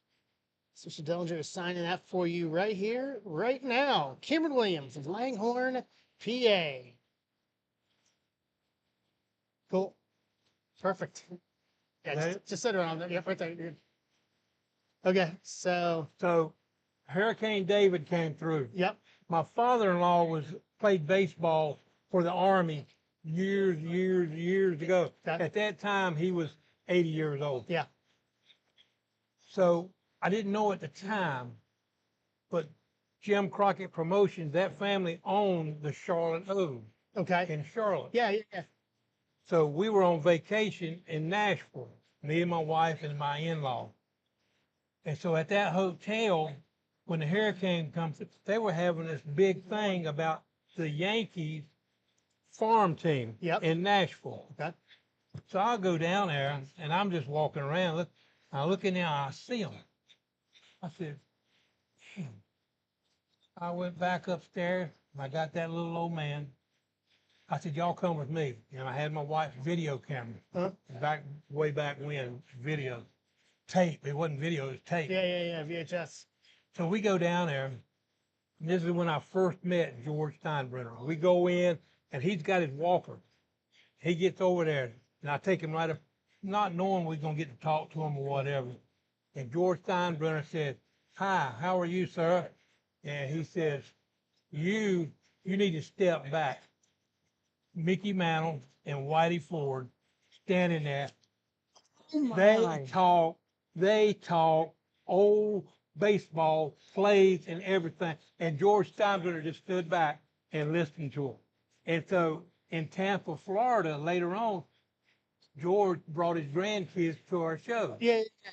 And I had my picture made with him there. And I said, you probably don't remember me, but in Nashville, Tennessee, he said, your father-in-law told me to step back.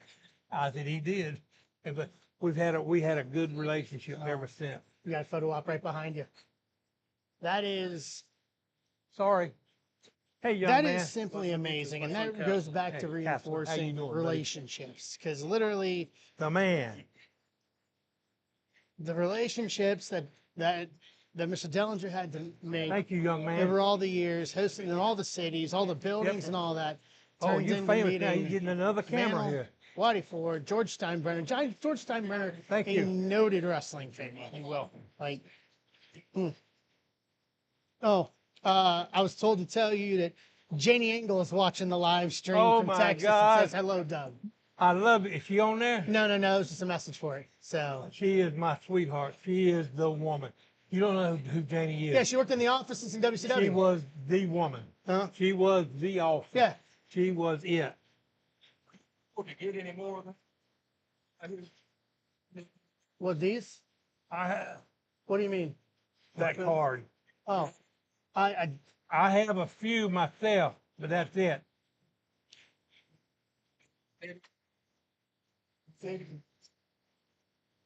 yeah. I would rather Someone gave me that one as an extra. do what? Someone gave me that one as an extra. Is that which one is that? This one's like a reprint someone made. Oh yeah, Of the- somebody. yeah, you the can get this. reprint. You want?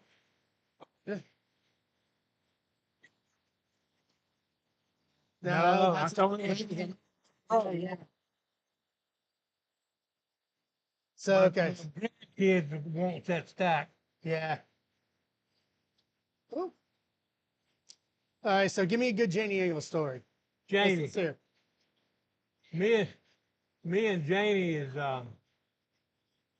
Janie started work for Jim Crockett Promotions Okay. way back when as an office girl. Yeah. And then when they sold out, Janie went down to Atlanta with Yep. them. Yep. But Janie, if I ever had a problem, I ever needed anything, I would go to Janie. Janie signed my paycheck. Okay. She authorized she didn't sign them, but she authorized my paychecks. And me and her and Dusty used to travel together, going to shows and stuff. Mhm. And I was a smoker then. Mm-hmm. And I got out of the car to go do something. And in the car was Dusty, Dustin, and Janie. Well, they thought they would be cute.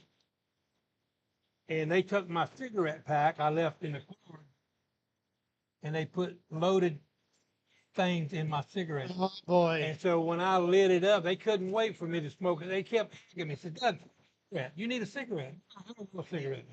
So I finally lit a cigarette up and it exploded. And they got the biggest kick out of me exploding my cigarette. Huh? All right. So I'm messaging somebody since we said about Janie Engel. I'm messaging somebody real quick. I'm gonna send them a picture here. Hold on.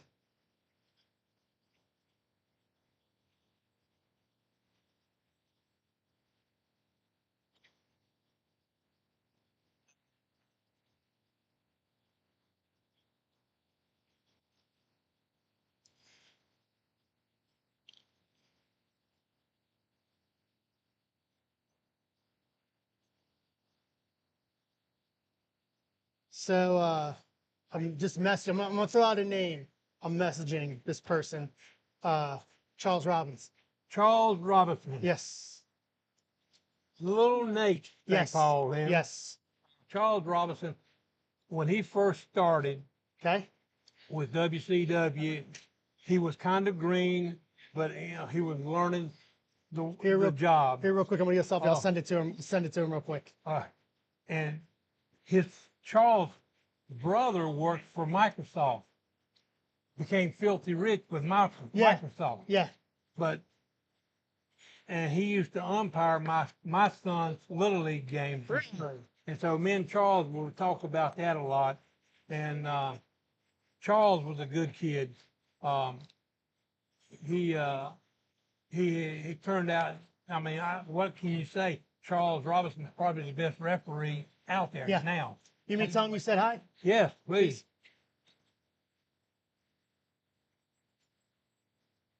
Super guy. Yeah, he is.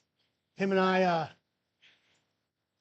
work in sports cards. Oh, okay. So we've known each other for years, but him and I have been doing some stuff. He has some of those 99 cards. Oh, really? That I've been helping him get graded and stuff. So he literally just messaged me and I'm like, well, I was like, well, the timing's perfect. So I was like, hey, take a look at this. You know, that's why I brought that up. I said, you know, I'll say it, refs need security too, because we're, you know, people coming after us. Yeah. You know, over the years. We got one right here. I'm fine, sir.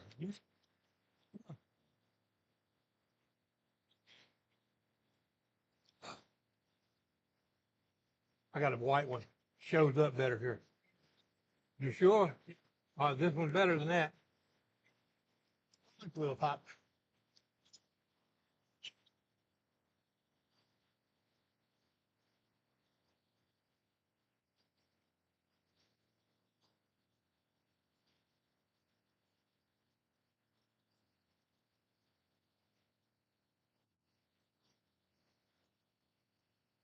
Oh, Lord.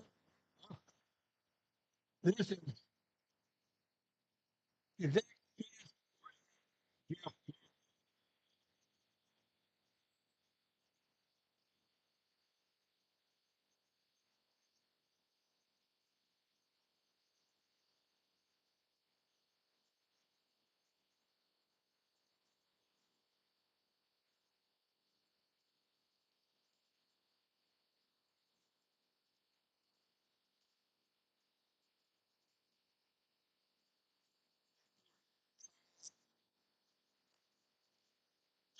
It's high and you're an awesome guy. long time. How you?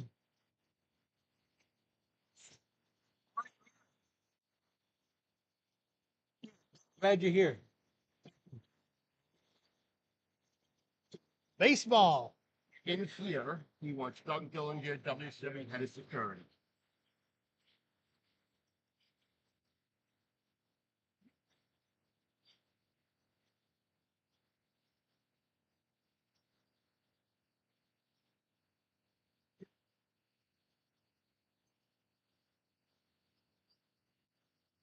I'm not a baseball player, so it's hard to write on baseball.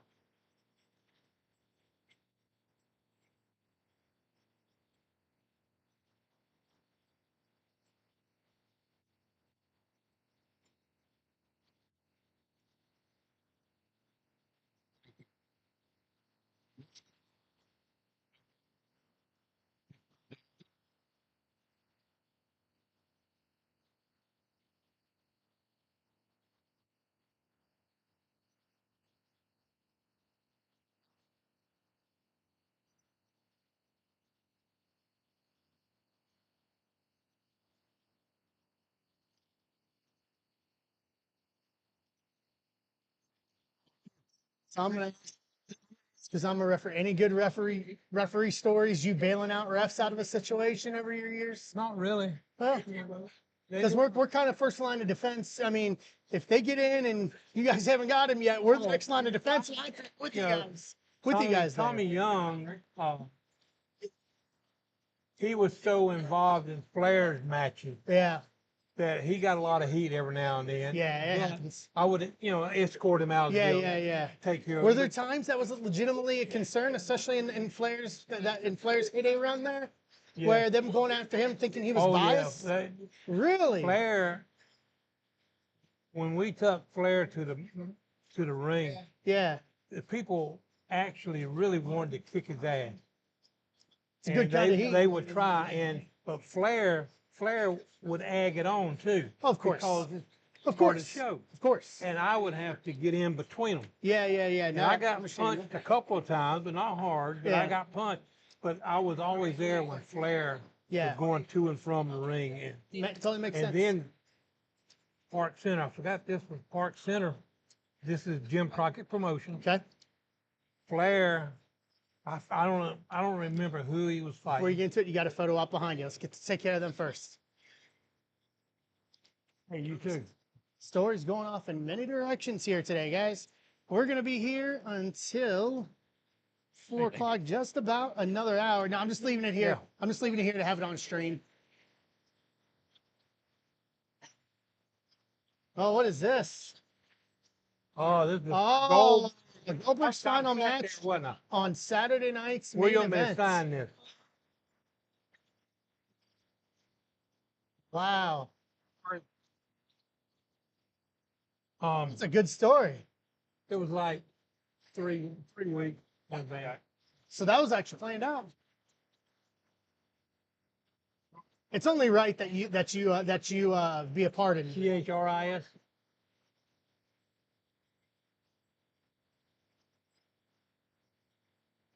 Thank you. It's only right that you were a part of that entrance on Goldberg's final entrance. Yeah, once again, that's why I'll bet they did. But that's the thing. The thing is that's why, like you were saying earlier, all the people coming here to meet you, it's stuff like that. You know what I mean? Not just the name drop from Shivani, but you being the guy to stand there, boom, boom, boom, every week or every TV time, for things like that. The not the head camera, but the guy over television. Yeah. He didn't like it. Oh. He didn't like me doing that. Whatever. But who cares? Because he wanted one of his guys to do it, camera guys. Yeah. No. You gotta, especially in Atlanta, you gotta go with what we all know, and it ain't nobody else. It's you hitting that door, telling them, let's go. You got one right here. Hello, young man. Doing fine, sir. You? Great Americans be bad.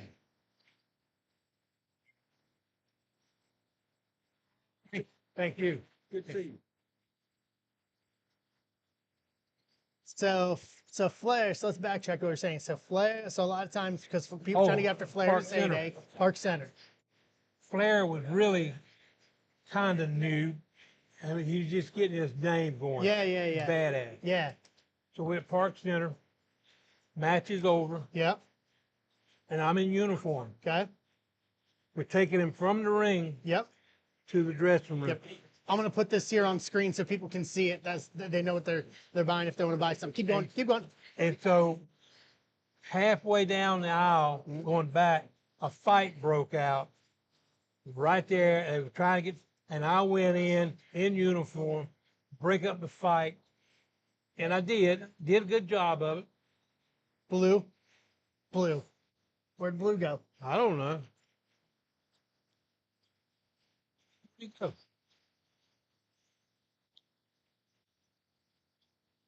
You don't think I'd give it to somebody, do you?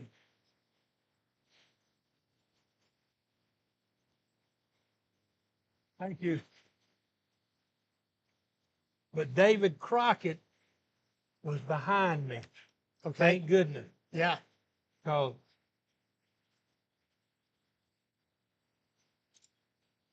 when I went in to break up the fight, my gun came out. and I didn't know my gun had came out.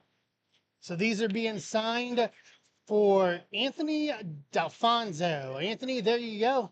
We got both of them signed there for you. Thank you for the order, Anthony D'Alfonso. There you go. Yeah. Okay. So Crockett was behind you as the Yeah. fight was breaking out. The fight was breaking out, Yep. and in that fight, this is when we had just the old strap on the gun. Mm-hmm. My gun came out of my holster. Oh boy. It's in the middle of the crowd. David Crockett seen it. I didn't know it until I got back to the dressing room. Oh boy. And David said, Doug, he said, what? I said, what? He said, are you missing something? I know. He said, here's your gun. All right. But David saved my gun, plus getting things. I mean, he just dove on it. He seen it come out, and he just dove on it. So because I know a lot of states made it illegal to carry. Like, were you able to carry all those years, or I could carry it, but I didn't carry you it. chose not to? Because that just leads to the problem. Yeah, absolutely. And if I had to use it, I would have used it Yeah. if I had to. Yeah, And I shouldn't. Yeah, that'd be a bad So, situation. I just didn't take my gun. No, that'd be a real bad situation. I got a license Yeah. to go anywhere in the state, any state, Yeah. but I don't do it. Even to this day, I don't. No, I even do understand it. that completely. Understand that completely. But David Crockett, you know the Crockett family. Absolutely. Do you know what David Crockett's wrestling name was? No. David Finley. Considering we have a David Finley wrestling now, that's wild. This is when his dad had the promotion. Mm-hmm. And David wanted to become a wrestler. Okay. This is back when George Scott, Sandy Scott, George Becker, all those guys were wrestling and stuff. And so his daddy told him, I want y'all to train David to be a wrestler. Uh-huh. And his name was going to be David Finley. Okay. And he told the guys, he says, Ole and Gene Anderson mainly, do not hurt him. Oh boy. Because it's like telling water not to be wet. They used to have tryouts. Huh? People want to be wrestlers. Yeah. And they would put them in the ring with Ole and Gene, and that was a massacre. I went down there one time just to watch it, and it was a blood clot. I said, I can't be watching this. Oh no. We got. Hello, so guys. man. We got. How you doing? But the former head of security made his appearance on Saturday night's main event on Goldberg's last match in Atlanta. Doug Dillinger until 4 o'clock Eastern time. NWALegends.com on the left-hand side. Get your 8x10. He'll personalize it and sign it for you right here on stream, along with free shipping throughout the United States. Will go out this coming week. Here. One more, please. Do it kind of in that dark Okay. area. You work for JSA? I do. I have a direct account with Tops. I'm a breaker. Yeah. Thank you. Yes, I do. So getting that authenticated is going to be pretty quick. Very easy. Thanks, guys. Thank you. Thank you. So let's go back to let's talk about your first bash. 86 was that first big tour. The first Great American Bash you're talking about. First tour. Philadelphia, up there. My first time traveling with these people. Yeah. We got there, the city was on strike. Really? The picket lines and stuff, we couldn't get in the arena, the stadium. Yeah. Veteran Stadium. Yeah, the old Philly Stadium. They wouldn't let our trucks in, wouldn't let nobody in. All that. So what are we going to do? They go, well, you're the security director. That's my first show. What are you going to do?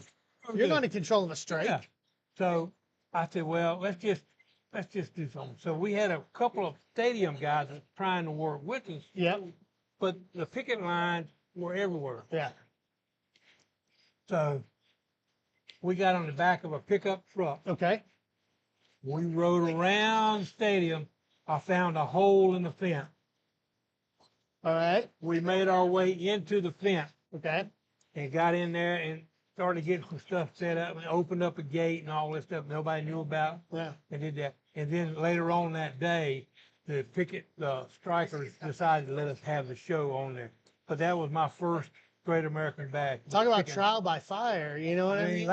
Going into a situation. Step right into that mess. Yeah, that's a situation that you can't even control. Like, how would they expect you to control the city of Philadelphia workers going on strike? Exactly. You know? This is the police and everybody on strike. Was it? Oh wow. So was it really just kind of learn as you go, as you went into the other towns and everything across the Bash tour? It was a process of just learning as I went. Any other cities stand out on that tour? Not on that one, but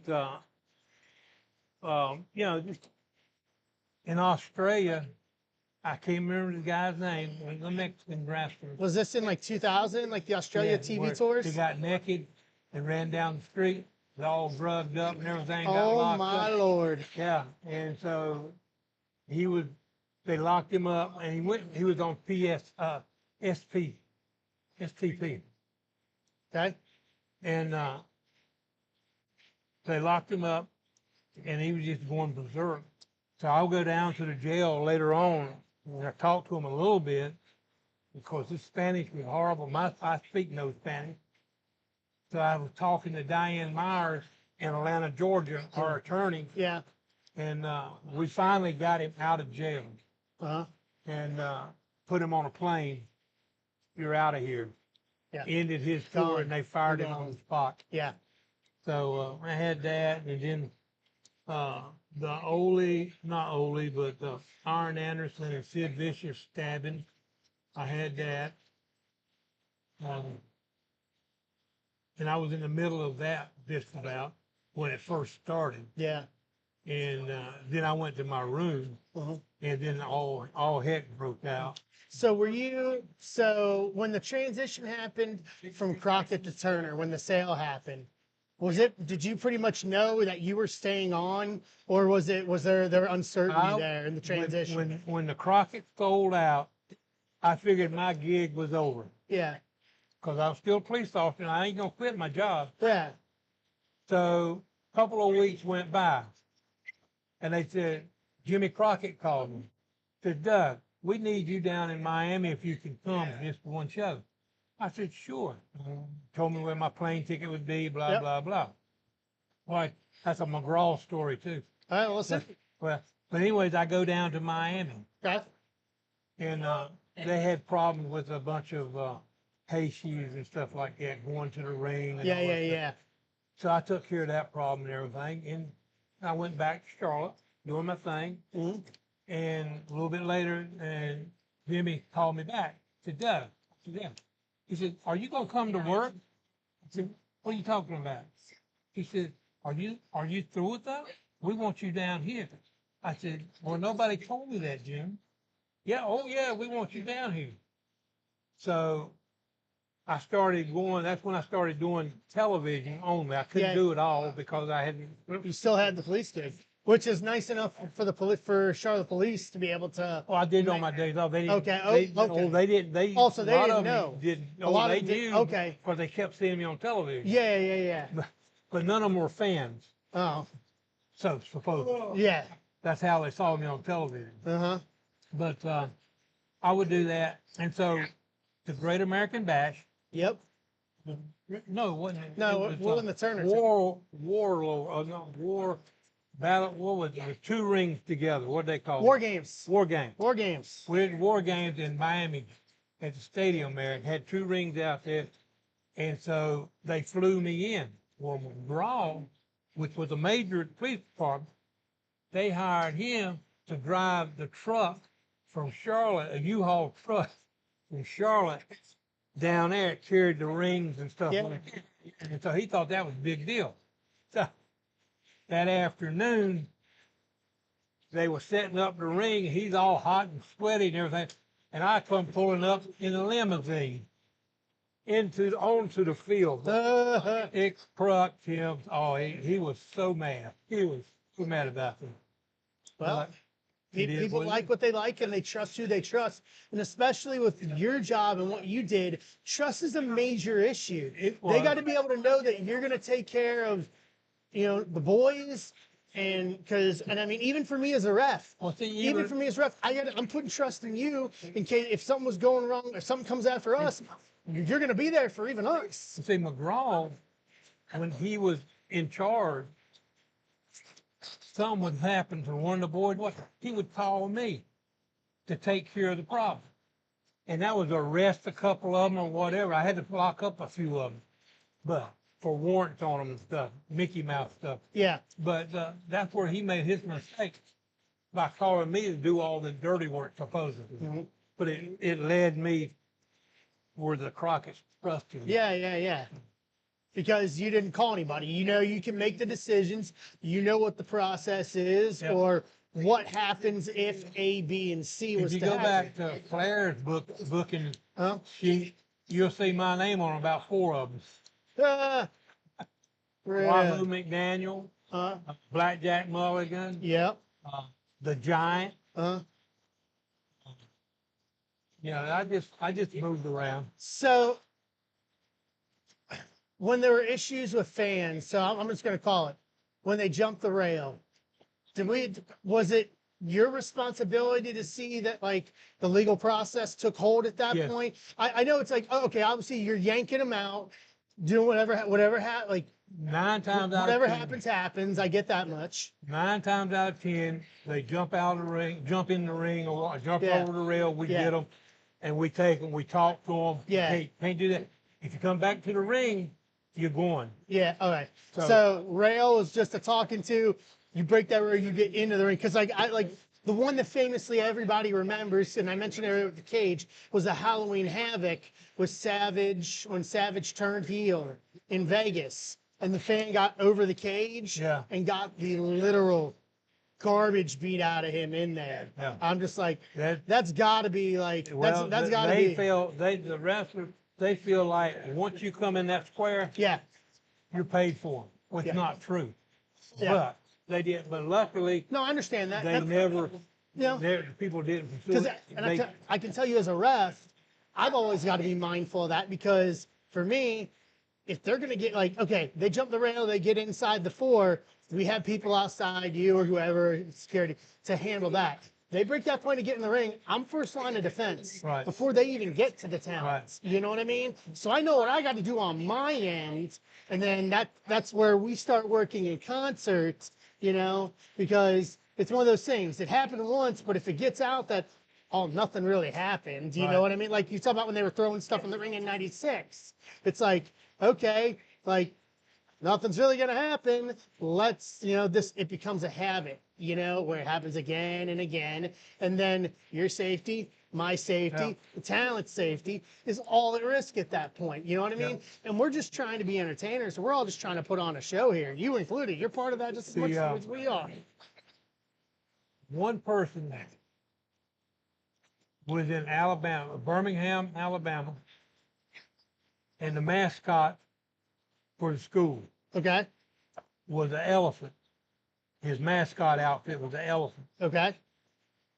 And I didn't know because it was stuff they do on television that they didn't let me know about.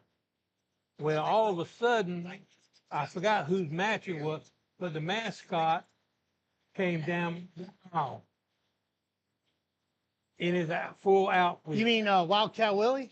Not Willie. Okay. This is the Alabama's mascot. Oh, okay. The Alabama Crimson Tide mascot. Yeah. Okay. So he came walking and went in the ring. I'm thinking this was part of the show because of where we're at, but it wasn't. So I finally realized what was going on. I got him out of the ring, and I had him arrested because he did it totally just to be exposed. And this Yeah. was our TV, our lights. Yeah. And I got so many phone calls. Ted Turner called me and said, Doug, we got to do something about it. We can't. I said, that's fine. I said, he did it on purpose. He could have got hurt. Yeah. We dropped charges. That's no big deal. And that's what we did. We ended up that drop on How charges. much did you actually interact with Ted Turner over the years? They probably 5 or 6 times. Okay. Ted would come to our show Yeah. at Center Stage Okay. Yeah. in Yeah. Atlanta. Yeah, I worked Well, on we this. just- I've worked on stage before. Yeah. Yeah. And Yeah. him and Jane Fonda would come in Yeah. when Yeah. they were together. Uh-huh. And I'd take care of him and stuff, take him to the car, back to the car, and all that. And then I interacted with his security company, security guard, or head of their security, attorney security, We got some more for you.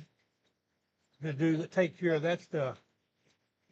But there was some threats on Sting, and Really?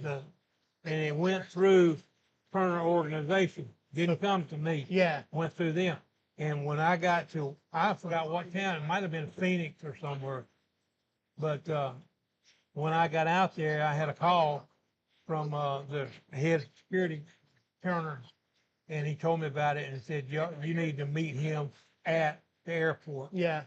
and have a couple of police talk, because this is a serious threat. Yeah. This guy he had connection with the FBI and all that stuff. Was that something that was like a regular thing where you're getting where No, you're dude. having like, you know, because I can understand heat, like get heat is one thing, like you're talking about with Flair, but like credible threats like that towards talent, like that's a whole nother That's ball another- game. yeah, we That's a whole didn't- nother ball game. We didn't get too much of that at all. No, that's good. But I met Sting at the airport, and he wanted to know what was going. He didn't know He didn't know anything about it. No, I told him kind of as we walked down the corridor and going to the building. I had security on his dressing room area, and had him separated from everybody else and all that. But nothing ever happened. So it was just a prank. So here's a question I got thinking about here. So, in '98, they announced the Georgia Dome show on 3 days' notice. How far in advance did you know about the Georgia Dome show? Because that's security. Because you think security in a little 16,000 seat They arena announced is it to the different. public 3 days. How far in advance did you know? Oh, I probably knew it 2 weeks before. I was gonna say, because security in a 16,000 seat arena is one thing, but then going to the what? Potentially 65,000 in the Georgia Dome, that's a whole nother animal in its own right. You know what I mean? And obviously, probably, I'm assuming that it being in Atlanta made it easy because of all the relationships you have in Atlanta to begin with. Right. So if it's going to be on short notice, it may as well be in like See, in a that secondary town- hometown like Atlanta. In that town, we would, whatever town I go to, Yeah. I tried to use the same police officer Yeah. if possible, Yeah, yeah, yeah. because we get a relationship. Absolutely. And Atlanta was great. Yep. Baltimore was great. Yep. Tampa was great. Are there any? I'll ask you this here in a minute. You got a photo here right now. Right here for a moment. Just an autograph, right? Right here. Here, let's give that one to him. Oh, this is not his. Okay, thank you. Yep. So, were there any towns that were problematic repeatedly over the years? That were ones just like, we're really going back here again? Nashville was horrible. Really? Yeah, Nashville, they work for all these I'm gonna country leave music, one. I'm gonna leave one on screen. Keep going. country music stars and all that stuff. They got their Yes. own little problem there. Yeah, But yeah. they wanted to run everything. I said, no, we don't operate that way. Yeah. Yeah. And Memphis was another one because of was it Lawler, Jerry Lawler? Yeah. That was his town. Yeah. And we played their building Mid-South there. Coliseum. Yeah, and they thought, we're gonna do it Jerry Lawler's way and all that stuff. I said, you're gonna do it my way. Do my way, yeah. Nobody Yeah. comes past that curtain. Nobody comes past that curtain. Building people, anybody. Nobody. Yeah. They didn't like it. They thought they had full run of the Full control, yeah. Because it's a whole different world when you're, and I don't think people realize this. I know this because from my years too, is that we're a traveling show, Yeah. and it's like it is a core group of people. That way anything gets handled. Like the same people you trust. That way nothing gets left to chance. Because let's go like that Sting thing from Phoenix. It's like, if you're just solely relying on a potential local crew, you don't know these guys from Adam. You know what I mean? And and I don't think people really think about that. I mean, I do. I know you did, obviously, but I do because we go to different cities. It's Right. like, you know, I know that when I get to a building, I want to see the same people. I want to see these people. Like you said, relationships, you know, are huge. And so I know, like, hey, I know this guy. Like, if anything goes wrong, I know we've got someone there that's looking out for our best interests because we want to be able to go home to our families. You know. Jacksonville, Florida, they had guys down there at the football stadium. We had shows there, Yeah. plus the arena. Yeah. So I had the same police officer. One of them was so big, he begged me to get him a tryout for wrestling. Oh no. And I said, you don't want to do that. You don't want to do that. So I kind of had to back away from him because he was really in, but he was a good guy. Were there ever times that you ran into, shall we say, unruly security guards? Like, so I say that because of what you said about lawless. Like, you're working with local groups around the country. You know, were there any ones that just off on their own island, basically? Not really. Hmm. Once I explained our situation, Yeah, and you know we had it made. it's just Worked it out. easy peasy going on. You know. Exactly. Any good stories from from those early days? Anything that would be anything that would be outside of what you think we'd normally hear? Now, I say that within reason. I know there's things you can't talk about, but I say it because you personally, and I say this because I'm a ref. You know what I mean? You come from you have a different point of view than those of us who are the in ring. You know what I mean? You see so many things, so many different experiences that we don't get. That's why I'm asking. Like and I'm saying that not only for the people that are on stream, but I'm saying that for myself. I don't have that much, but you know, I go to these towns and talking to the wrestlers had to make them understand. Yeah. What they could do, what they can't do outside the ring. Do what you want to in the ring, I don't care. But when you come out here and you're in the middle of the fans, you got to be careful. Yeah, yeah. And like those metal rails going around. Yeah, outside the guardrails. Oh, they would love throwing people in, and the chair and would then be right up there. It runs 6 inches back, and you hit the people in the front row. Exactly. And I spent a lot of time calming those people down. Yeah. And I've seen that happen personally. You know? They finally realized Booker T was one of the worst. He loved being slammed into that rail. Scott Steiner? Oh, crazy Scott. Yeah. In 98, 99, out of the 2000? Steiner boys, Rick was the best. Yeah, oh, cool. Oh, all right. They were taking the Steiners to the ring. Uh-huh. And this is on television. Mm-hmm. Well, I didn't know it. I was doing something else. I was at the back there, but my security guy took Rick and Scott to the ring. The cameras, we were in station break, I think. Rick, one of my security guys, he's dead now. He's one of my best friends. Very ticklish. God, Rick got him down on the floor, started tickling him, would not let him go. Just went on with the whole station break, and he could not. And all my guys back there they were just hollering at him. Any stories of Wahoo getting angry at a fan and going after him? Wahoo get angry at everybody. No, Wahoo, I didn't really travel with Wahoo back then. Wahoo, I was just a police officer back then when Wahoo was big and everything. Yeah. So I didn't really travel with him that much. But in Charlotte, he got after a couple fans every now and then, but nothing bad. We was always there. Yeah. I was there at Johnny. In Park Center, we had four police officers in the whole building. That's wild. One on each corner. That's wild, given what you see nowadays. Yeah. And then at the Coliseum, when we would go to the Coliseum, play 10,000 people, we'd have four. But there were police officers in other parts of the building, but at ringside there was just four. Yeah. Same four all the time. Yeah. And we just handled the situation as they come. Yeah. And I made a mistake one time with Ole and Iron. I probably shouldn't have talked. Somebody did something, and he wanted to go get Ole and Gene in the dressing room. Oh, Go ahead. That was not good. no. But No, that's that was not good. That was another lesson I learned, not to do that again. no. Containment. No. Containment and control, not instigate and aggravate. Exactly. is the thought process through this. So yeah, it's just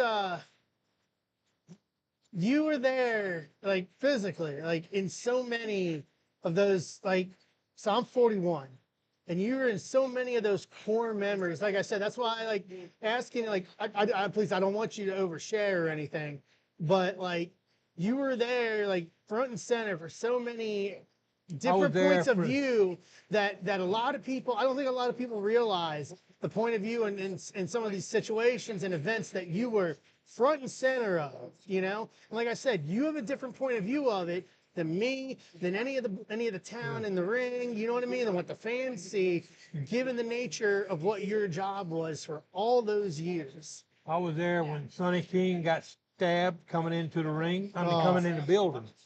They were waiting on him, and he got stabbed coming into the building. Somebody else got stabbed. Let's say it was Piper, but I'm not sure. Piper? Yeah. Did you ever have to do any, like, so, and I'll give you the background. So Piper, they did that Alcatraz thing in '97 for Piper. Like, you didn't have to stick around for any of that or anything like that. I'll tell you about Piper, my first time meeting Piper. Okay. Jim Crockett Promotions. 82, 83. Oh, this is back in the 70s. Oh, in the 70s. I was the police officer at the ring. Yeah.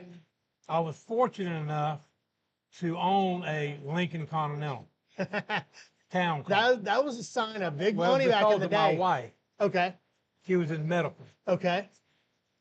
So Sandy Scott and Gene Anderson called me. Said, Doug, we need you to arrest somebody. I said, what are you talking about? Roddy Piper. He's here. We want you to come out to our office and arrest him. I said,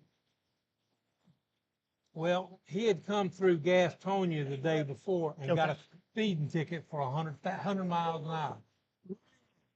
And so his name was Rodney Toombs. Yep. So I typed up a phony warrant for Rodney Toombs. Uh-huh. I go out to Crockett's office. Yeah.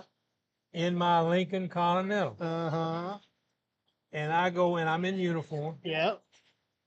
And I go in, Gene Anderson, Sandy Scott, and I think Flair was there, a whole bunch of them. They were all waiting on me to show up. Okay. But except Piper had no idea. So I go in office where they're at and everything. I said, I'm looking for Rodney Toombs. And I had a piece of paper in my hand. And they just, like that, you know. And then I said, is Rodney Toombs here?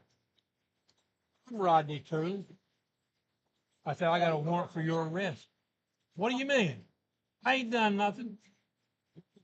I said, you failed to go to court on your traffic violation 2 days ago. I ain't supposed to go to court until when? I said, look, I'm just here to serve the warrant and you're going to jail. Very simple. And I was being real serious. Yeah. And he said, who's going to take me to jail? I said, I laid my hand on my gun. I said, if it's necessary, I'll do whatever. But you're going to jail. I pulled my handcuffs out, and he stuck his hands out like that. I said, no. They go behind your back. So I handcuffed him behind his back, and I take him out to the car. Now, the warrant, Rodney Toombs, 100 miles an hour, failed to appear in court, blah, blah, blah. And it's signed by Gene Anderson. And I give him a copy of that warrant. Wow. So I take him out to the car, and I put him in the back seat of my Lincoln Continental. Uh-huh. And I just started laughing. And then all the other guys coming out and just laughing. They were just just laughing. And I said, you know, Mr. Toon, you're about the stupidest person I've ever seen. He said, he called me. I said, you don't have a clue. I said, what kind of car are you in? A Lincoln. I said, yeah, get out. He got out. He's still handcuffed. I said, you didn't even read the warrant. You didn't look at the warrant, did you? No. I said, look, Rodney Toon failed to appear in court, authorized by Gene Anderson. Oh, he just went bananas. He knew it was a rib then. He knew it was a rib. So I handcuffed him. And that's all he could do was make a beeline for Gene. They had a fight out in the park. So, yeah. Yeah, that was way back. It was in the 70s. That's fantastic. Oh man. Was there ever any times where that any of the boys actually got arrested at the show? I don't think we ever saw that, or at least heard of it. After the show. Well, I mean, after the show's a different story. After the show's a different story, you know. No, not at all. Talk about walking into the locker room and be like, what? Oh, I did one in the locker room too, on Dustin Road. Okay. Dustin grew up in Charlotte. Yeah. Younger than us. And had a girlfriend. Okay. And Dustin, I typed up a phony warrant for bastardy. And Steve Mullis was a police officer that worked for me. I said, Steve, you got to serve this warrant. I ain't doing that. I said, you got to go in the dressing room and lock Dustin up. I'll be there. I won't let it get out of control. Okay. So he goes in there and he says, Dustin, I got a warrant for your arrest. What? The bastard had the girl's name. Dusty give me the name and all that stuff. So I said, Dustin, you got to go with him. He's got the warrant. I can't do nothing about that. Hey, you got to go. I got to. I said, Dustin, you got to go. And he just went crazy. Mm-hmm. And finally, we couldn't hold the laugh back. No, and none of the boys in the dressing room knew about it. Oh, that's fantastic. They didn't know it was a rib. That's fantastic. Yeah. Absolutely fantastic. Yeah, ask him if you ever run into him. Ask him if he ever got arrested for bastardy. Oh my God. So, in 2001 at the end, was there ever any talk of you going over and joining WWE's crew on the buyout? WWE. Yeah, on the buyout? Small talk, but not enough for me. I cut it off before you even got started. Really? Yeah, I didn't. Because I know things are really haphazard there, and I feel like someone with as much experience as you had at that point for all those years, it's like you would have been an awesome asset over to that whole crew there. Hey, Jerry Briscoe, he came down to the last show with Shane McMahon. Yeah. And I picked him up at the airport. Okay. And me and Jerry talked a little bit, just very little. And I said, really, no, I don't want to. I'm through. That was the end of it. But Vince McMahon, I dealt with Vince McMahon one time. He had a show in Charlotte in Park Center, small show. This is when Rick McGraw wrestled for him. He was so the early 80s. Yeah, early, that's probably 70s. 70s. Yeah. Yeah. Rick McGraw went to North Mecklenburg High School, star football kid. Yep. But he's dead. He died overdose and everything. But I met Vince that night. He was there because they were doing a charity event for somebody. I think it was one of Rick's family members or something. I don't know. Yeah. But I met Vince that night. Okay. So I was running security. I'll ask you this just from this is a question for me. So how was it to be back for Flair's retirement show in 2022? How was it? How was it going to be back after all those years? It was nice to be there. Yeah. It was nice, yeah. And Flair was glad to see me, I think. And when he started coming out, I knew to be close to him. Yeah. And he started walking down. That was a walk aisle though. Like It was. because I remember going down and I'm like, because I was like, man, this is longer than anything I like most buildings I've ever run in, and I was just like, I was like no one's getting close. You stay in the center, He- no one was getting close. He was walking down the aisle, going to the ring. Mhm. I was close. Yep. His belt Yeah, I saw that, the big goal. coming off, Yeah. falling off. Yeah. And I got it in time Yep. and saved it. Yep. Yeah. That was. Now, he had lost so much weight, and so he couldn't carry that belt. Yeah. It was nice to see. It was nice to see Jim Crockett Promotions back for one night. That Yeah. Nashville's a good David town. was there. Yeah, Nashville's a great town for that. So Yeah. yeah. And they wanted me to be involved in that match. Yeah. Well, what they wanted, what it started out is, and Rick put a stop to it. Yeah. They wanted Conrad Yeah. to, at the heat of the match, throw me a pair of brass knuckles, and me throw them up for Rick. Yeah. Made no sense. You're right. With me being Yeah. security and everything, No. and luckily Flair put a stop. You got a photo op. You got a photo op, sir. So guys, we got just under 30 minutes left. Please, if you want your personalized 8x10 of the head of security, former head of security of WCW, Jim Crockett Promotions, Mr. Doug Dillinger, head on over to NWALegends.com. On the left side, you'll be able to see the 8x10 there, along with our guests for tomorrow, the Fan Fest Thank y'all. set. Appreciate it. Now, you from Fan where? Fest DVD set, the Mid-Atlantic Turnbuckle, Ohio. all Yep, available, very free bottom, shipping we crossed into domestically to the Kentucky. United States. Thank Your order y'all. will get it out to you next week, NWALegends.com.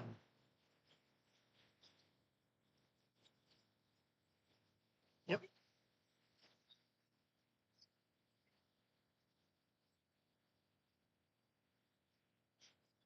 Are you taking a picture? I'll pretend. Thank y'all. Thank you. Thank y'all for coming.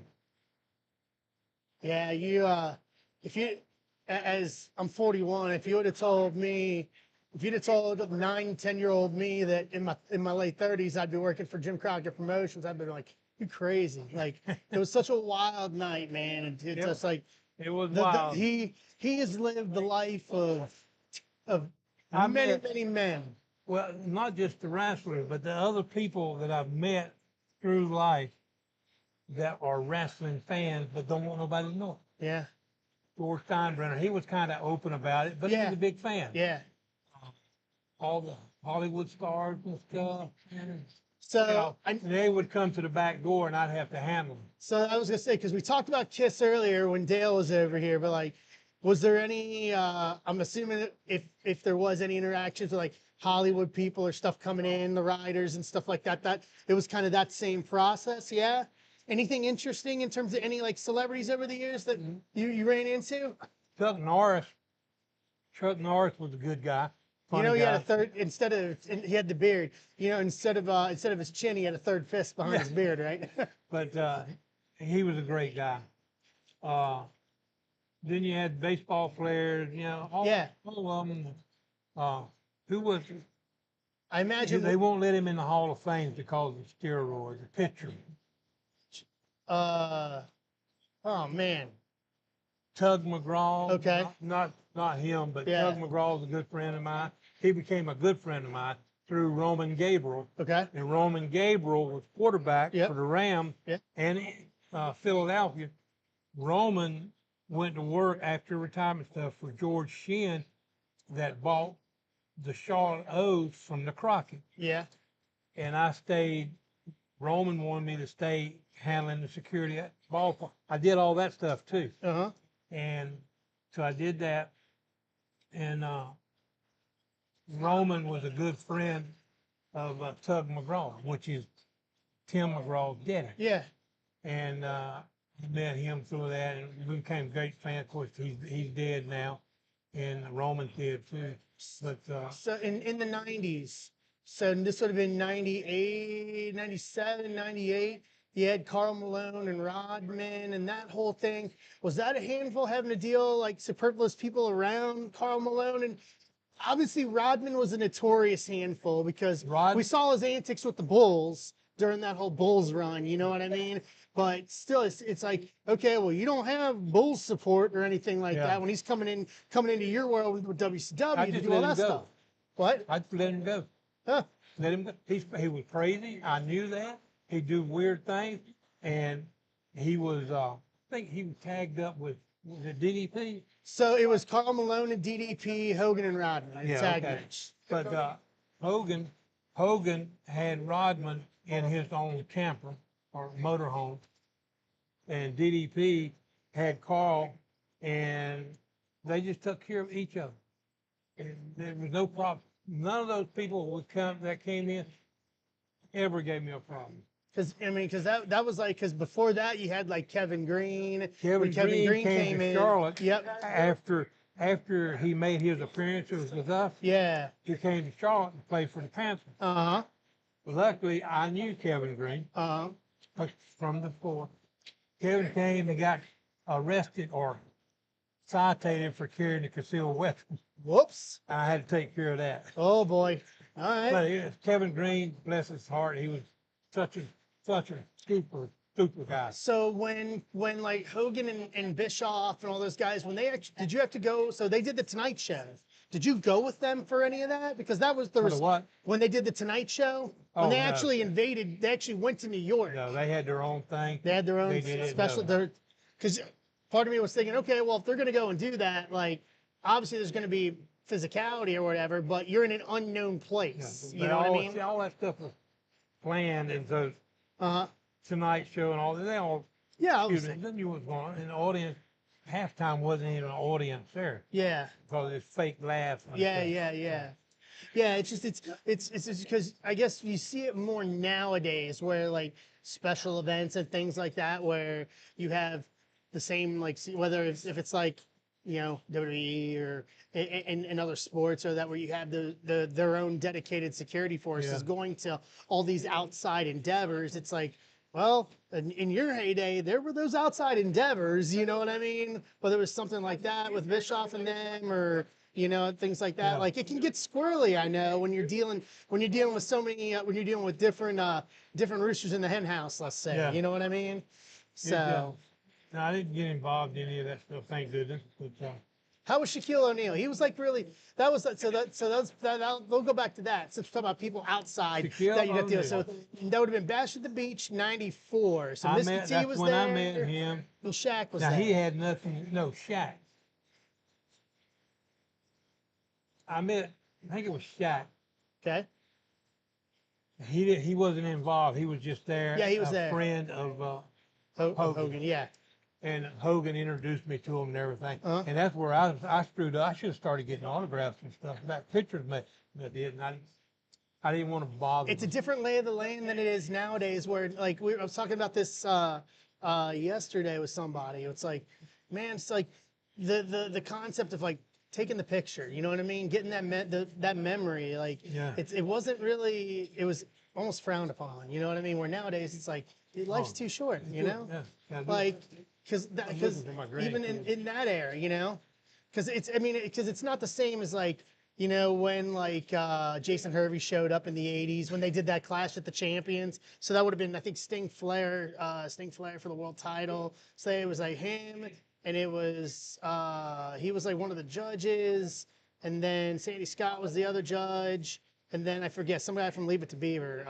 His name escapes me. Yeah. Like it wasn't like back then where it was like it wasn't. I'm not trying to downplay Jason Hervey. Then it's not. It was a big deal by 1988 standards to have him there. But it's a different world going from that to say Shaq and Mr. T in '94 to having to deal with Rodman and Malone in '98. You know what I mean? It's like it seems like you're gradually stepping up, and as the company gains more notoriety, you're going to get more of those different faces, See, and you're involved in part of that. A lot of Potentially. time, what happened on a lot of it is that Turner Broadcasting Okay. initiated some of that junk, and it was junk. But what can you say? Here's one name I'm gonna throw out to see if you have any interaction with. When Hank Aaron came in. Hank Aaron, super nice guy. Yeah. Had a great time with him. Yeah. I met him and Ted Turner together. Yeah. and couldn't get an autograph from him. Well, he had a contract. I know, I get that. I get that. He I had a working in contract, sports and I cards. totally understand that. Yeah, working in sports cards, I totally I But he understand was that too. right off the bat. He said, "Doug, I would love to, but I can't. No Yeah. problem. No problem whatsoever." Yeah. Yeah. That was I'm assuming that had to be something that was just like with the access to people like that because of Ted Turner. Like he'd have been one of the only people that could have, like the only people, like, you know, having him as the owner of WCW. He's like one of the only people that would have gotten access to, you know, that next. I want Yeah. to say that that not echelon, but that group of people outside of professional wrestling. You know what I mean? That would come in for that. You know, because until that point, minus, I mean, obviously WWE did with like WrestleMania and stuff like that, but it's a whole different ball game. Whereas there were people coming into WCW's doors on the regular, just like a Clash of Champions. You'd see some people from outside professional wrestling. You know what I mean? We had a booker, Kip Fry. Yeah, I've heard of Kip Fry. He wanted to bring in all these stars and stuff. He brought Alabama. Randy was Alabama. He brought him in one of the shows down at the center stage. Yeah. Tried to make a big deal out of it. Now he didn't really care about the wrestling part. He liked star part. Did you have to deal with like any of like, so like Aaron Neville came in a couple times and did like national anthem. Did you have to, was it the same thing like Kiss? Did you have to work with like his people or like riders or anything like that for something as simple as doing the national anthem? They all had these riders on their contract and stuff. Yeah. But most of those people wanted to do the national anthem or do It's a lot easier. It's a lot easier when they want to. Back then, we were everywhere. Yeah. And we had a fan base, big fan base. Yeah. And they wanted to do anything. If they got on television, WCW, it was a big deal to them. Yeah. So I guess you could say we kind of took advantage of it a little bit. Absolutely. Why not? It's any publicity is good publicity depending on who you ask. I had to go pick up Pam Anderson. Really? Yeah, that was in LA. We did a show down on the beach. Oh, I know what you're talking. I don't think it was a pay-per-view or anything. No, it wasn't. It was because that was in Florida. They did that one on the beach with Vader and Hogan and all that in '95. This was we had Pam, and I had to go pick her up at the airport. So here's another little sidebar to this. So as the company grew, and especially once you got to 97, 98, or even like Bash at the Beach, when the press group that's there to cover it blows up, because normally, you know, couple people, you know what I mean, you know, that are out on the outside, but like when there were big deals, like when we had like, you know, when the Japanese guys would come in, so like when there were big title defenses, so that we can go all the way back to Fujinami and Flair, you know what I mean? You could even, but going into even Rodman and Hogan, like when you had more people inside the rails, not necessarily inside the ring, but superfluous people inside the rails, was that a bigger problem for you to have to coordinate and deal with? No, because I had a meeting with him. Okay. Had a meeting with him. Okay. That's kind of where I was going with it. But I have another story that's really good. Okay, let's hear it. I'm all ears. I call him Clash's Clay. Muhammad Ali. Well, I was a rookie police officer. Okay. I was working the beat uptown, and we called it the square. Okay. Trying to trade. Okay. Daytime. I was fresh out of rookie school. Okay. I come out of Eckerd's drugstore. I had lunch there, had a hot dog. I come walking out of Eckerd's store, and this is where 2 streets trying trade. Okay. Over on this corner, there was 1,000 people over there. And I said, what is going on my street? Mm-hmm. And I'm being a rookie police officer, not knowing. And I go over there, and standing out in the middle of that crowd, it Clash's Clay. Really? Now, I'm an Army veteran. Okay. And he dodged the draft. Remember? Yes, I remember. Okay. I remember. I held that against him. But I went over there, and he was signing autographs and stuff. I said, what are you doing here? time, him and his manager had a little time at the airport, layover. We wanted to come downtown. So we'd get in your car and get out of here. Yeah. And Interesting. they did. Got in their car Interesting. and they left. Huh. Well, I just, old big dog Doug, you know, I got Uh-huh. Cassius Clay ain't nothing to me. So years later, Yeah. and in the meantime, I found out what Muhammad Ali is really like. Yeah. Nice guy, Mhm. stood behind his belief. Yep. Whatever it did, he did it. And I forgave him for my feelings and admired him for his feelings. Yeah. He came to our show, and I don't remember what town it was. Might have been down in Florida somewhere, but I'm not Yeah. sure. But we had him there. No, And, no, you're fine. I had to get him out of the limo. Yeah. Him and his wife. Yeah. And I got a picture of me helping him out of the car. And I walked him from there to the dressing room.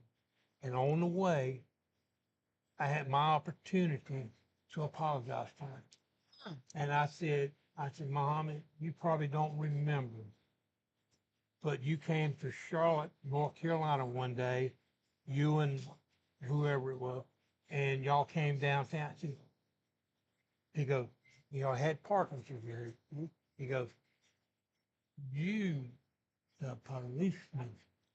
Wow. I said, yes. And I said, I really want to apologize to you because I didn't like you back then. Now I admire you. You are a great person. And it was just a good thing. He was so happy that I did that. And back in the dressing room, and he liked to do magic tricks. He tried to do magic tricks. Okay. Yeah. But yeah, he's a super nice guy. But I had my chance to apologize to him. And see, that's the amazing, just the amount of the different people that you interacted with over the years. And only someone like you in your position, like, okay, I could have met people like when we had like, you know, there were a couple times in my career, I had a couple baseball people come in and that sort of thing. You know what I mean? But there were times that we won't meet people or anything like that. The cross section of just the amount of just people that you had met that are outside of our world that you actually had to interact with, that 99% of the people in this world will never meet, that just because of what you did and how good you were at your job gave you so many of those interactions and stuff that it just is unmatched. You remember Dan Quayle? Yes, I know who Dan Quayle is. He ran in what, 92, right? Dan Quayle came to Charlotte. Okay. I was on the security detail. Okay. I had met Dan Quayle 3 weeks before in Columbia, South Carolina, at Campbell's home. He was the governor. Yep. And I met Dan Quayle. So no big deal. We spoke. Campbell, his son was a big wrestling fan. He was a Flair fan. Okay. Most everybody was. Yeah. Still and is. So I met him, blah, blah, blah. He came to Charlotte. I was on the security detail, and there's probably 20 of us on his detail. And one of them was a major. Yep.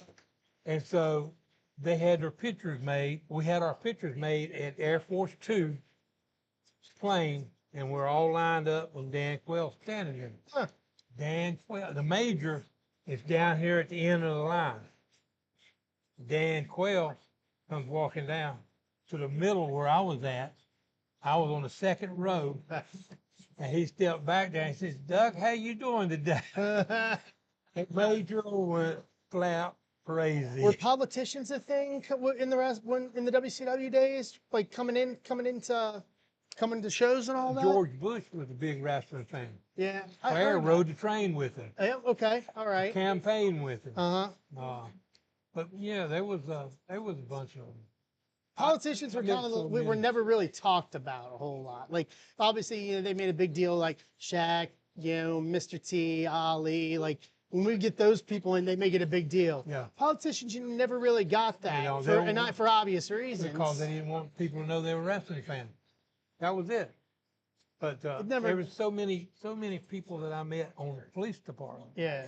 On special details, like the President of the United States. I did 5 presidents of the United States. I did Billy Graham. I got sued with Billy Graham and Richard Nixon and the Charlotte Coliseum, the crusade that Billy Graham played. Yeah. And Nixon was there. Okay. And then his Billy Graham's last crusade, they asked me to handle his security, and I did that. But super nice people. Yeah. I met so many people. Yeah. So I got a question. We got a few more minutes left, but I'll ask it. So, have you enjoyed yourself today? Today, Yeah. I have totally, this is 150 times more than I thought it would be. Really? Yeah. Why? I didn't think anybody would want my autograph. What? I'm just telling you, that's what, I was security man. I was But just, you, the thing is, this is even though you had a legitimate job to do, you still, because of how you, and I'm saying this for me, and I'm going to speak for the fandom here a little bit, for the fans, how you carried yourself, how you represented yourself, and the seriousness with which you treated your job earned the respect of the fans because of that. And that also comes from the guys from, like I said, Shivani made it a point so many times to mention it. Oh, And even in situations where it wasn't fans, like when Buff got hurt, or when there was a legitimate injury, you were right there. Yeah. Because and so you brought a level of legitimacy. yeah. Because of how you handled and carried yourself, you had the respect of the boys, you had the respect of the office, you had the respect of the fans. I did have a respect from the boys. And that being said, all the wrestlers that I was in contact with, all of them, Mm-hmm. Jim Crockett Promotions, Yep. WCW, Yep. not one did anything in front of me that I would have to Yeah. take action. Yeah. They all respected my position. Yeah. And I knew some stuff was going on, but they would not do anything in front of me and jeopardize my job at the police. Yeah, they didn't want to put you in that position. They did not. Because that would have been a hell. Had that happened, that would have been a hell of a position Oh, to it be would've been in. horrible. Yeah, It'd been because But- even after you went into WCW full time, you're still a law enforcement officer. You still have your licenses and everything else to go with it. Yep. So regardless, it's still going to put you in positions like, man, I gotta do this. You Yeah. know what I mean? It's one thing when you can use it in your pocket to be able to say, hey, I'm gonna rib you, and wrestle for a rib. But that's an ultimate Major ultimate sign McGraw of respect. got with Captain Snyder, which turned out to be assistant chief. And this is when they named me security director. Yeah. They tried to set me up to get me fired. Really? But luckily, they were discussing this up in the detective's office. Mm-hmm. And the detective sitting right outside the door heard it all and came to me and told me, Doug, be careful. They're laying for you. To try to get you fired from Crockett or from No. the force? From the police department. I don't understand why there would be so much hostility towards you for doing something like what you were doing Yeah. when it was on your off time. It You know was what I on mean? my off time, but the opportunity that it presented to me was unbelievable. Yeah. And they knew that, and they wanted it. Jealousy rears its Jealousy, ugly that's head. exactly what it was. And I told them, I went straight to them. I said, look, I did not ask for this. Yeah. They came to me. Yeah. I said, I was out there getting ready to go to Greenville, South Carolina, wherever town we was going to, and they called me into a meeting. That's the first I knew about it. And they asked me if I would be their security guard. I didn't ask. I didn't do none of that. So me, and the opportunity, I'd been a fool No, to say no. and you got to see places that most of them or most people would never have gotten to see. Like you've been around the world, whether I it have was been around the whether it world. was Germany, the UK dates, the Australia tour for WCW, every state here in the 50, here domestically. I went around the world. And you got to all because of one opportunity to come And from it. just so you know, my grandkids, wherever they're at, Around here somewhere. they're here somewhere. They're 17 years old. They're twins. Uh-huh. They think that I'm somebody. You are somebody. But I must say it that. makes me feel good to be able to do things, and then people come up and recognize me in front of my grandkids. Yeah. Because I try to have them No. respect everybody Absolutely. else. And it just Absolutely. makes it's just Oh, mind. you are, you know, I understand. And I almost decided not to come to this thing. Really? I almost, I'm glad you did. I almost called Greg and told him I could. I just did. I just thought it'd be a waste of time.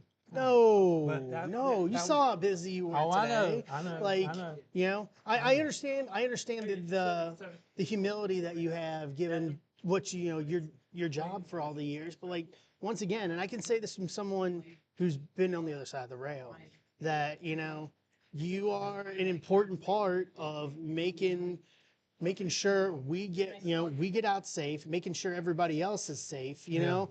And the fact is by you, like I said a minute ago, by you doing your job, protecting everybody, the seriousness, the gravitas that you brought, you know, organically gave you the notoriety with it, and that's why, you know. So, you know, I'm just saying thank you for showing up today. If you will text me your address, Yeah, I will send you that card. Are your grandsons around? I don't Are know they where close? they're at. They're around If here. not, we can somewhere. bring them up here and get introduced them to our stream. That's all right. If not, it's all good. I don't So know. it's Y'all- all good. No worries. All right. So They were here a while Yeah, ago, but no, they it's out okay. wandering around. we're gonna, all right, well, we're gonna wrap it up here, Mr. Dillinger. I'm gonna get a picture with you once we end the stream here and all that myself, if you don't mind. No, I So don't mind. thank you so much for talking with us while we've been through this. It's an honor and hope a I pleasure did to what have you you wanted here. me to do. No, you did fantastic. So let me wrap this up here. Guys, that'll do it for us today. Thank you so much for joining us. We will be back tomorrow, 10 a.m. right here on the NWALegends.com social medias, YouTube, Twitter, all of that. For myself, for Mr. Doug Dillinger, for all of us here, thank you so much. We will see you tomorrow for day 3. Take care, everybody.